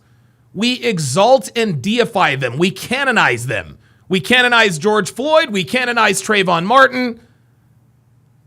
Not only do we legitimize this behavior, we incentivize this behavior. No other race of people does this. This is sort of what we teach here. The reason I can speak with such conviction, and listen, if I'm wrong, I'll be the first to admit that I'm wrong, but I don't think I am, because it is far more likely than not that nigga culture is the reason why, and otherwise, I don't want to say he's like a law-abiding, upstanding kid. This kid is 17 years old. Yeah, and I would strongly advise you to watch the rest of this podcast, because I'm gonna tell you what, Kelly West, anytime you hear a story, a group of teenagers were seen rioting at the mall, what color do you think those teenagers are gonna be, Callie? Yeah, exactly. When you hear a group of teenagers, ran roughshod over a hayride, what do you think the race? Listen, stereotypes exist for a reason, Mr. West. That is all there is to it. And it is this degenerate black culture that we absolutely need to be speaking against this. Do white people do it too? I don't give a fuck. What I care about is the black culture and the so-called black community leading young black men astray. The responsibility is laid at their feet. Like I said, I feel like I think we're jumping the gun a little bit. I don't. Like I said, maybe he listens to drill rap, and maybe that's what he's into. This is so funny. It's always something else. It's always something else. Well, we gotta wait for this to come out. I need to see this. I need to see that. It's always something else. No, dude, I'm telling you, niggas would save themselves a lot of trouble if they would just be honest. If they would just be honest and say, "Yep, this is what we want." There's no maybe. Would you bet on it? No, let me ask you. Would you bet on it? Would you bet an amount of money that mattered? Hold on. Would you bet an amount of money that mattered to you? Would you bet an amount of money that mattered to you? You got at least. What is there a reason why I couldn't say what I was just saying though, Donovan? I was just in the middle of rapping to you though. Okay, listen, this is my show, and I'm going to interrupt you when I think you're talking shit. This is just how it goes. When you have your own show, you can cut me off. I'm telling you right now. I'm telling you right now, we are the only group of people in America we don't hold the culture accountable. We all agree that Carmelo Anthony is wrong, right? We all agree that what he did was wrong. But then when we ask why, we want to deny the reasons why. It's the black culture. Dude, there's a reason why American black men and women are the laughing stock of the world, and we prove it week after week. We got fucking girls on the track team fucking braining each other. Where the fuck does that come from? I ain't never seen no white people. No, look, listen, white people. Frank Harris says, I'm back, my nigga. Yes, I would bet. No, you wouldn't. Frank, you need to come up, brah. Frank, you need to come up. You're talking too much shit. I am not going to allow niggas like you to debate me in the chat. No, you're not back. You're hiding behind a fucking avatar. Don't hide behind the avatar. Come up and say it with your chest. You wouldn't bet on Carmelo's innocence. No, the fuck you wouldn't. And the reason why I know you wouldn't is because you won't even pull the fuck up, bruh. You won't even pull up, man. Come on. We'll do it too. Have you ever seen a white girl knock another white girl out on the track? No, I didn't think so. I'm telling you, it's the culture. Okay. Okay. Wait a minute, real quick. Here's a good question. T-Law says, next question, why was he sitting at the opposition? All right, let me go to the last and most entertaining one. This is the one. This is the showdown. With Jerome. Let's get it. Anybody is capable of anything. Saying that Aaron Metcalf was this football star. He was this bright young man, talented, high grade point average, all of that. But Carmelo Anthony is not a thug. Carmelo Anthony is a high grade point average student as well. And so Anthony was being treated as a savage and Metcalf was being... Well, when you stab someone, when you kill an unarmed person, yeah, people tend to treat you like a savage, buddy. Treated as the golden, the perfect student, the golden child, if you will. Yes. One of the things, Roland, that we need to point out in this situation is that most of the people raised their consciousness because of what Hunter Metcalf said in the local media, where he literally... This nigga still can't say the name right. Jerome Autry says, first degree. Damn, Donovan.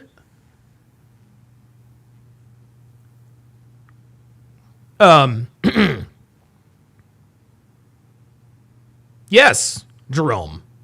First degree, my guy. First degree murder. And see, this is when I begin to think, oh, wait a minute, Jerome might not share my values or my opinion on this. See, guys always fool me in the beginning. And you guys can see, I give them the benefit of the doubt. I'm like, okay, you're on my side. I don't mind if you push back or disagree on certain things, but after a while, I'm like, wait a minute. Buckle up. Now let me ask you, Jerome Autry, do you think that Carmelo Anthony is guilty of first-degree murder?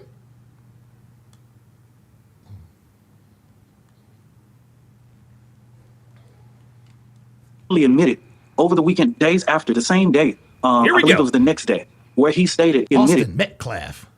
Can't say the... People tend to street... Oops, my bad. I'm going backwards. Where do you talking? Okay. Here we go. Yeah. My part. Okay, hang on, Jerome. All right, Jerome, what you got for me? Yeah, it's kind of early. I kind of want to listen to what you were saying about it, but you want me to hang around the back for just a little bit and then we can speak. So no, we can talk now. Get your point out. No, we can talk now. Let's do it. Okay. Yeah. The way we got different points of views on it.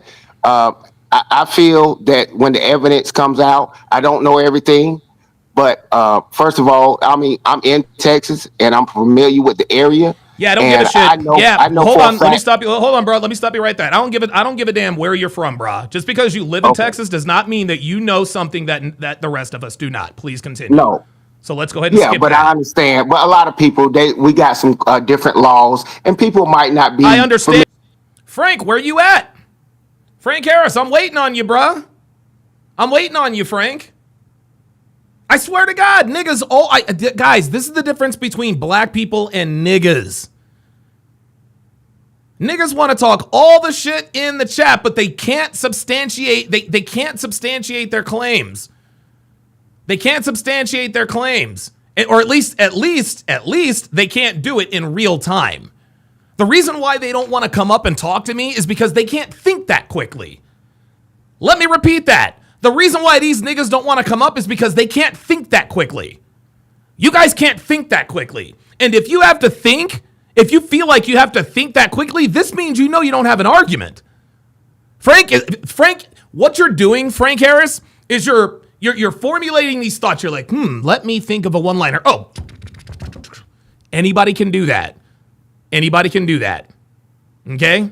If you really want me to challenge your beliefs, if you really want to challenge me, if you really believe that Carmelo Anthony is not guilty of first-degree murder, quit being a fucking coward. Come up and talk to me about it. Come up and talk to me about it like a man. Don't let your thumbs do the talking, let your mouth do the talking. Be a fucking man, come up here and talk to me voice to voice. Come on, man. And we got some, hold on, let me stop. No, hold on, bro. No. Yeah, we got some different laws, my guy, but we pulled up the self-defense. We pulled up the self-defense in Texas, bruh. Okay? Okay. Yes, every state has different laws. Carmelo Anthony committed murder, my friend. Like point blank, period. This is not self-defense. Austin Metcalf did not have a weapon. He got stabbed to death. Carmelo's guilty. I don't want to hear, well, I'm from Texas or no, bruh. Dude, murder is murder no matter what state, county, or city you live in. Yeah, but I understand. But in what I do is I respect everyone's opinion, and we both know that it hasn't been tried in court. And if you want to try it in court right now, that's something totally different. I know for a fact. Here's some things. I'm not going to do the hypothetical thing with you. Okay. I know that you have the ability to carry a knife, and when you say a knife, you got to understand in Texas. Yeah, it's intent. No. Let me stop you right there, bro. Again. Okay. This is why. Hold on. Hang on. This is why Carmelo Anthony is being expelled, my friend, because he brought a knife to school. Yeah, Frank Harris is scared. Listen, Heaven Soldier says he's too scared. They're all too scared. Niggas are all too scared. You want to know why he's scared? Because he knows he does not have an argument. All niggas have are one-liners. And the reason why Frank doesn't want to come up and talk is because Frank knows he is going to get exposed as someone who wants Carmelo to walk regardless of whether he's guilty or not guilty. Niggas don't want to admit that. Only one person's admitted that. Only one person's admitted that. The kid that lives in New York City that did the interview with Sneeko. One person. Everybody else wants him to walk simply because he's black and Austin is white. That one kid was the only person who had the balls to say it out loud. That's why they don't want to come up. Because they know that when I ask them a series of questions that requires them to answer truthfully, they're going to be exposed. Cool. It's illegal in the state of Texas to bring a weapon to school. Did you know that? Oh, of course. Yes. There so are how do you laws justify that? about bringing a weapon to school, but unfortunately, they were not at school. That is not classified a school property where they were at. Now, yes, this is funny. He's trying. So again, I know Texas law. He didn't bring a knife to campus. It wasn't on school property. Murder is murder, my guy. No, bro.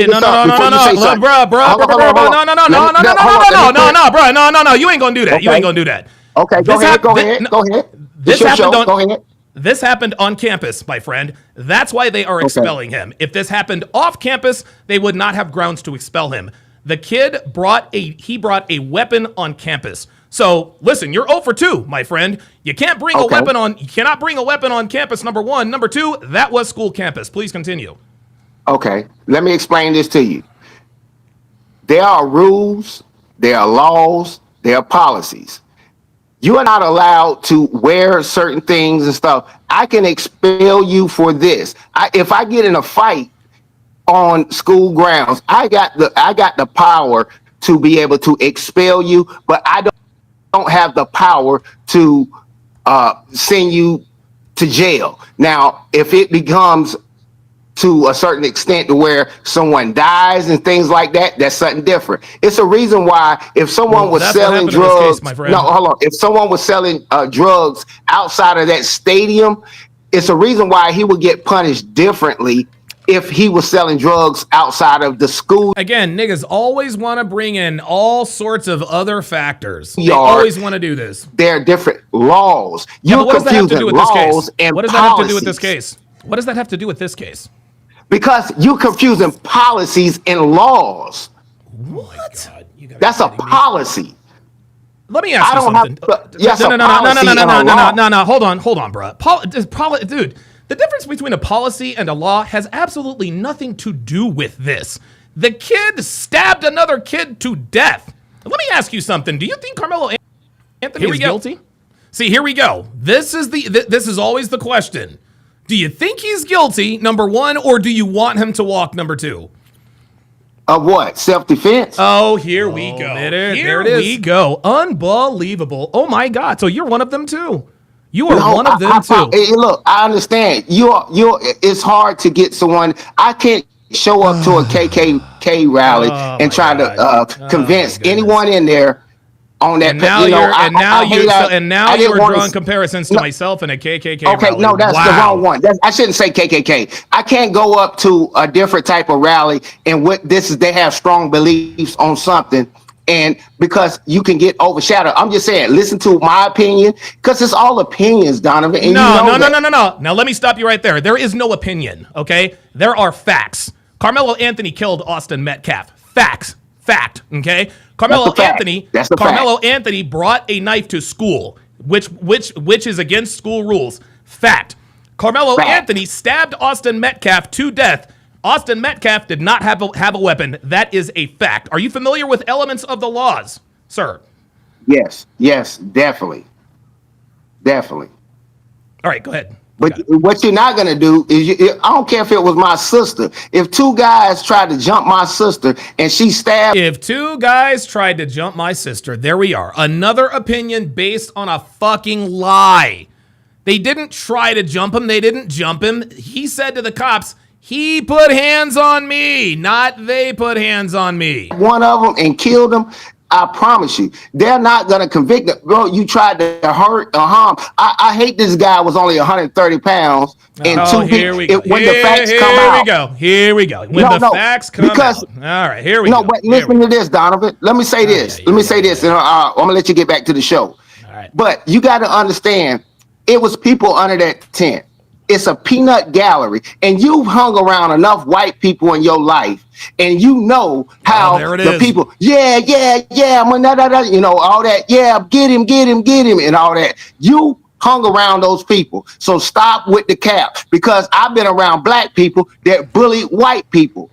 So you understand both sides of the spectrum, and you know what they did. This and has trying absolutely to cover up See, now you're in your emotions. I'm nigga. just assuming. Now you're in your emotions, nigga. Nobody bullied that. Nobody bullied that. Nobody bullied that goddamn kid, and you ain't gonna talk over me. Now you're talking nonsense because I think you want this kid to get off. I think you want Carmelo Anthony to walk. No, yeah, you do. Yeah, you do. Because you're sitting here, again, you like the rest of the other niggas who are in this, like Roland Martin and Dominique Alexander, you're trying to talk around and give me, there are no opinions here. The fact is, Carmelo Anthony stabbed Austin Metcalf. Austin Metcalf did not have a weapon. But niggas like you want to come on and justify the reason that you're trying to justify his actions. Anybody who wants to justify Carmelo Anthony's actions against Austin Metcalf's is a nigga. No, I you know what? I hate that man died, unfortunately. I don't really think you don't. You don't hate that man died. No, you don't, bro. No, listen to me, man. Just trust me. Listen. Unbelievable. You don't hate that man died, man. No, okay, let me say this. Listen, let me say this. Bro, listen, you don't. No. I'm not letting you say shit because now you're off the rails. I hate that young man died. No, you don't. Quit acting like you give a fuck about somebody you don't know, bro. Oh, don't sit here. Bro. No. I'm going to fucking do it. You don't give a fuck about. I don't care about Austin Metcalf. I don't give a fuck about him. It doesn't affect my life. No, hold on. I don't care about Austin Metcalf. Okay. And you're not going to convince me that you're sorry that he died. Get the fuck out of here. Bro, and I'm as adamant I'm on the sorry other that side as when humanly people pass possible. away. Yes, I am. Raw Dog with the $5 super chat says, even if it wasn't on school grounds, it was a school event. Far as I know, they still can't carry. Even if it was off campus, even if it wasn't at a school event, he's still guilty of first-degree murder. But here's what I want you to understand, and you, maybe you never understood. Here we when go. you got into that trouble back in the day, you said you lost $100,000. What does this have to do with the case? No, understand this. I know you called me a nigga and stuff like that. But you're not going to call me one because you're a bigger man than me. Hey, Donovan, listen to this. I'm just saying, and we can exit. When you got arrested and you got into that trouble, you say it cost you hundreds of thousands of dollars over your life. Mm-hmm. Oh, well, yeah. Oh, yeah. He exited all. No. Yeah. I said I know I was going to touch. Did I touch one? See? Did I touch one? Right there. Right there. He thought that I couldn't hear him. He says, yeah, I knew I was going to. Did I touch one? That told me right there that was his intent. He's not talking about Carmelo Anthony anymore. Now he just wants to piss me off. When you got locked up and then listen to me, don't you talk about my. I knew I was going to touch him. Did I touch one? And this is when I had him. Touch one. I touched his soul. Oh, okay, you still there. My TV's still showing you on here. Okay. See, look at you. Okay. No. Hold on. Now you're going to shut the hell up. See. No, now I didn't know. No. Don't do that. No. My TV delayed. Did you hear what you just said, my nigga? Oh, I touched him. I touched his soul. Nah. Fuck it. Don't give a fuck. I don't give a damn. Fuck out of here. Somebody find me. Okay, that was part one of that of us locking horns. This is part two, and the part two. This is where I exposed him. And the only reason why people come up to talk to me is because they think I'm a coon. Just like that banshee bitch queen, whatever, just coming up talking all that nonsense. The only reason why they're pretending that this is self-defense is because it's me. And here comes Jerome Autry one more time. It's the last chance I gave him, and this is why this nigga's all in my mentions. Let's go. It's okay. Come on back up. Jerome. We'll have a more civil discourse. But Jerome, I'm gonna let you know right now. You want Carmelo Anthony to be acquitted. And I think I think you don't want to admit it. You want him acquitted. You want him to walk free. And I think that if people like yourself, okay, check this out. I know you and your audience dislike black people, but it's okay. See, there we go. See, there it is. There it is. There you go. There it is. It always comes out. It always comes out. See, it always comes out. Anytime you hold niggas accountable, niggas like to say, I know you don't like black people. There it is. I know he's one away, Jerome. Oh, yeah. No, we. Yeah, I understand the difference because, it's a difference between a nigga and a black person. Because at the end of the day, when you got arrested, you didn't put down white. You still black, but you ain't a nigga. And I ain't a nigga. And at the end of the day, I'm not a nigga.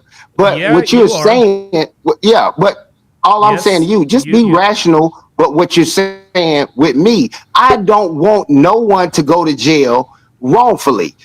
It'll play out in court. But what you're saying to me about Carmelo Anthony, I'm looking at it because, like I said, I stay in Texas. I understand the dynamics on what's going on. Yeah, of course you do. Because you live in Texas, things are different. Listen, no matter. Look, now let me hold on. Let me give you a rational thought. Just because you live in the state of Texas and I don't, doesn't mean you know more than I do. That's rational. I didn't say Please that. Continue. I don't think I said that. Well, okay. Oh my God. I didn't say that. He didn't say that, but that's what he was implying. This is what niggas and women do. That's not what I said. No, you didn't have to say it. You didn't have to say it. Say I know more than you. I'm just giving you context. No. But when you say I live in the state of Texas, what you are implying is that you know more than me or my audience. Why else would you tell me you live in the state of Texas? Okay, that's like me talking to you about something. Gotcha, bitch. And I stay in Africa. Fine. You know what? You're fine. You're right. Please continue. You're right. Yeah, it's just context. It's just context. Yeah, I can understand. You live in Texas. I understand when people get into when they say things like that. I can walk into a room and say, "Hey, man, you look nice today." This person over here is going to look at me and say, "Damn, I don't look nice today." So I forget. I have to tell people like you look nice too. Okay, bro? So quit getting in your feelings about things that I say and this implied things and stuff like that. Chill with that, bro. You are my peer. I'm older than you. So bro, chill with that stuff that you keep saying. You are my peer. Nigga, you and your peers. wife. We are not. No, we are not peers. We are not peers. We are peers. Yes, we are peers. I graduated in 1992. You graduated in 94 or 95. So hush your mouth. Say again. Anything else? You graduated in when? 95. That's what I just said. I said I graduated in 92. Okay, I don't know you from a can of paint. And I said you graduated in 94, 95. Okay, we got it. You are my peer. Okay, we are not peers. Okay, can we get back to the Carmelo Anthony case? I'm going to give you. Hold on. Okay, just get back to the topic. Hold on. Get back to the topic. I'm going to make this statement. You want Carmelo Anthony to skate. You do. You don't want to admit it, but you do. You and niggas like you want this dude to skate because he's black and Austin Metcalf is white. I will give you the last word. That's nice that you are implying because I'm implementing justice. He's not been to court. I know you want to convict him. All I did is said, I believe, in my opinion, that it was self-defense based upon what I've heard so far. If you want to go off on me about my opinion, that's fine. You can do that, Donovan. But all I'm saying to you is just my opinion. The man hasn't even been indicted yet. You have. He hasn't been indicted yet.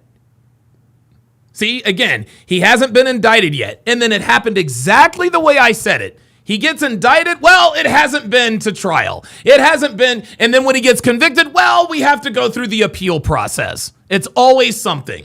Hey, look, I get your dynamics.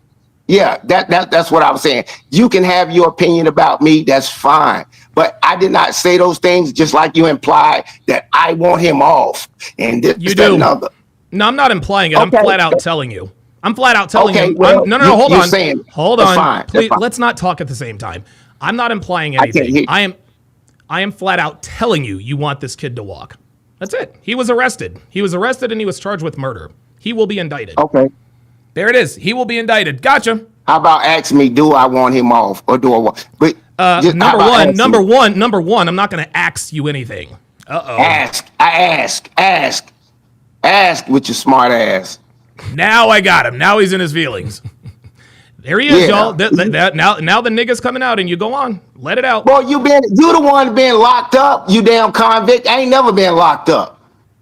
Now, how about that? You the nigga, you check all the boxes for a nigga. How about that? I served this country. I ain't never been locked up. So quit with the nigga stuff. You the one, the nigga. Nigga. You actually now you're in your emotions and you sound like a woman. No. At the end of the day, that's what you just said. I want justice for the Metcalf family and for the Anthony family, whichever way it go. No, you don't. You want Carmelo Anthony to walk. You do. I'm about to block. Yeah, it's all good. It's all good. I understand what you're saying. I appreciate you letting me come back up, but I understand what kind of room you got. You and the other family and stuff that's in here. I just wanted my girl to hear how other people think and the hateful things that they would say about children and stuff like that. Children? What children were involved? What children? I know how it is. Thank you, sir. What children were involved? That's a 17-year-old child died, and it's a 17-year-old child that could go to jail for the rest of his life in the state of Texas. Yeah, the minute Carmelo Anthony plunged that knife into Austin Metcalf's chest, he became a man. Nice try with the infantilization. Though. Yeah, this is what niggas do. Minute, this is what niggas do. You try to infantilize somebody to make them sound more innocent. He was a child. Right, No, he did a grown ass man thing, and he's gonna serve a grown ass man sentence. Right. That's at the end of the day. Yeah, the minute Emmett Till's whistled at that white lady, he's supposed to die. I get it. I got it. He's a child. No, Emmett Till should not have died for that. I know, but yeah. See, there it is. See that? He tried to paint me as a racist. Oh, I know you think Emmett Till should have died. I know you think Emmett Till deserved it because he's a child, which has nothing to do with it. And I just told him straight up, no, Emmett Till should not have died for that. And what did he do? Listen. I get it. I got it. He's a child. No, Emmett Till should not have died for that. I know, but yeah. Disparaging the law. Let me let you go, bro. Appreciate you. Thank you for bringing me back up. Yep. Thank you for proving that you're a nigga. Uh-oh. That's what I'm talking about. See? Yep. He's showing his colors. Yep, showing his colors. Yeah, go watch. You should go watch Dr. Umar or Dominique Alexander. Let me ask you this before I let you go. How much did you donate to the Carmelo Anthony Give Send Go? Just out of curiosity. The same amount that you donated. Man, I know you don't like black people, man. Quit. You ain't here with your white buddies. I you ain't here with your white buddies, man. Stop it. I love black people. I hate niggas like you. No, you ain't here with your buddies. You supposed to do this. Yeah. That's why you got on that Crocodile Dundee and all them bracelet stuff, because you let people know. That's a dog whistle to let people know. I don't like black people and this, that. No, it's a dog whistle to know that I don't fuck with niggas like you. You're goddamn right, it's a goddamn whistle. That's why I wear this shit, to let people know I don't fuck with niggas like y'all. Goddamn right, it's a goddamn whistle. You got to let people know I ain't fucking with y'all.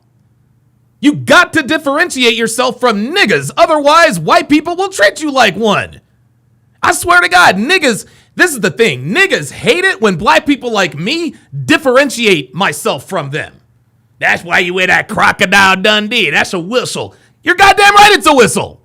I'm letting them know that I don't fuck with niggas like you. So he got me there.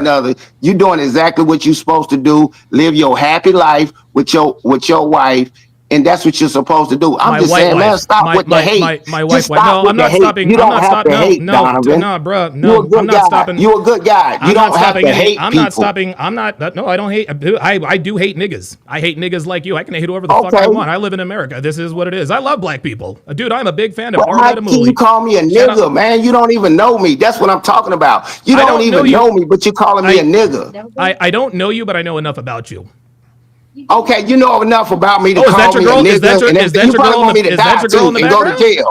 Is that your girl in the back? Yeah, I went to jail. Yep, I actually went to jail twice. I know that. But still, at the end of the day, man, you don't know me. This is the anti-black stuff that I'm talking about. You wouldn't know me, but you still gonna say, I hate this nigga. I'm a nigga to you in your eyes. This is the same thing other races do. You know how it is when you go around the country. I don't care, Donovan. You still a nigga in other countries too. You can play this white stuff and loving these people in here, and they there it is, guys. There it is. White people aren't gonna like you. Have fun with it. Have fun with it. Is that your? I have a lot of fun with it. He said, look at this for 10 years, and I'm worth 7 figures. What about you? No, it doesn't matter. Hey, ask Shannon Sharpe how much his money mean. Stay over there. Ask Shannon Sharpe how much his money mean right now. So don't play the money game, bro. You know you still a nigga. You still a nigga. Okay. Anything else? Have a good day, sir. You too. All right. That was 2. All right. Very, very, very, very good. I've got one last one to play for you, Jerome. What's his face? I've got one last interview to play for you guys, and this is actually the one.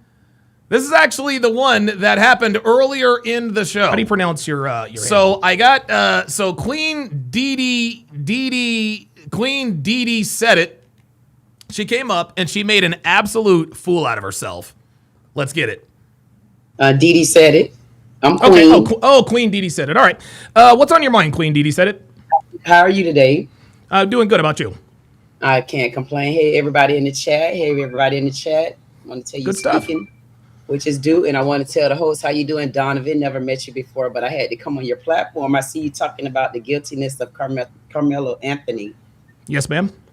I wanted to ask you a quick question. I want to know, if everybody is waiting on the evidence, how did he become guilty already? Well, he's not. He hasn't been convicted in a court of law. But from what I hear, everybody feel like he's automatically guilty, because when you say he don't have self-defense, so you can't claim self-defense, then that means he's guilty already. Because why can't you claim self-defense if you haven't been tried and called guilty? Well, I'm not the court of law. I happen to be a part of the court of public opinion, and I think he's guilty. Okay. You think him guilty? Do you think he's guilty? There was no self-defense anywhere. No. I think he is 100% guilty. Because again, multiple, and I don't know if you're probably aware of this, but there are multiple news outlets that have been able to view the tape. And to a person, they all say that there was no physical altercation leading up to the incident. They said that they didn't have any clue. There was no precursor. It was just kind of everything was calm, and then it was chaos and all that good stuff. So, and of course, there are also multiple witness accounts that we're going to get into a little bit later if you want to stick around for that. That also verified that Austin Metcalf didn't bully him. He didn't grab him. He didn't touch him. He didn't have a weapon, et cetera, et cetera. This is why I think he's guilty. Okay, so you going off what the news forecaster said, and it still didn't get to a jury. Yeah, I'm going by. No, hold on. Let me finish. I'm going by what the news said, and I'm also going. Hold on. It was my turn. No. See, now here's what you're not going to do, Queen. You're not going to talk while I'm talking. Okay. I'm going by what I've seen and heard on the news, as well as the police report. And so I'm not going to. You know what's funny? We all doubt like the mainstream media, CNN, Fox News, blah blah blah blah blah. Unless, of course, it's talking about something that we either agree or disagree with. Oh, my God. Oh, Jesus fucking Christ. Colin Murray Boyles. Oh, my God. Colin Murray Boyles just got drafted by the Toronto Raptors. But that ain't the story. Oh, my God. Oh, my God. Look at this bitch he's got on his arm. Look at this bitch he's got on his arm. Oh, my God. Yo, my man's got him a snow bunny. Boom. Yo. Colin Murray Boyles. Remember that name, y'all. Let's get it. That side. There have been multiple people from multiple news outlets who have said, hey, look, like we've seen the tape and there was no incident before the incident. I know that's what the question I was asking you, so you're going off what the news said. I wasn't over talking you. I was asking a specific question. Mm-hmm. Yeah, I'm going by what the news said and what's on the police report. Oh, okay. So from what I've seen on the police report, if it wasn't a guilt there, then why would you have to go and get your brother? What are you talking about? If you weren't intending on doing anything, why would you have to go and get a brother for any kind of defense? See, this makes no sense. She's just talking. Anything. I don't understand what you're talking about. Please walk me through that. You don't know the story of Carmelo Anthony and how it started? Just answer the question. Like, I know the story. What I'm asking you is, what does his brother have to do with this? It was Austin Metcalf who was stabbed. Why was he approached? Because see, I guess what I'm trying to say is we always find ourselves running to the end of the story, but we need to go. See, she didn't ask questions to get answered. All she wanted to do was ask questions back to back to back and then talk a bunch of shit. To start from the beginning of the story first. See, we're not in the beginning of the story. The beginning of the story didn't start when he stabbed. It was the beginning of the story started. The beginning of the story started when Carmelo Anthony decided to bring a knife to school. As of a lot of children. Let's keep going. Okay, yeah, as of a lot of children, that doesn't make it right. Right, so that doesn't mean you're going with an intent, but as you already know, there's a lot of kids that not only bring weapons to school, they also bring drugs to school, and they're found either on a possession or in backpack. So it's not nothing new. Hold on. Drugs don't. You're right, but drugs don't have anything to do with this. Number one, it's the same basis that you're bringing something illegal to school is what I'm getting at. Okay, as did Carmelo Anthony. So because everybody does it, that makes it okay for him too. And that's not the part I'm negating. No. Let me know. Now you got to answer my question. I said Carmelo Anthony. You said the story started We don't know where the story started. The story started when Carmelo Anthony willfully and wantonly decided to bring a weapon, a knife to school. And you said a lot of kids bring the weapon to school, which says to me, well, because other kids do it, that must mean it's okay for Carmelo Anthony to do it. Here's also another difference. Yeah, I'm sure there were a lot of kids with weapons. I'm sure there are, well, you can answer that when I'm done. I'm sure there were also a lot of kids who had weapons on campus that day. Only one person decided to pull his out and stab somebody in the heart. Right, when he was sitting up on the school's tent. Because he didn't just pull it out when he was not up under the tent. He pulled it out while up under the tent being bullied to get from under the tent while it's raining. So that's why I say the story don't start in one place where most people start the story ahead of the TV station. You got to start the story where it gets started at. It didn't start with that knife. We all know he hold on. It did start with the knife. It did start with the knife. It did start. Okay, I need you to. Okay, look. Let's have a good. Let's have a rational discussion. Let's not talk over each other. I'm very rational. Okay. Well, again, if you were rational, you would acknowledge that the story started when Carmelo Anthony decided to bring a weapon to school. Again, I'm sure a lot of kids brought weapon, and I really need you to quit talking while I'm talking. I'll let you finish. Just let me finish. Okay. I'm not, and I guess this is a fundamental disagreement between you and me. A lot of people speed. Okay, there are a lot of people who break the speed limit. Watch what this woman does. I gave her the perfect analogy, and listen to what she does with this analogy. This is crazy. Somebody gets caught, and the police officer says, "Do you know why I pulled you over?" Well, why'd you pull me over? Well, you're going 70 in a I don't know, 70 in a 45 mile an hour zone or whatever. If I then say to the police officer, well, officer, look around. Everybody else is speeding. Do you think he's going to let me off with a warning? No, I broke the law. I got caught. I pay the price. But guess what? But what if you said to the officer when you're looking on the other side of, hey, officer, yes, I know I shouldn't have had this done. Yes, I know I shouldn't have been speeding, but my wife is on the other side pregnant and she's in labor right now. Do I get a pass? Yeah, no, don't do that. No, hold on, Queen Dee Dee, what you've done is now you're obfuscating, okay? I gave you a simple example, and you brought in an extenuating circumstance. Obviously, if I have a wife, and hold on, let me finish. Obviously, if I have a wife and she's pregnant and I'm trying to speed to get to the hospital, of course I'm going to tell the officer, yes, listen, I know I'm breaking the law, but here's the thing, Carmelo Anthony didn't have a pregnant wife. So, but listen, just like Carmelo Anthony didn't need anybody to tell him to get from under the tent, then go get their twin brother to make them move. That makes no sense. Carmelo Anthony stabbed Austin Metcalf in the chest, and he killed him. He is absolutely. Say again. In self-defense. No, you're wrong. It was not self-defense. Why wasn't it not self-defense? If you have to go get someone to come back and approach if you're going to ask, nobody went and got anybody to confront anybody with anything. The accounts from eyewitnesses ma'am, I really need you to let me finish talking. Please, I'm begging you here. The eyewitness accounts says that Austin Metcalf, matter of fact, there's actually another story that Carmelo Anthony said, touch me and see what happens. Austin Metcalf touched him. That's right. Then he said, punch me and see what happens. Right? Austin Metcalf clearly didn't punch him, but touching someone does not rise to the level of responding with deadly force. In order for the self-defense claim to be valid, his life has to be in danger. If you are going to respond with deadly force, you have to have a reasonable, there has to be a reasonable threat of physical violence. And clearly that was not the case, which is why the state of Texas has charged Carmelo Anthony with first-degree murder. He haven't been found guilty as of yet. That's their opinion. There it is. See, he hasn't been found guilty yet. So when he was arrested, well, he hasn't been indicted yet. Now that he's been indicted, well, he hasn't been found guilty yet. When he's found guilty, well, the appeal process hasn't gone through yet. Right, wrong. And the next thing is, who determines my level of fear? There it is. Well, the state does. No. Somebody asked me. No. If I'm inside me, who determines my? If I'm inside me. So basically, she is saying that, well, whatever I say matters. If I tell the judge I feel like my life is in danger, then that justifies me responding with deadly force. See, this is what niggas and bitches like her like to do. They like to make everything subjective based on the way they feel, because you can't litigate feelings. You can't tell someone that they were or weren't feeling some type of way. That's why they always try to bring in feelings, because feelings are subjective.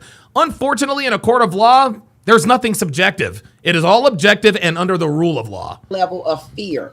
Yeah, you don't, because then you could just I don't get to determine how I feel on the inside. No, you don't. No, you don't. No, you don't. Because So here's you the don't thing. get to Hold on. determine Let me finish. If I'm in a daycare center, okay, and I've got these cute little kids, you know, walking around, all of a sudden I start kicking kids, right? I'm going to jail.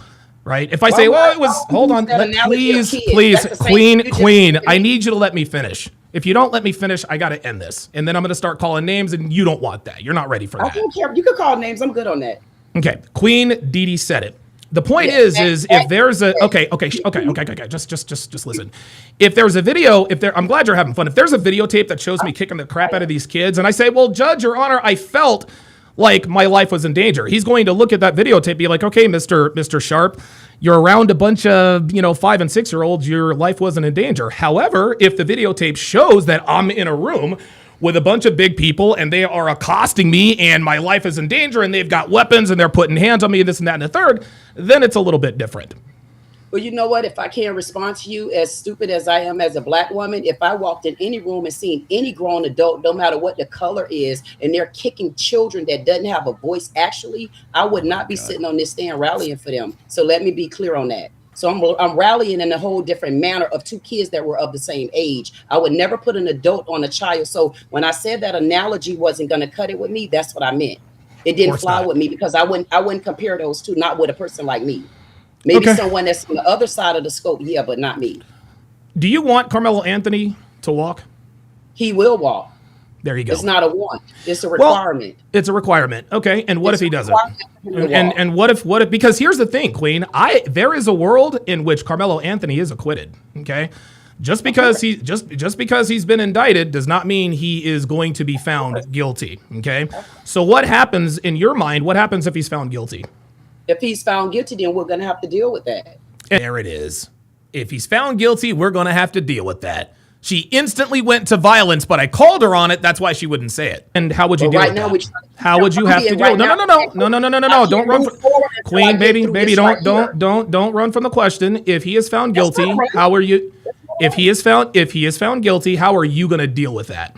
At 6'2" and wear heels, I won't run from nobody that walked this earth. And when I say what I said, I will answer that question when or if, but he would not be found guilty. We will deal with that on the other side of it. So it sounds to me like you're going to respond with violence, and that's what you monkeys do.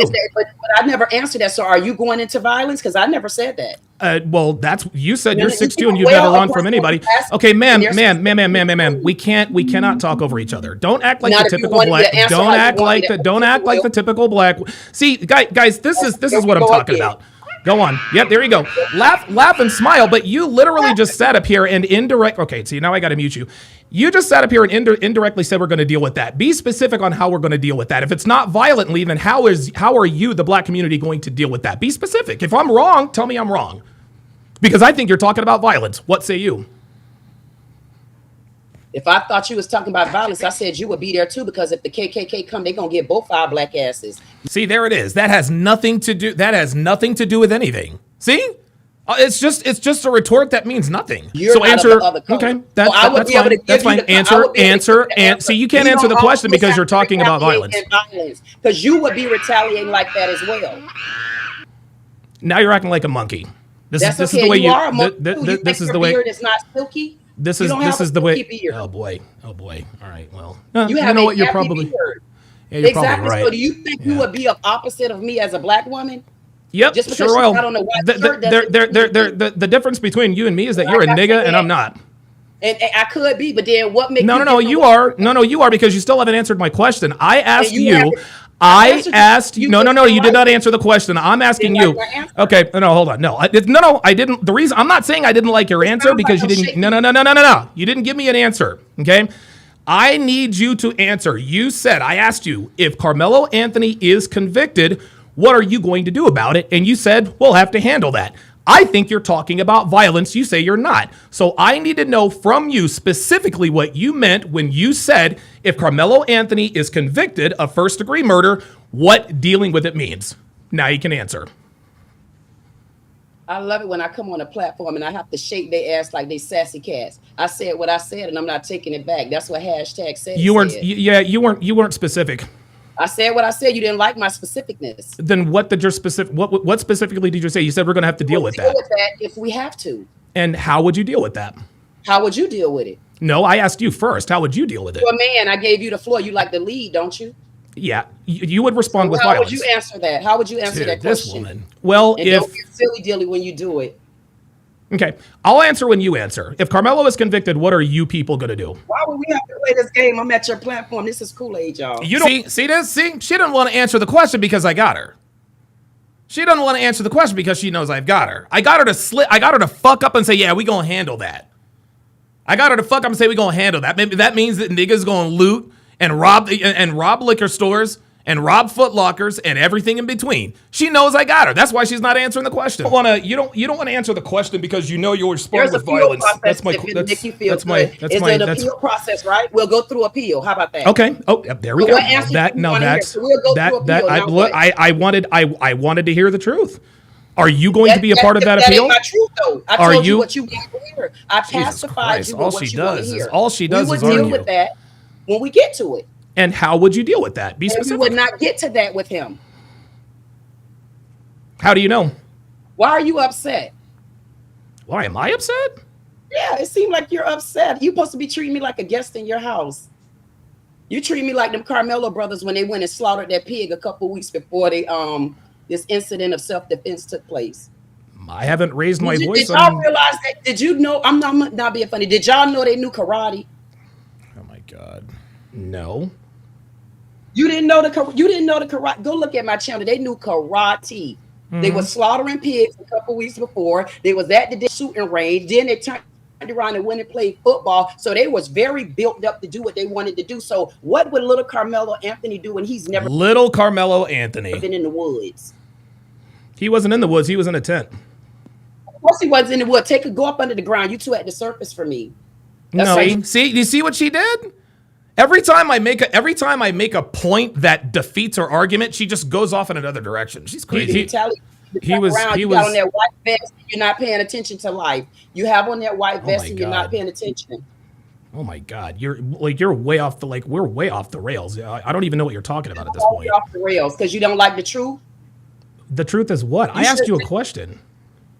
What's your new question? The last question you asked me was what would happen if he's found guilty? And I told you we'll deal with it then. You didn't like that answer. I asked you. I said we'll file an appeal. What was your next question? So you're no. I'm not. Well, I'm not done with that question yet. Who's gonna file? Who is we are gonna file an appeal? You're going too goddamn far. You don't even ask the white man no dumbass stuff like that. You didn't even ask Trump what was he gonna do once he get out of office. Here we go. Face those damn felonies. So why are you asking me to go so far past the appeal? What is it that you want to hear? You got on a white vest, you're riding like a goddamn angel, and I got my sage for you, and I'm dressed in my army gear. Hey, listen, I don't got no hoodie to put on, but I'm gonna give you my hat, goddamn. It sounds to me. You asked me why I was mad. I would ask you the same thing because it sounds to me like you're very upset. I'm not mad, but I'm getting. It's hilarious because I could tell that I've stunned you. You've stunned me. You think I'm joking? You better know who I am. I'm at DD said it. And when you want to rumble this floor about Carmelo Anthony, make sure you bring the right footage because I'm gonna react to everything that you have going on. Until you realize that if something happened before the stabbing, I'm gonna be on you, and you better know it. I promise you, I'm afraid. afraid. And I'm afraid too. Wait, hold on. Repeat that one more time. Hang on. I got a super chat here. All right, guys. I got to leave it there. It is time for your boy to go to the gym. I have been at this for 6 hours and 50 minutes in total. Yeah, man. In the end, guys, she was the only one. Oh, my bad. I didn't even know you were in there, man. Oh, shit. Phantom 313. Make this quick, man, because I got to go. I didn't even know you were back there, man. What's going on, brother? Oh, no, I was waiting on you, man. I have a little disagreement with you, but it's nothing too serious. Okay, yeah. What you got?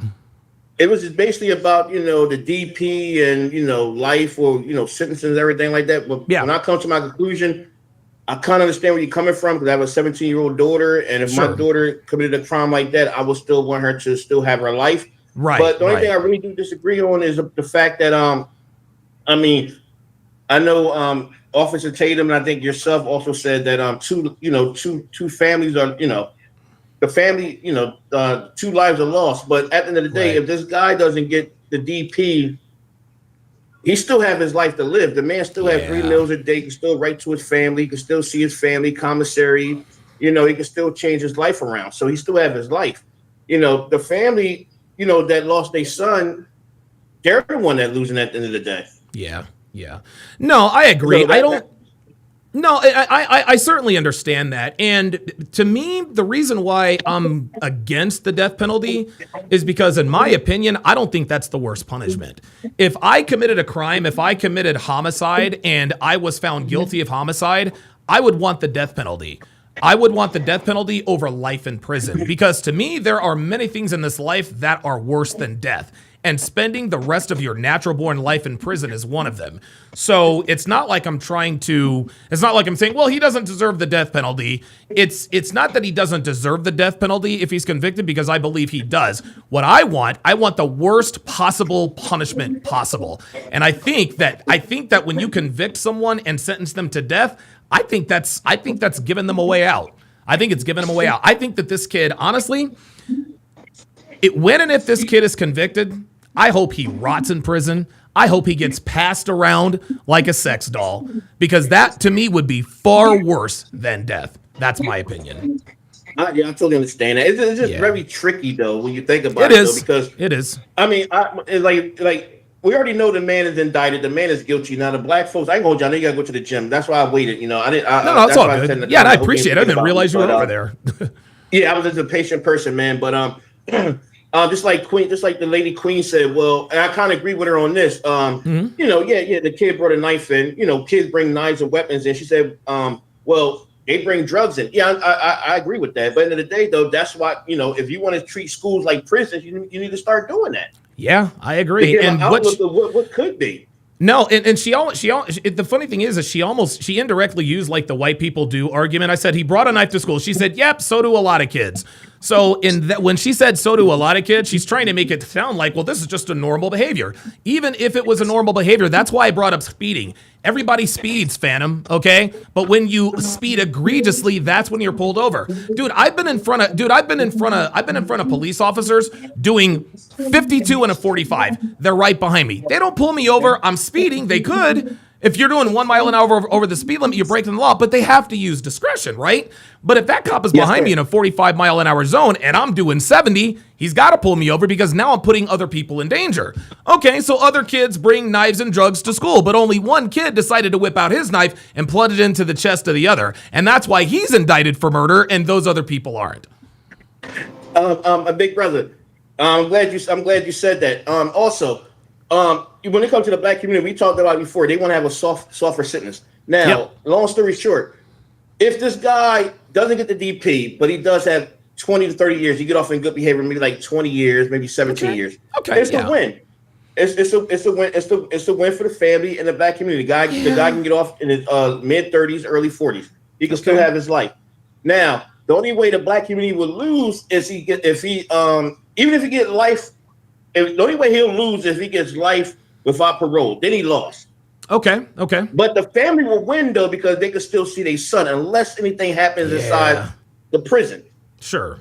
Then they'll lose. Because I always say this. Just because you commit a crime on a person doesn't mean there's someone on the inside that doesn't know the family.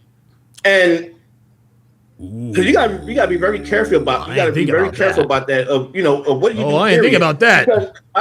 Because I look at it like this. Okay, if KARMELO brought a knife, he brought a knife. He threatened Austin Metcalf. Yeah, touch me and see what happens. Target could have been someone else. And my other question is, when Queen said, it's self-defense, I would have loved for you to ask that question her. Well, what if he stabbed a black kid in the tent? What would be your statement on that? Yeah, you want to know what she would have said? She would have done what black women do. She would have lied to win the argument. Well, if he was a black kid, it still would be self-defense. And that's a damn lie. And if it was a black kid, she probably wouldn't even know about it. Because because niggas don't care about black people committing crimes they unless it's against white raised- people. I'm sorry. I'm sorry, Big Brother. I'm going to say this. I'm going to let you go, man. All the money they raised, basically 1.5. They basically almost tripled of what they supposed to get. Yeah, they haven't raised it yet, but I think they probably will. Right now, as of right now, they've raised the goal. They've raised the goal to $1.39 million. They've raised $538,000. I mean, I agree. I agree. I think it's crazy. And the funny thing is they keep raising the goal. It's like, oh my God, this is just unbelievable. I'll give you the last word, man. And thanks for waiting. Fat rat. The lawyer's gonna get off as a fat rat. Whatever years this kid spent, but he's gonna be a man. He's already, I think he's 18. He's a man, so he's going to jail as a man. You don't think the inmates in there know what goes on in the outside? Like they had more information. They have more time in the inside, know what goes on the outside. People that actually have freedom know what goes on the outside. And let's not forget this, Phantom. You got $1 million, man. If you want protection, I need something off of that, man. Ooh, I ain't thought about that. Oh, I ain't thought about that. That's real talk. Let's keep it a thing. Damn. Don't like prisoners have time, man. They already know what's going on. Oh especially in Texas, they know what's going on. Like, yo, dude, like you made 1.4, 1.7, damn near $2 million. God. How much your attorney get off of that? He only got like $1 million. So he got $1 million left. No, well, you have literally blown my mind, bro. Got like 200 something, 500,000 off of that. So that means you got $500,000. All right, if you need me to protect you, I need something off of that for you to live. Woo! I had not even thought about that angle, but I'm gonna tell you what. They're going to make threats. They're gonna be like, "Yo, I know you got 500K. I don't give up. Well, but it's for my lawyer. Do you think they're gonna give up that? Like, you little motherfucker. We don't give a fuck. We need some of that money right now, or yo ass in trouble." No, sir. And and they bought a house with an Escalade. Oh, they already gonna say you got money, man. Bruh. So they're gonna want something to protect you, man. Woo! If you don't give up, they're gonna let you go. They're gonna leave you in the wolves, man. And Ty Lee, look. Ty Lee says this. He says, and they don't stop taxing. No, the fuck they don't. Nope. It's not. No, nope, look, prisoners. Yo. Prisoners don't do lump payments. Nah, bruh. It's a tax. That shit is due on the first of the month, every goddamn month. And that's how Italians do. You know they owe you money. You got to pay them back. If you don't pay them back in time, that's what points. Oh, he in trouble. He in trouble. Juice. Phantom 3 and 3. Thanks for coming up, man. Love you, big brother. You too, man. Yep. All right, Phantom 313 in the house. Dude, that is a very good point. I had not even thought about the fact that the inmates, dude, they're following this shit. They're like, okay, what's up with this give, send, go? What's this, 538 right now? Okay, oh, look at this. They put the goal up to $1.4 million. Okay, all right. Okay, so when that kid gets up in this motherfucker, we all finna eat. We all finna eat. Wow.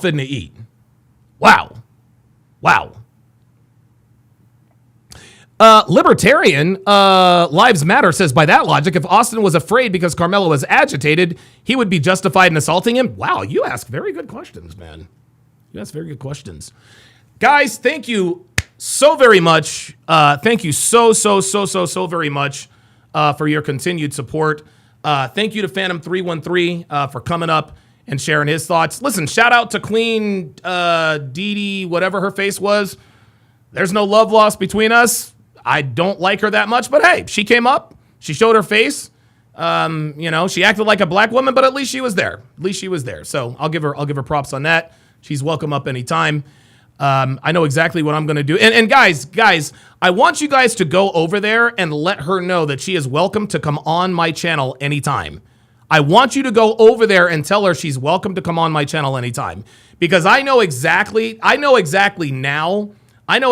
how I am going to handle her from here on out. I know exactly how I'm going to handle her. All right, I'm going to go get in these supersets. Thanks for watching, guys. We'll see you next time.